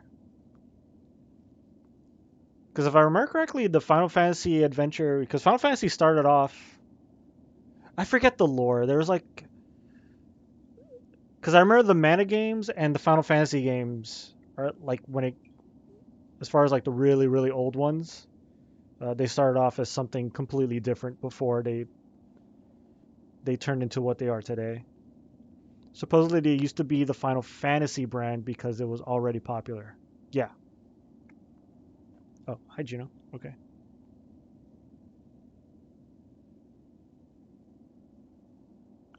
Final Fantasy Adventure. Yeah.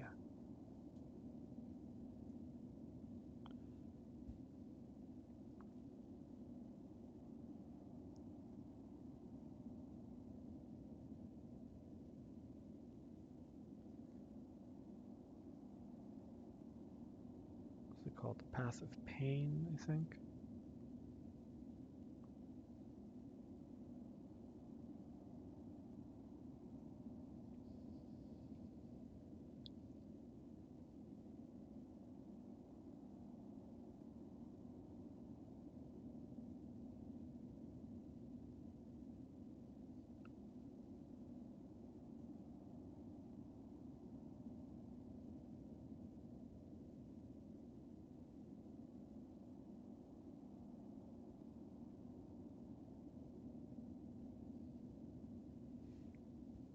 Sorry, I'm looking up on my phone. There's another platforming section like that, but I'm trying to remember how to get to it. It's in the Ancient Basin.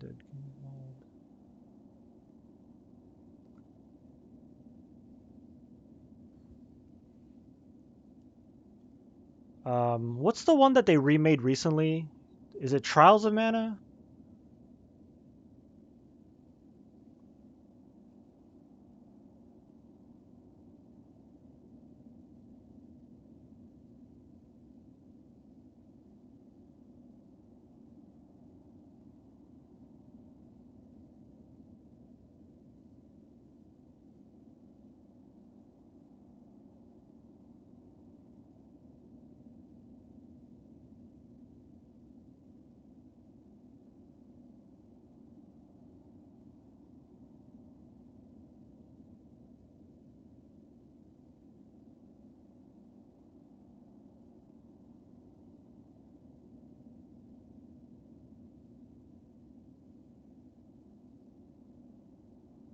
Ah, so there is another area that I missed.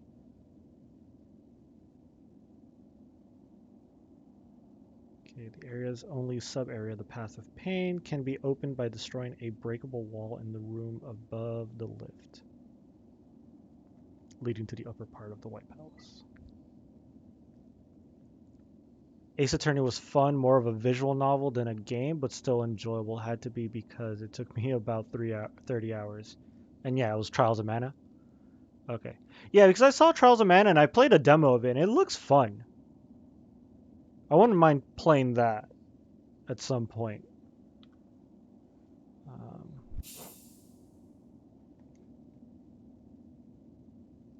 Guess first thing I gotta do is... First we're going this way.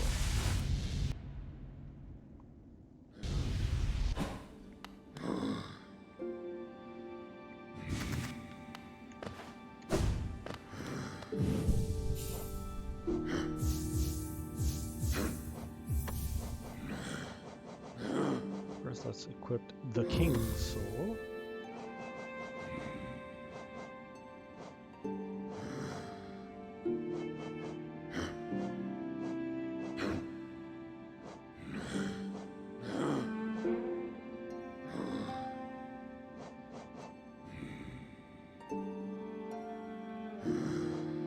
Wait, I am gonna be fighting some stuff, so I probably... I guess just extra damage. I forget what this does. Opens the way to a birthplace. Holy charms symbolizing a union between higher beings. The bearer will slowly absorb the limitless soul contained within.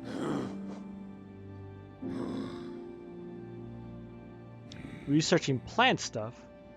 Finally had time to do nothing for the first time in weeks, and I'm loving it. Nice, nothing beats doing nothing. Yeah.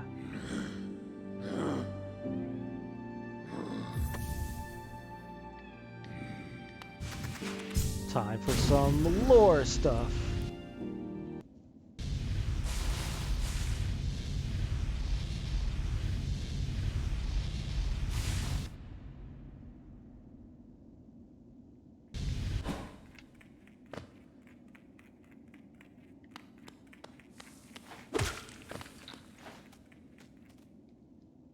Might try to grow chamomile.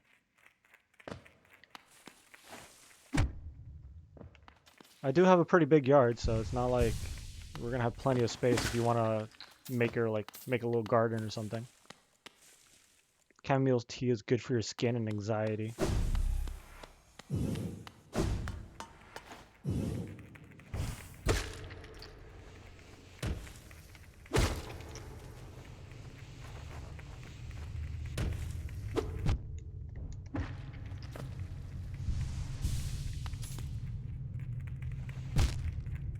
Wow, I like threaded the needle into those spikes.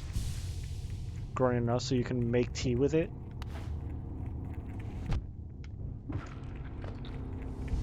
Would you have to grow a lot? Or can you just get away with like a little tiny patch of it?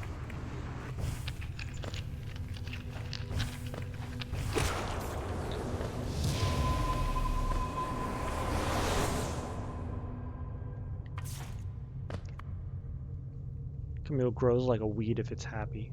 Huh. Oh, you already answered. Yeah. Oh, I see. You were asking if she was planning to make tea with it before she mentioned. Key term being happy. Happy plants. Play heavy metal for it. Apparently plants like heavy metal.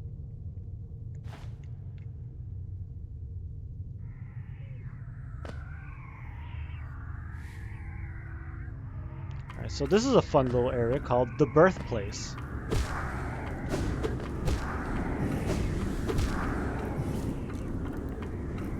This is where,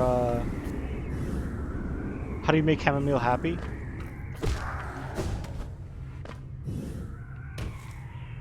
Like I said, you play music. Plants like music. You never saw that episode of Mythbusters? Ah, shit.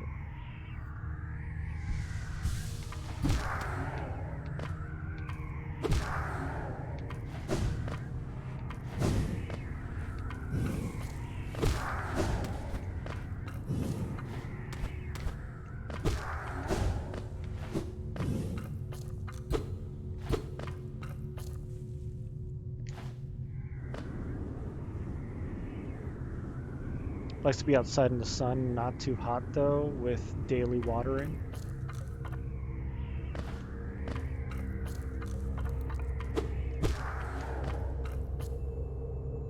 Okay, so not that way.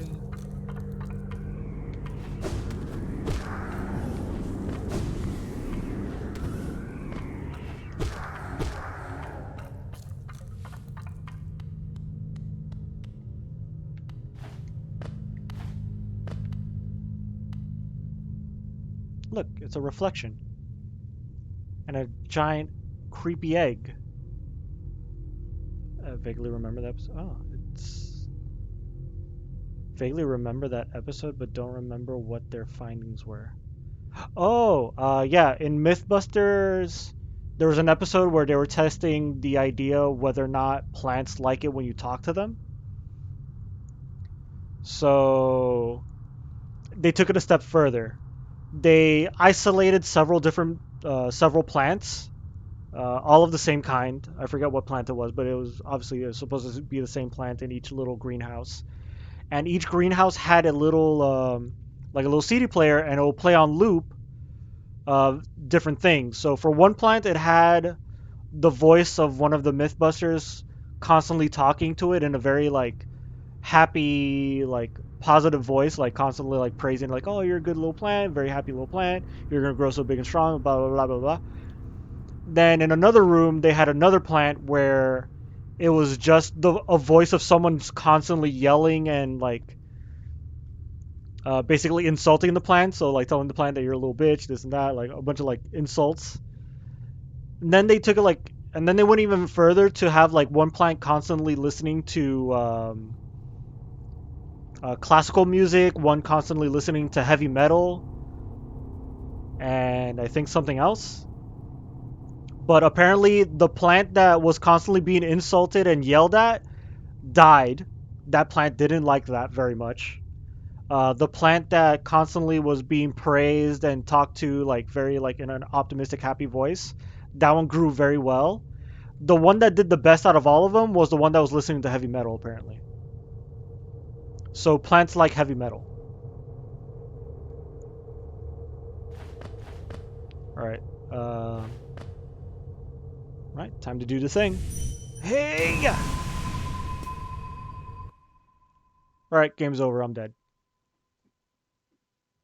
So I basically dream nailed my own egg. So yeah, that black thing that was cracked open, that's the egg that our character came out of, and I basically dream nailed my own reflection to dream nail my own memories. So we're basically getting a memory of how I was born.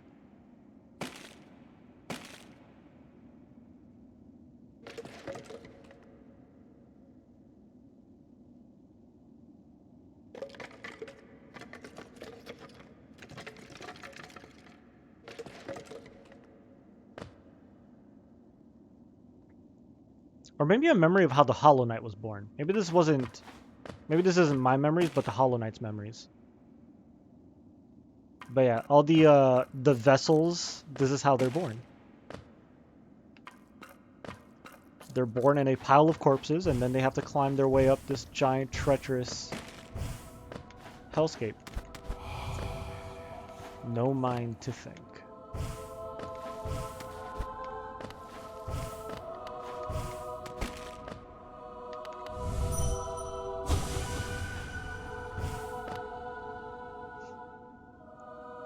Plants having better taste than most humans.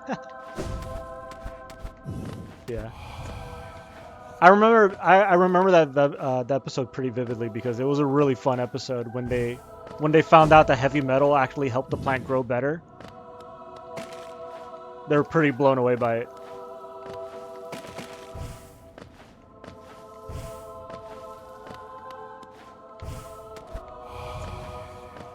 No voice to cry suffering.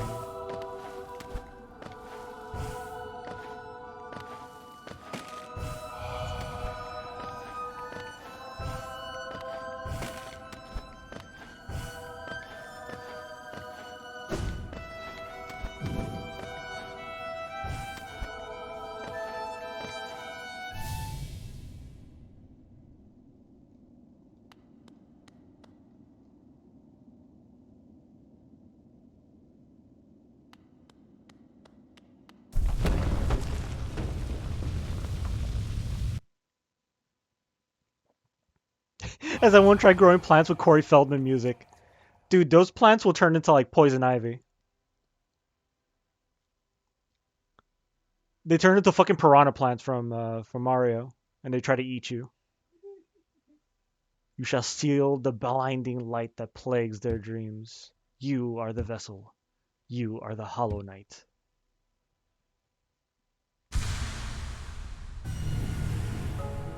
So now I have the Void Heart.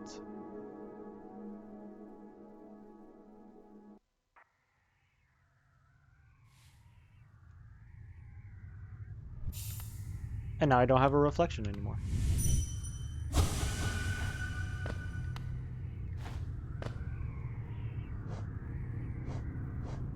So yeah, Void Heart. And I can't take this off.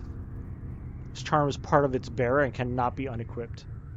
An emptiness that was hidden within, now unconstrained, unifies the void under the bearer's will. So now I have all the charms.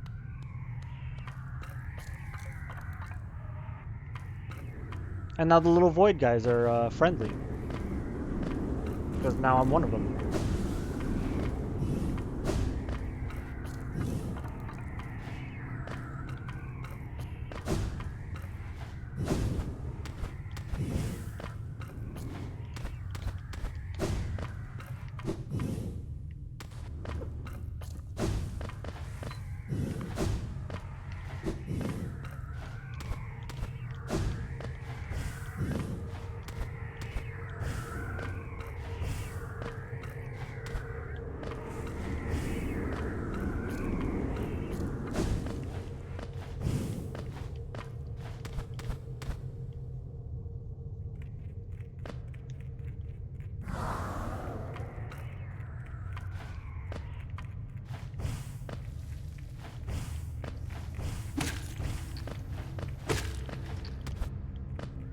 time is it?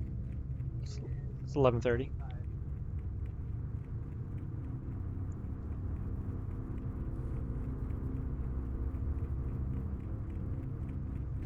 All right, now, damn. Now there's pretty much not anything left for me to do.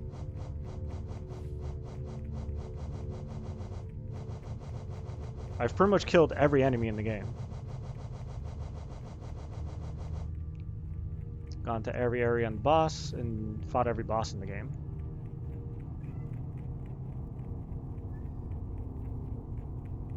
Meow.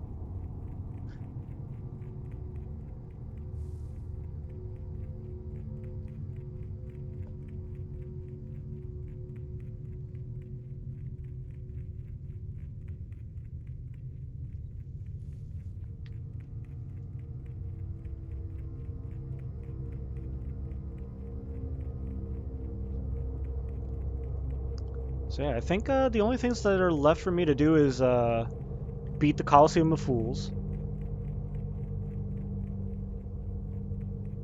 I guess I could do the Grimchild DLC.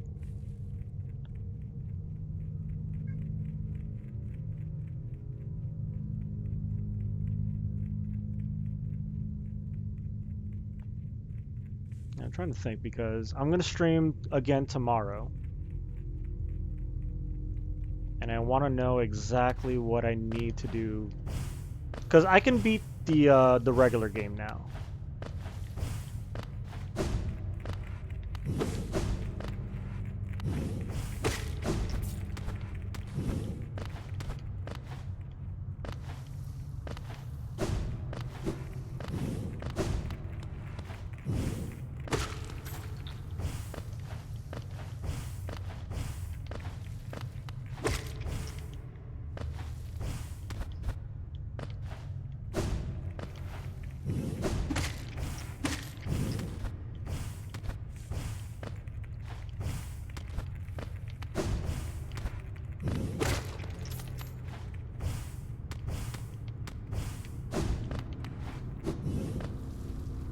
What are you doing, Juno?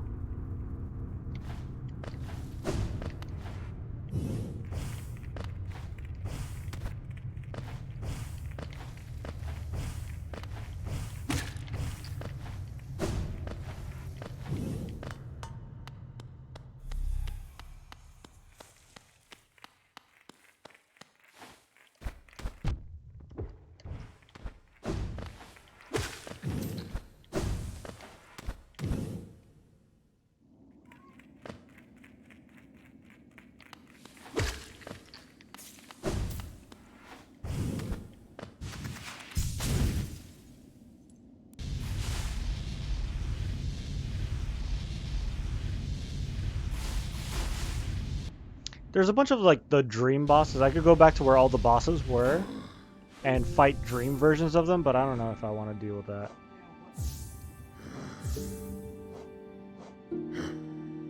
She's just hyper for no fucking reason like she usually does.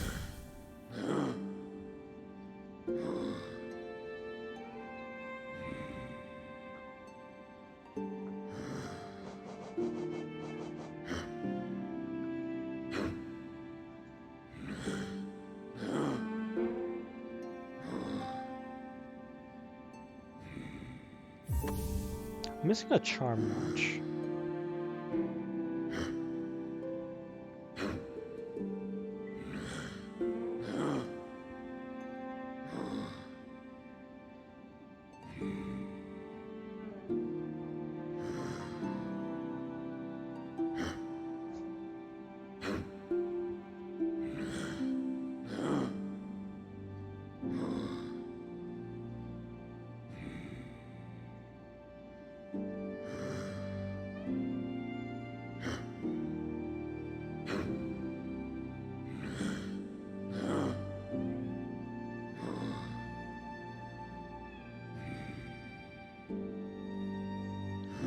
Look up where all the charm notches are.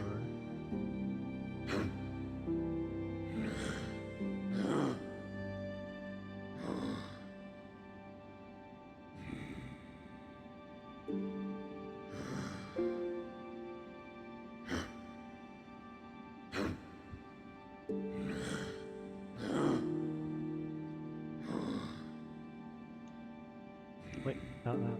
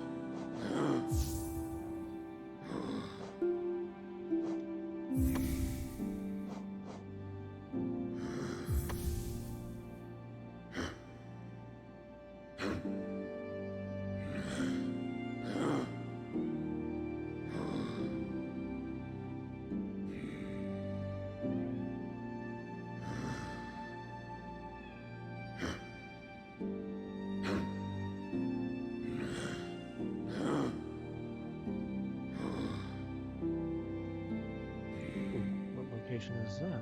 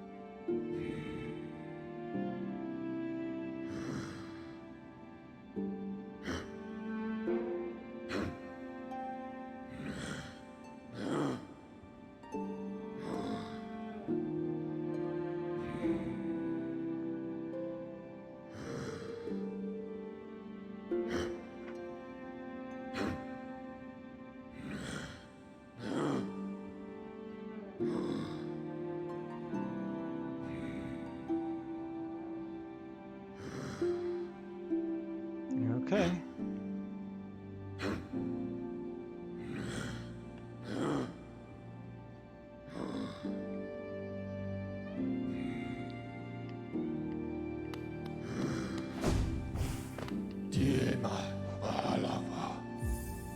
Nope.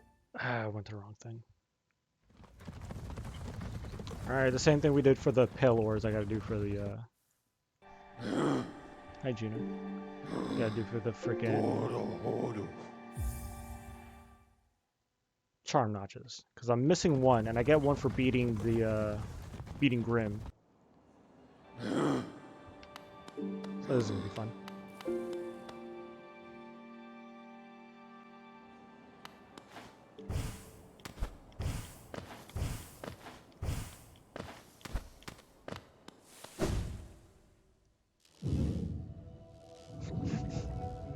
Juno, why? Why?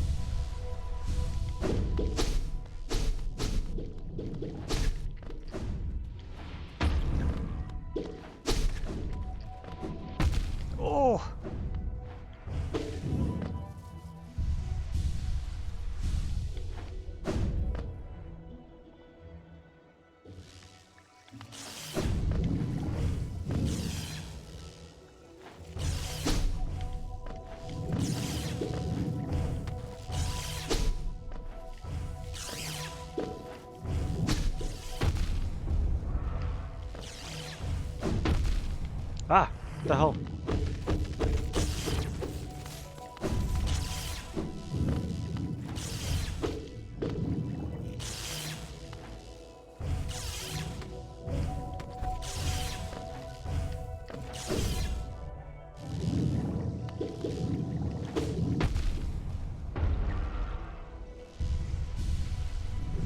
Oh, okay, yeah, I'm pretty sure I didn't get. I'm pretty sure I didn't get the one that's in here because I didn't have the tier yet. Treacherous jellyfish bastard. Yeah, they are quite the situation to deal with.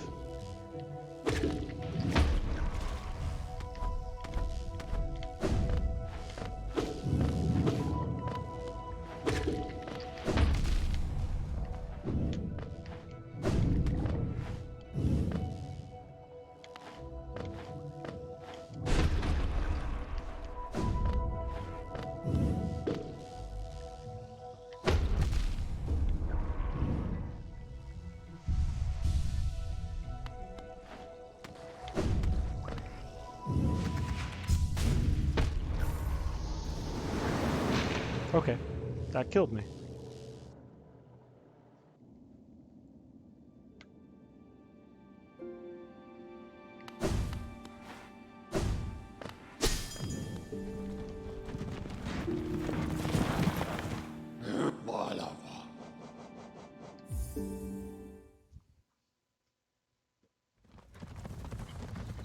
Okay, this is the charm notch I'm missing because this is the charm notch I couldn't get before.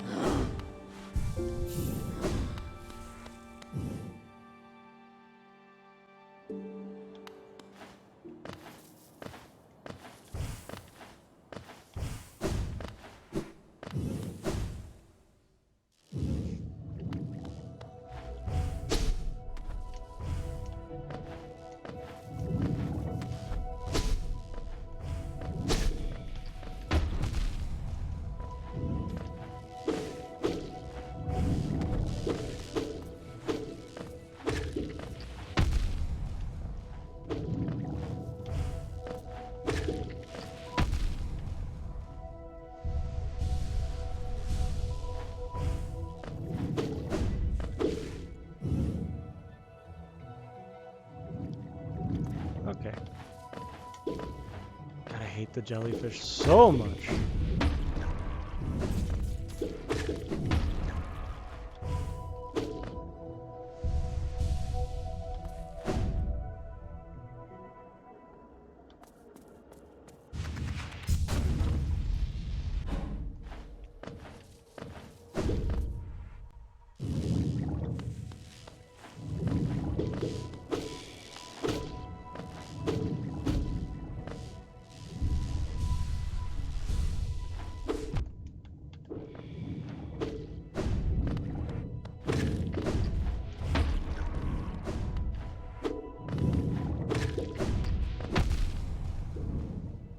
No, that didn't work.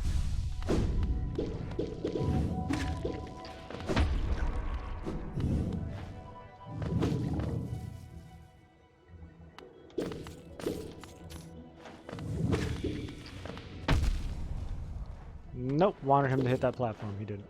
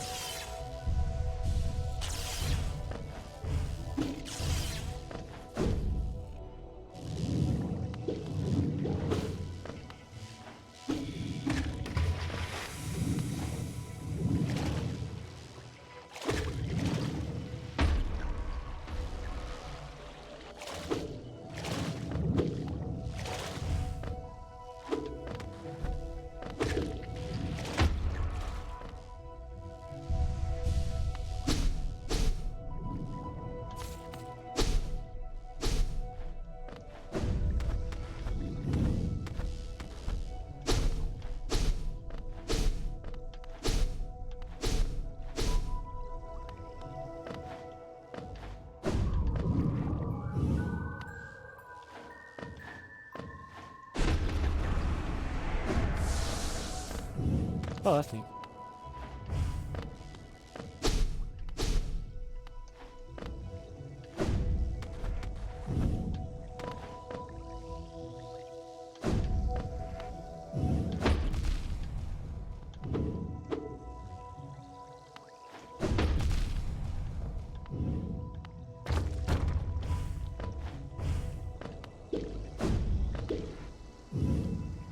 Ah, finally. The final charm notch.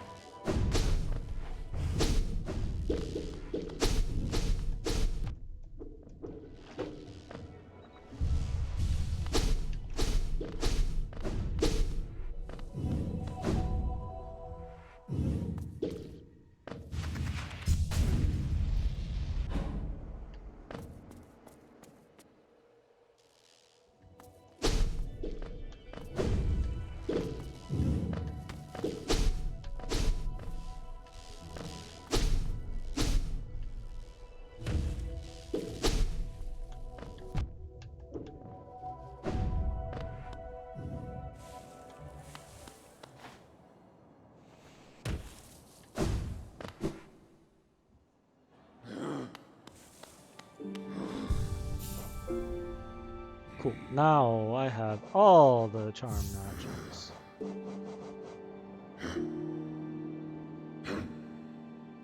I guess Sharp Shadow's pretty cool. I like Sharp Shadow.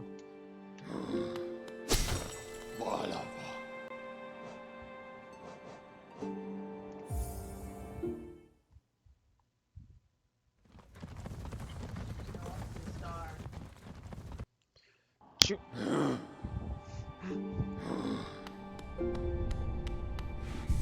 I was worried she was gonna like get entangled. Too many explosives in this area. Oh yeah, I hate those jellyfish. Are probably like the worst enemies in the game.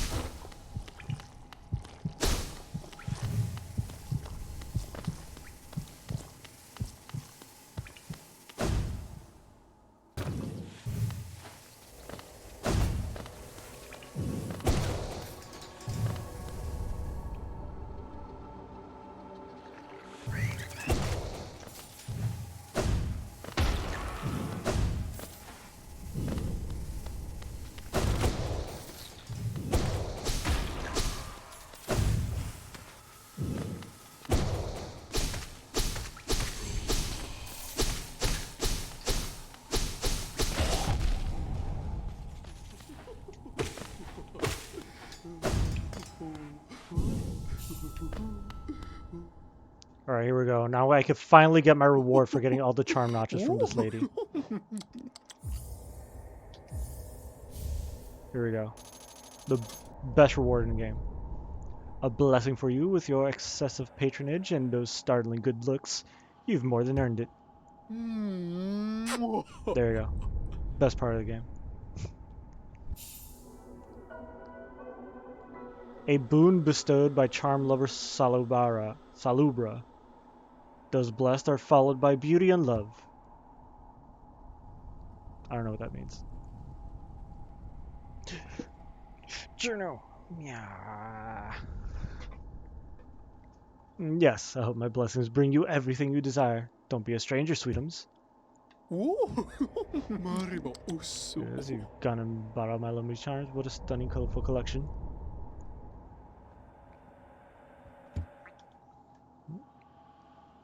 Okay, but you must come back and visit me from time to time. Such a dashing figure frequenting my store. I bet the whole village is jealous. Okay. So that's it.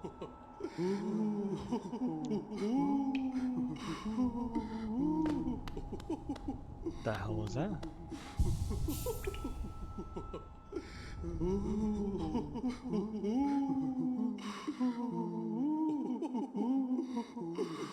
Wait a second.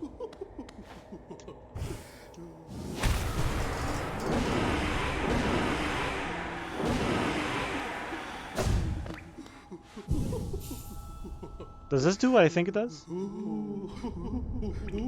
Yo! Oh, that's actually really good.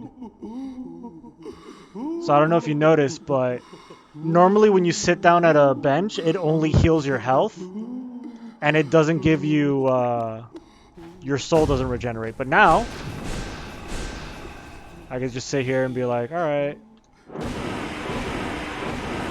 Oh no, I don't have any soul left. Now with her blessing, her little ghost shows up and fills up my magic meter. So I get free magic anytime I sit at a bench. That's fucking awesome. That's actually really fucking good.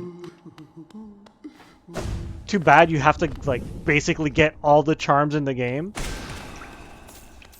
So now you have less reason to, like,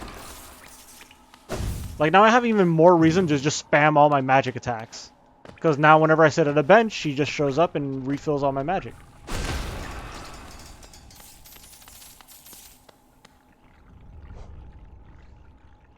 That's actually really fucking good. For a second, I thought it was just a meme, and it's just her ghost just haunts me every time I sit down, and that's it. That's the joke. But no, that's actually we did it.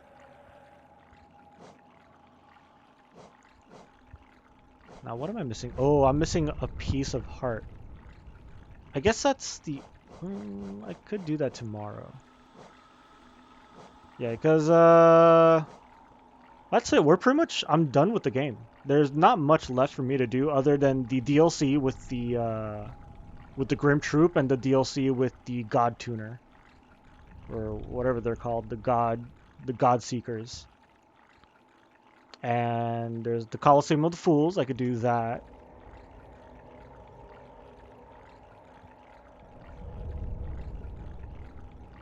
Yeah, there's the 2 DLCs. I need to finish that. There's a side quest that I can do in order to get one last mask charge, so I could get one more health. And that's it. And I guess the Path of Pain.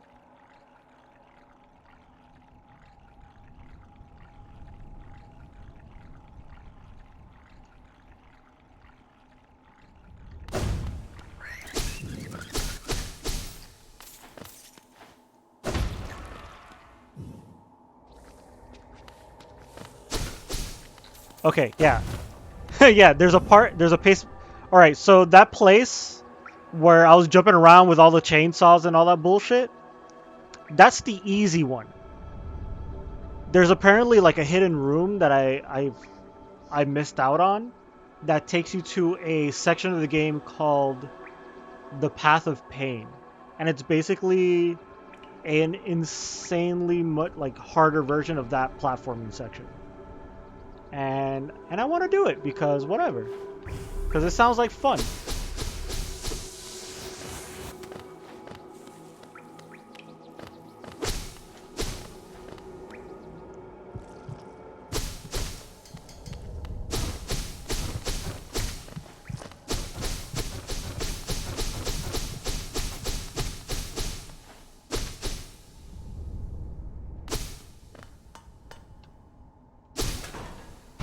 Sounds like fun. Yeah, I'm excited. I really want to try it.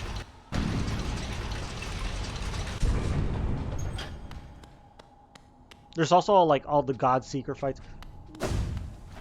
I'm trying to think, like, should I do the final Coliseum thing right now? And then, because one of the DLCs is basically just a Coliseum, but with all the boss fights. And I feel like that would also be like very time consuming.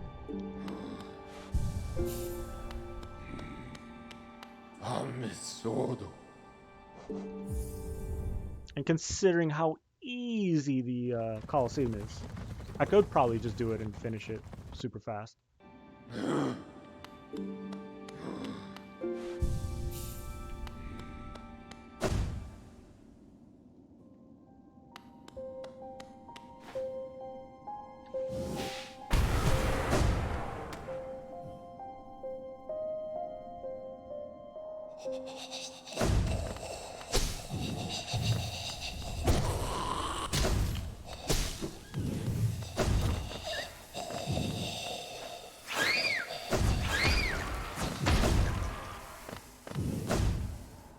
It'll only take a couple of minutes. What, you don't believe me? You don't think I can do it? Watch.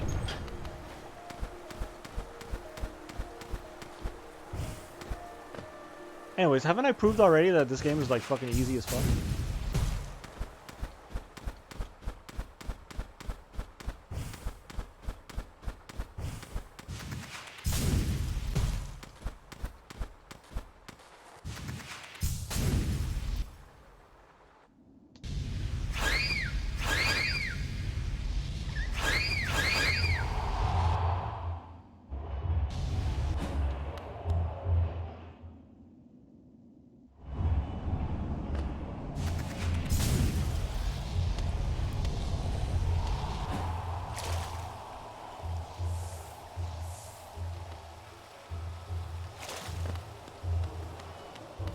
Alright, I'll give it one try. I'm gonna do it, I'm gonna try it once.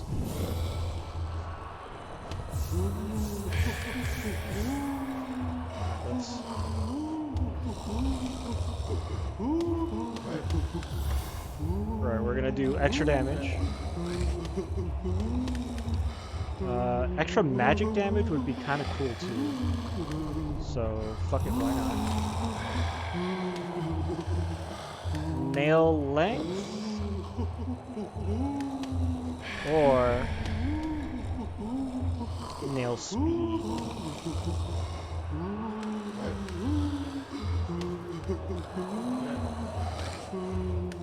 I do like Sharp Shadow in here.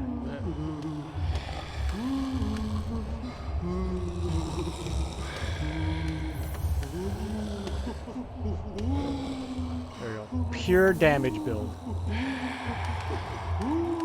Right? Got extra damage, extra physical damage, extra magical damage, extra reach, and fast charge on the special techniques.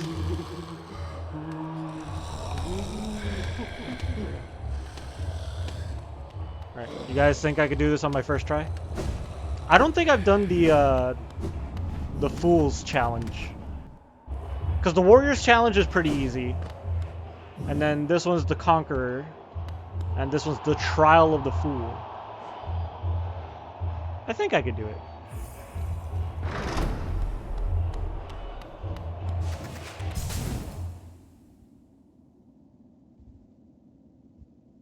I'll give it one shot. If not, I'll do this tomorrow. Because this will be one less thing I have to do tomorrow to finish the game. To 100% the game.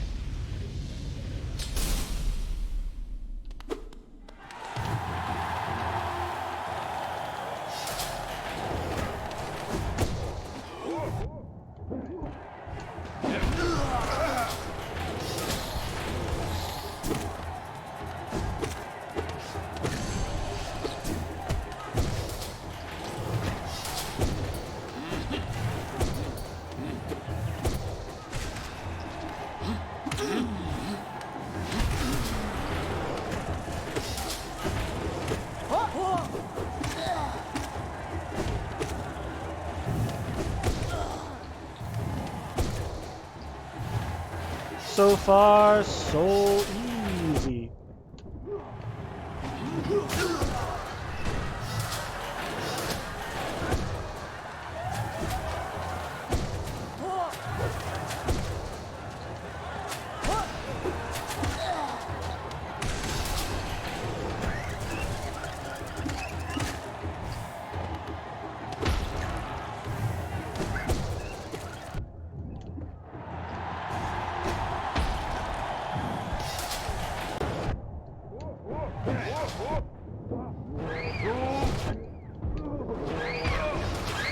Oh, Jesus, what the hell's going on?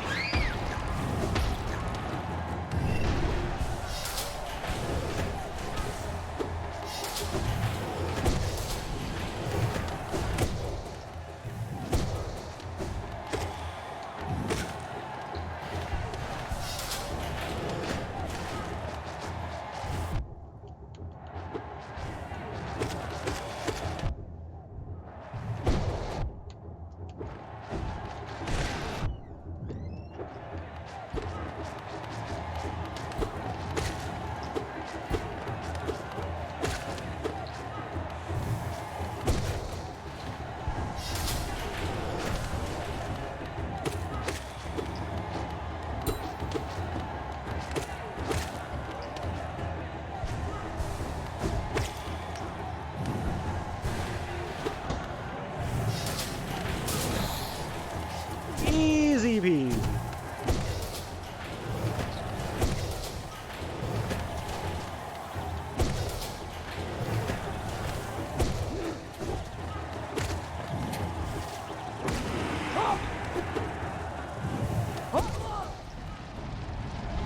Easy. Don't even fucking come at me with those shit.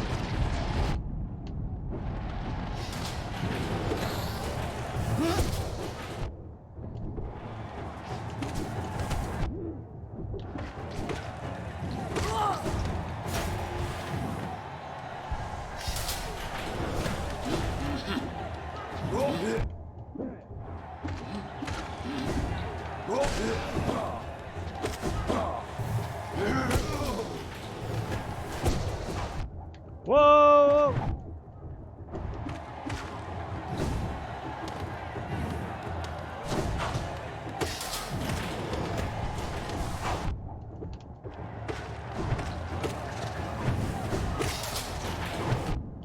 Okay.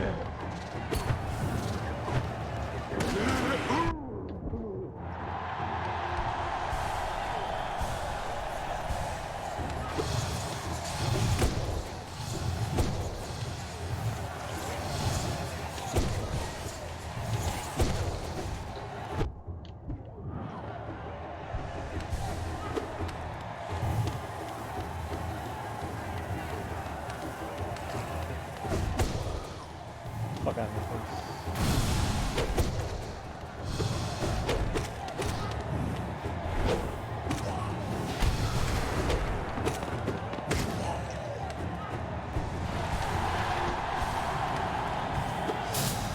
Woohoo! Oh, this is getting interesting.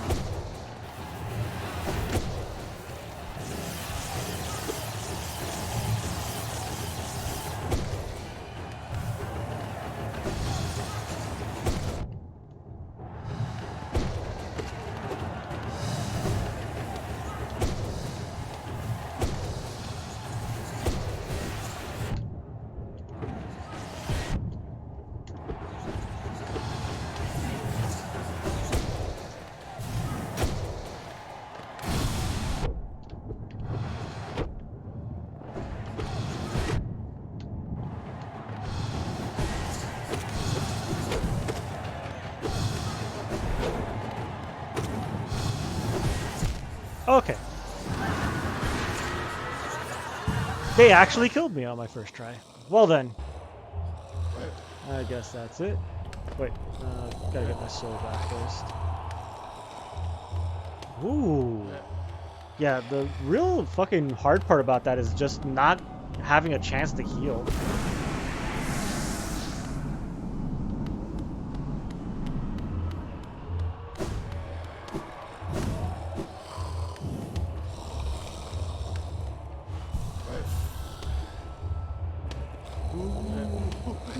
Right, extra damage, extra magic damage. Maybe extra magic damage is not the way to go.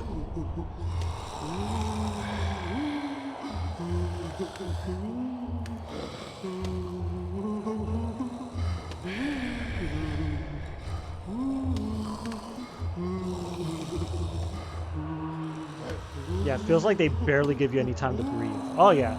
Oh no, and it gets crazier. I don't know if you saw the second tier one. There's a point where the walls close in like this, and then there's spikes on the floor, and you have to constantly wall jump in order to avoid hitting the spikes while enemies are flying around attack you.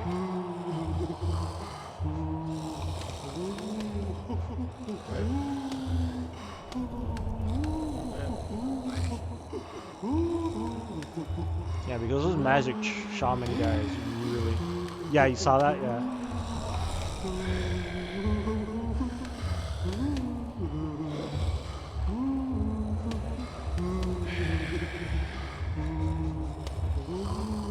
I do want to keep the extra damage.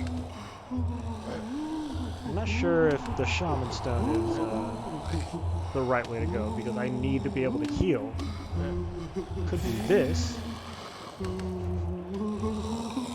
And quick focus so I can heal faster, because of the speed of focusing soul. Yeah, this is a charm I never use because I only ever heal when there's no enemies around. But this technically lets you heal faster. So this might be actually really useful.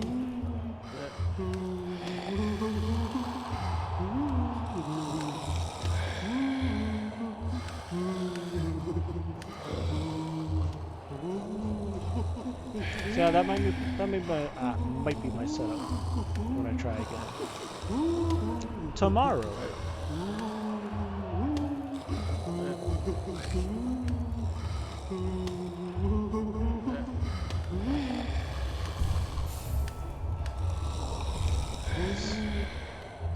Save that real quick, and yeah.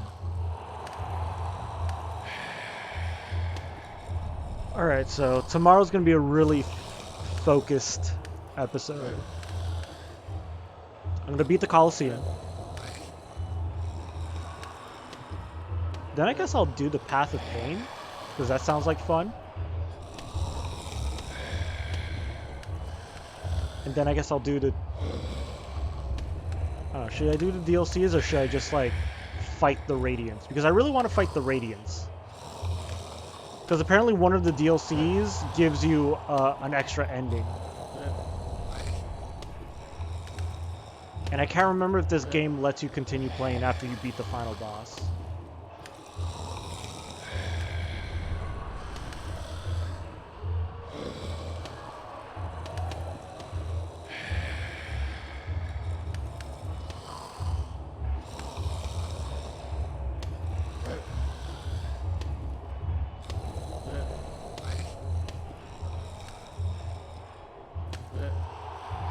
Alright, well, that's pretty much it for me today. I'm going to...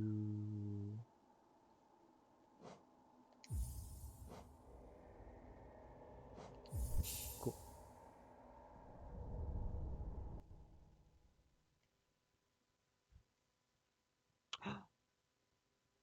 Hey, Rat Monkeys again. Thank you for streaming. I hope to catch you running Path of Pain. Well, thank you, Rat Monkeys. But yeah, I intend... Is the ending unlocked by the DLC better?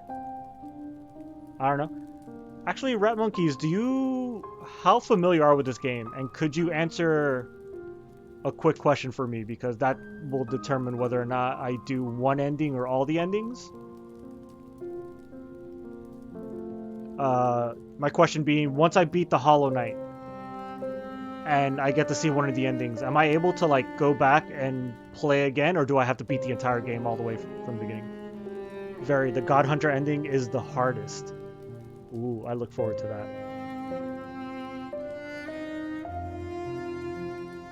You can redo the endings?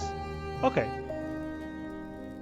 Alright, so I guess something I'll do is I'll finish the Coliseum. Then I'll do the Path of Pain. Then I'll fight Hollow Knight.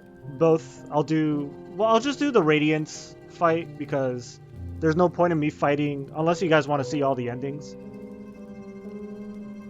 Because to show you all 3 of the endings, I would have to fight the Hollow Knight 3 times.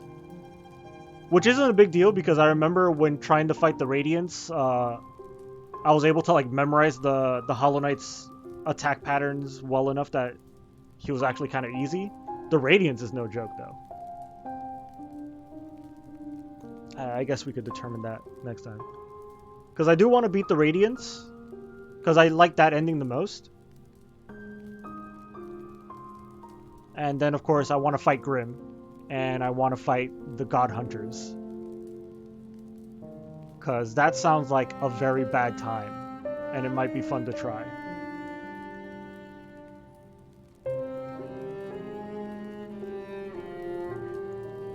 But yeah, I guess we'll find out if we do all three, all the endings, or just, you know, the two major ones.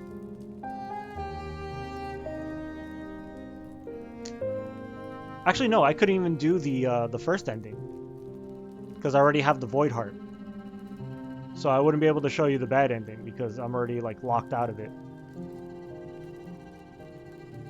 All right, cool. We'll fight the Hollow Knight, then we'll fight the Radiance. Then we'll fight the Grim Troop, and then the last thing I'll try to do is the God Hunter DLC, where I will probably struggle really hard, because apparently to do that, you have to fight every single boss in the game, plus several other bosses that are added just to that. And they're all like the extra hard version of the bosses, so like the Dream version of the bosses. Which is why I'm not going to hunt down the Dream bosses, because I'm going to fight them anyways with the God Hunter DLC. So yeah, see you all tomorrow. Come back and watch me torture myself with this bullshit. Bye bye. Good night. Oh yeah, and one last thing.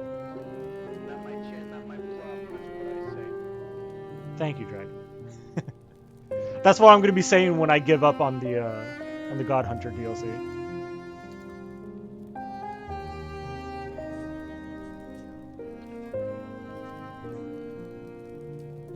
All right.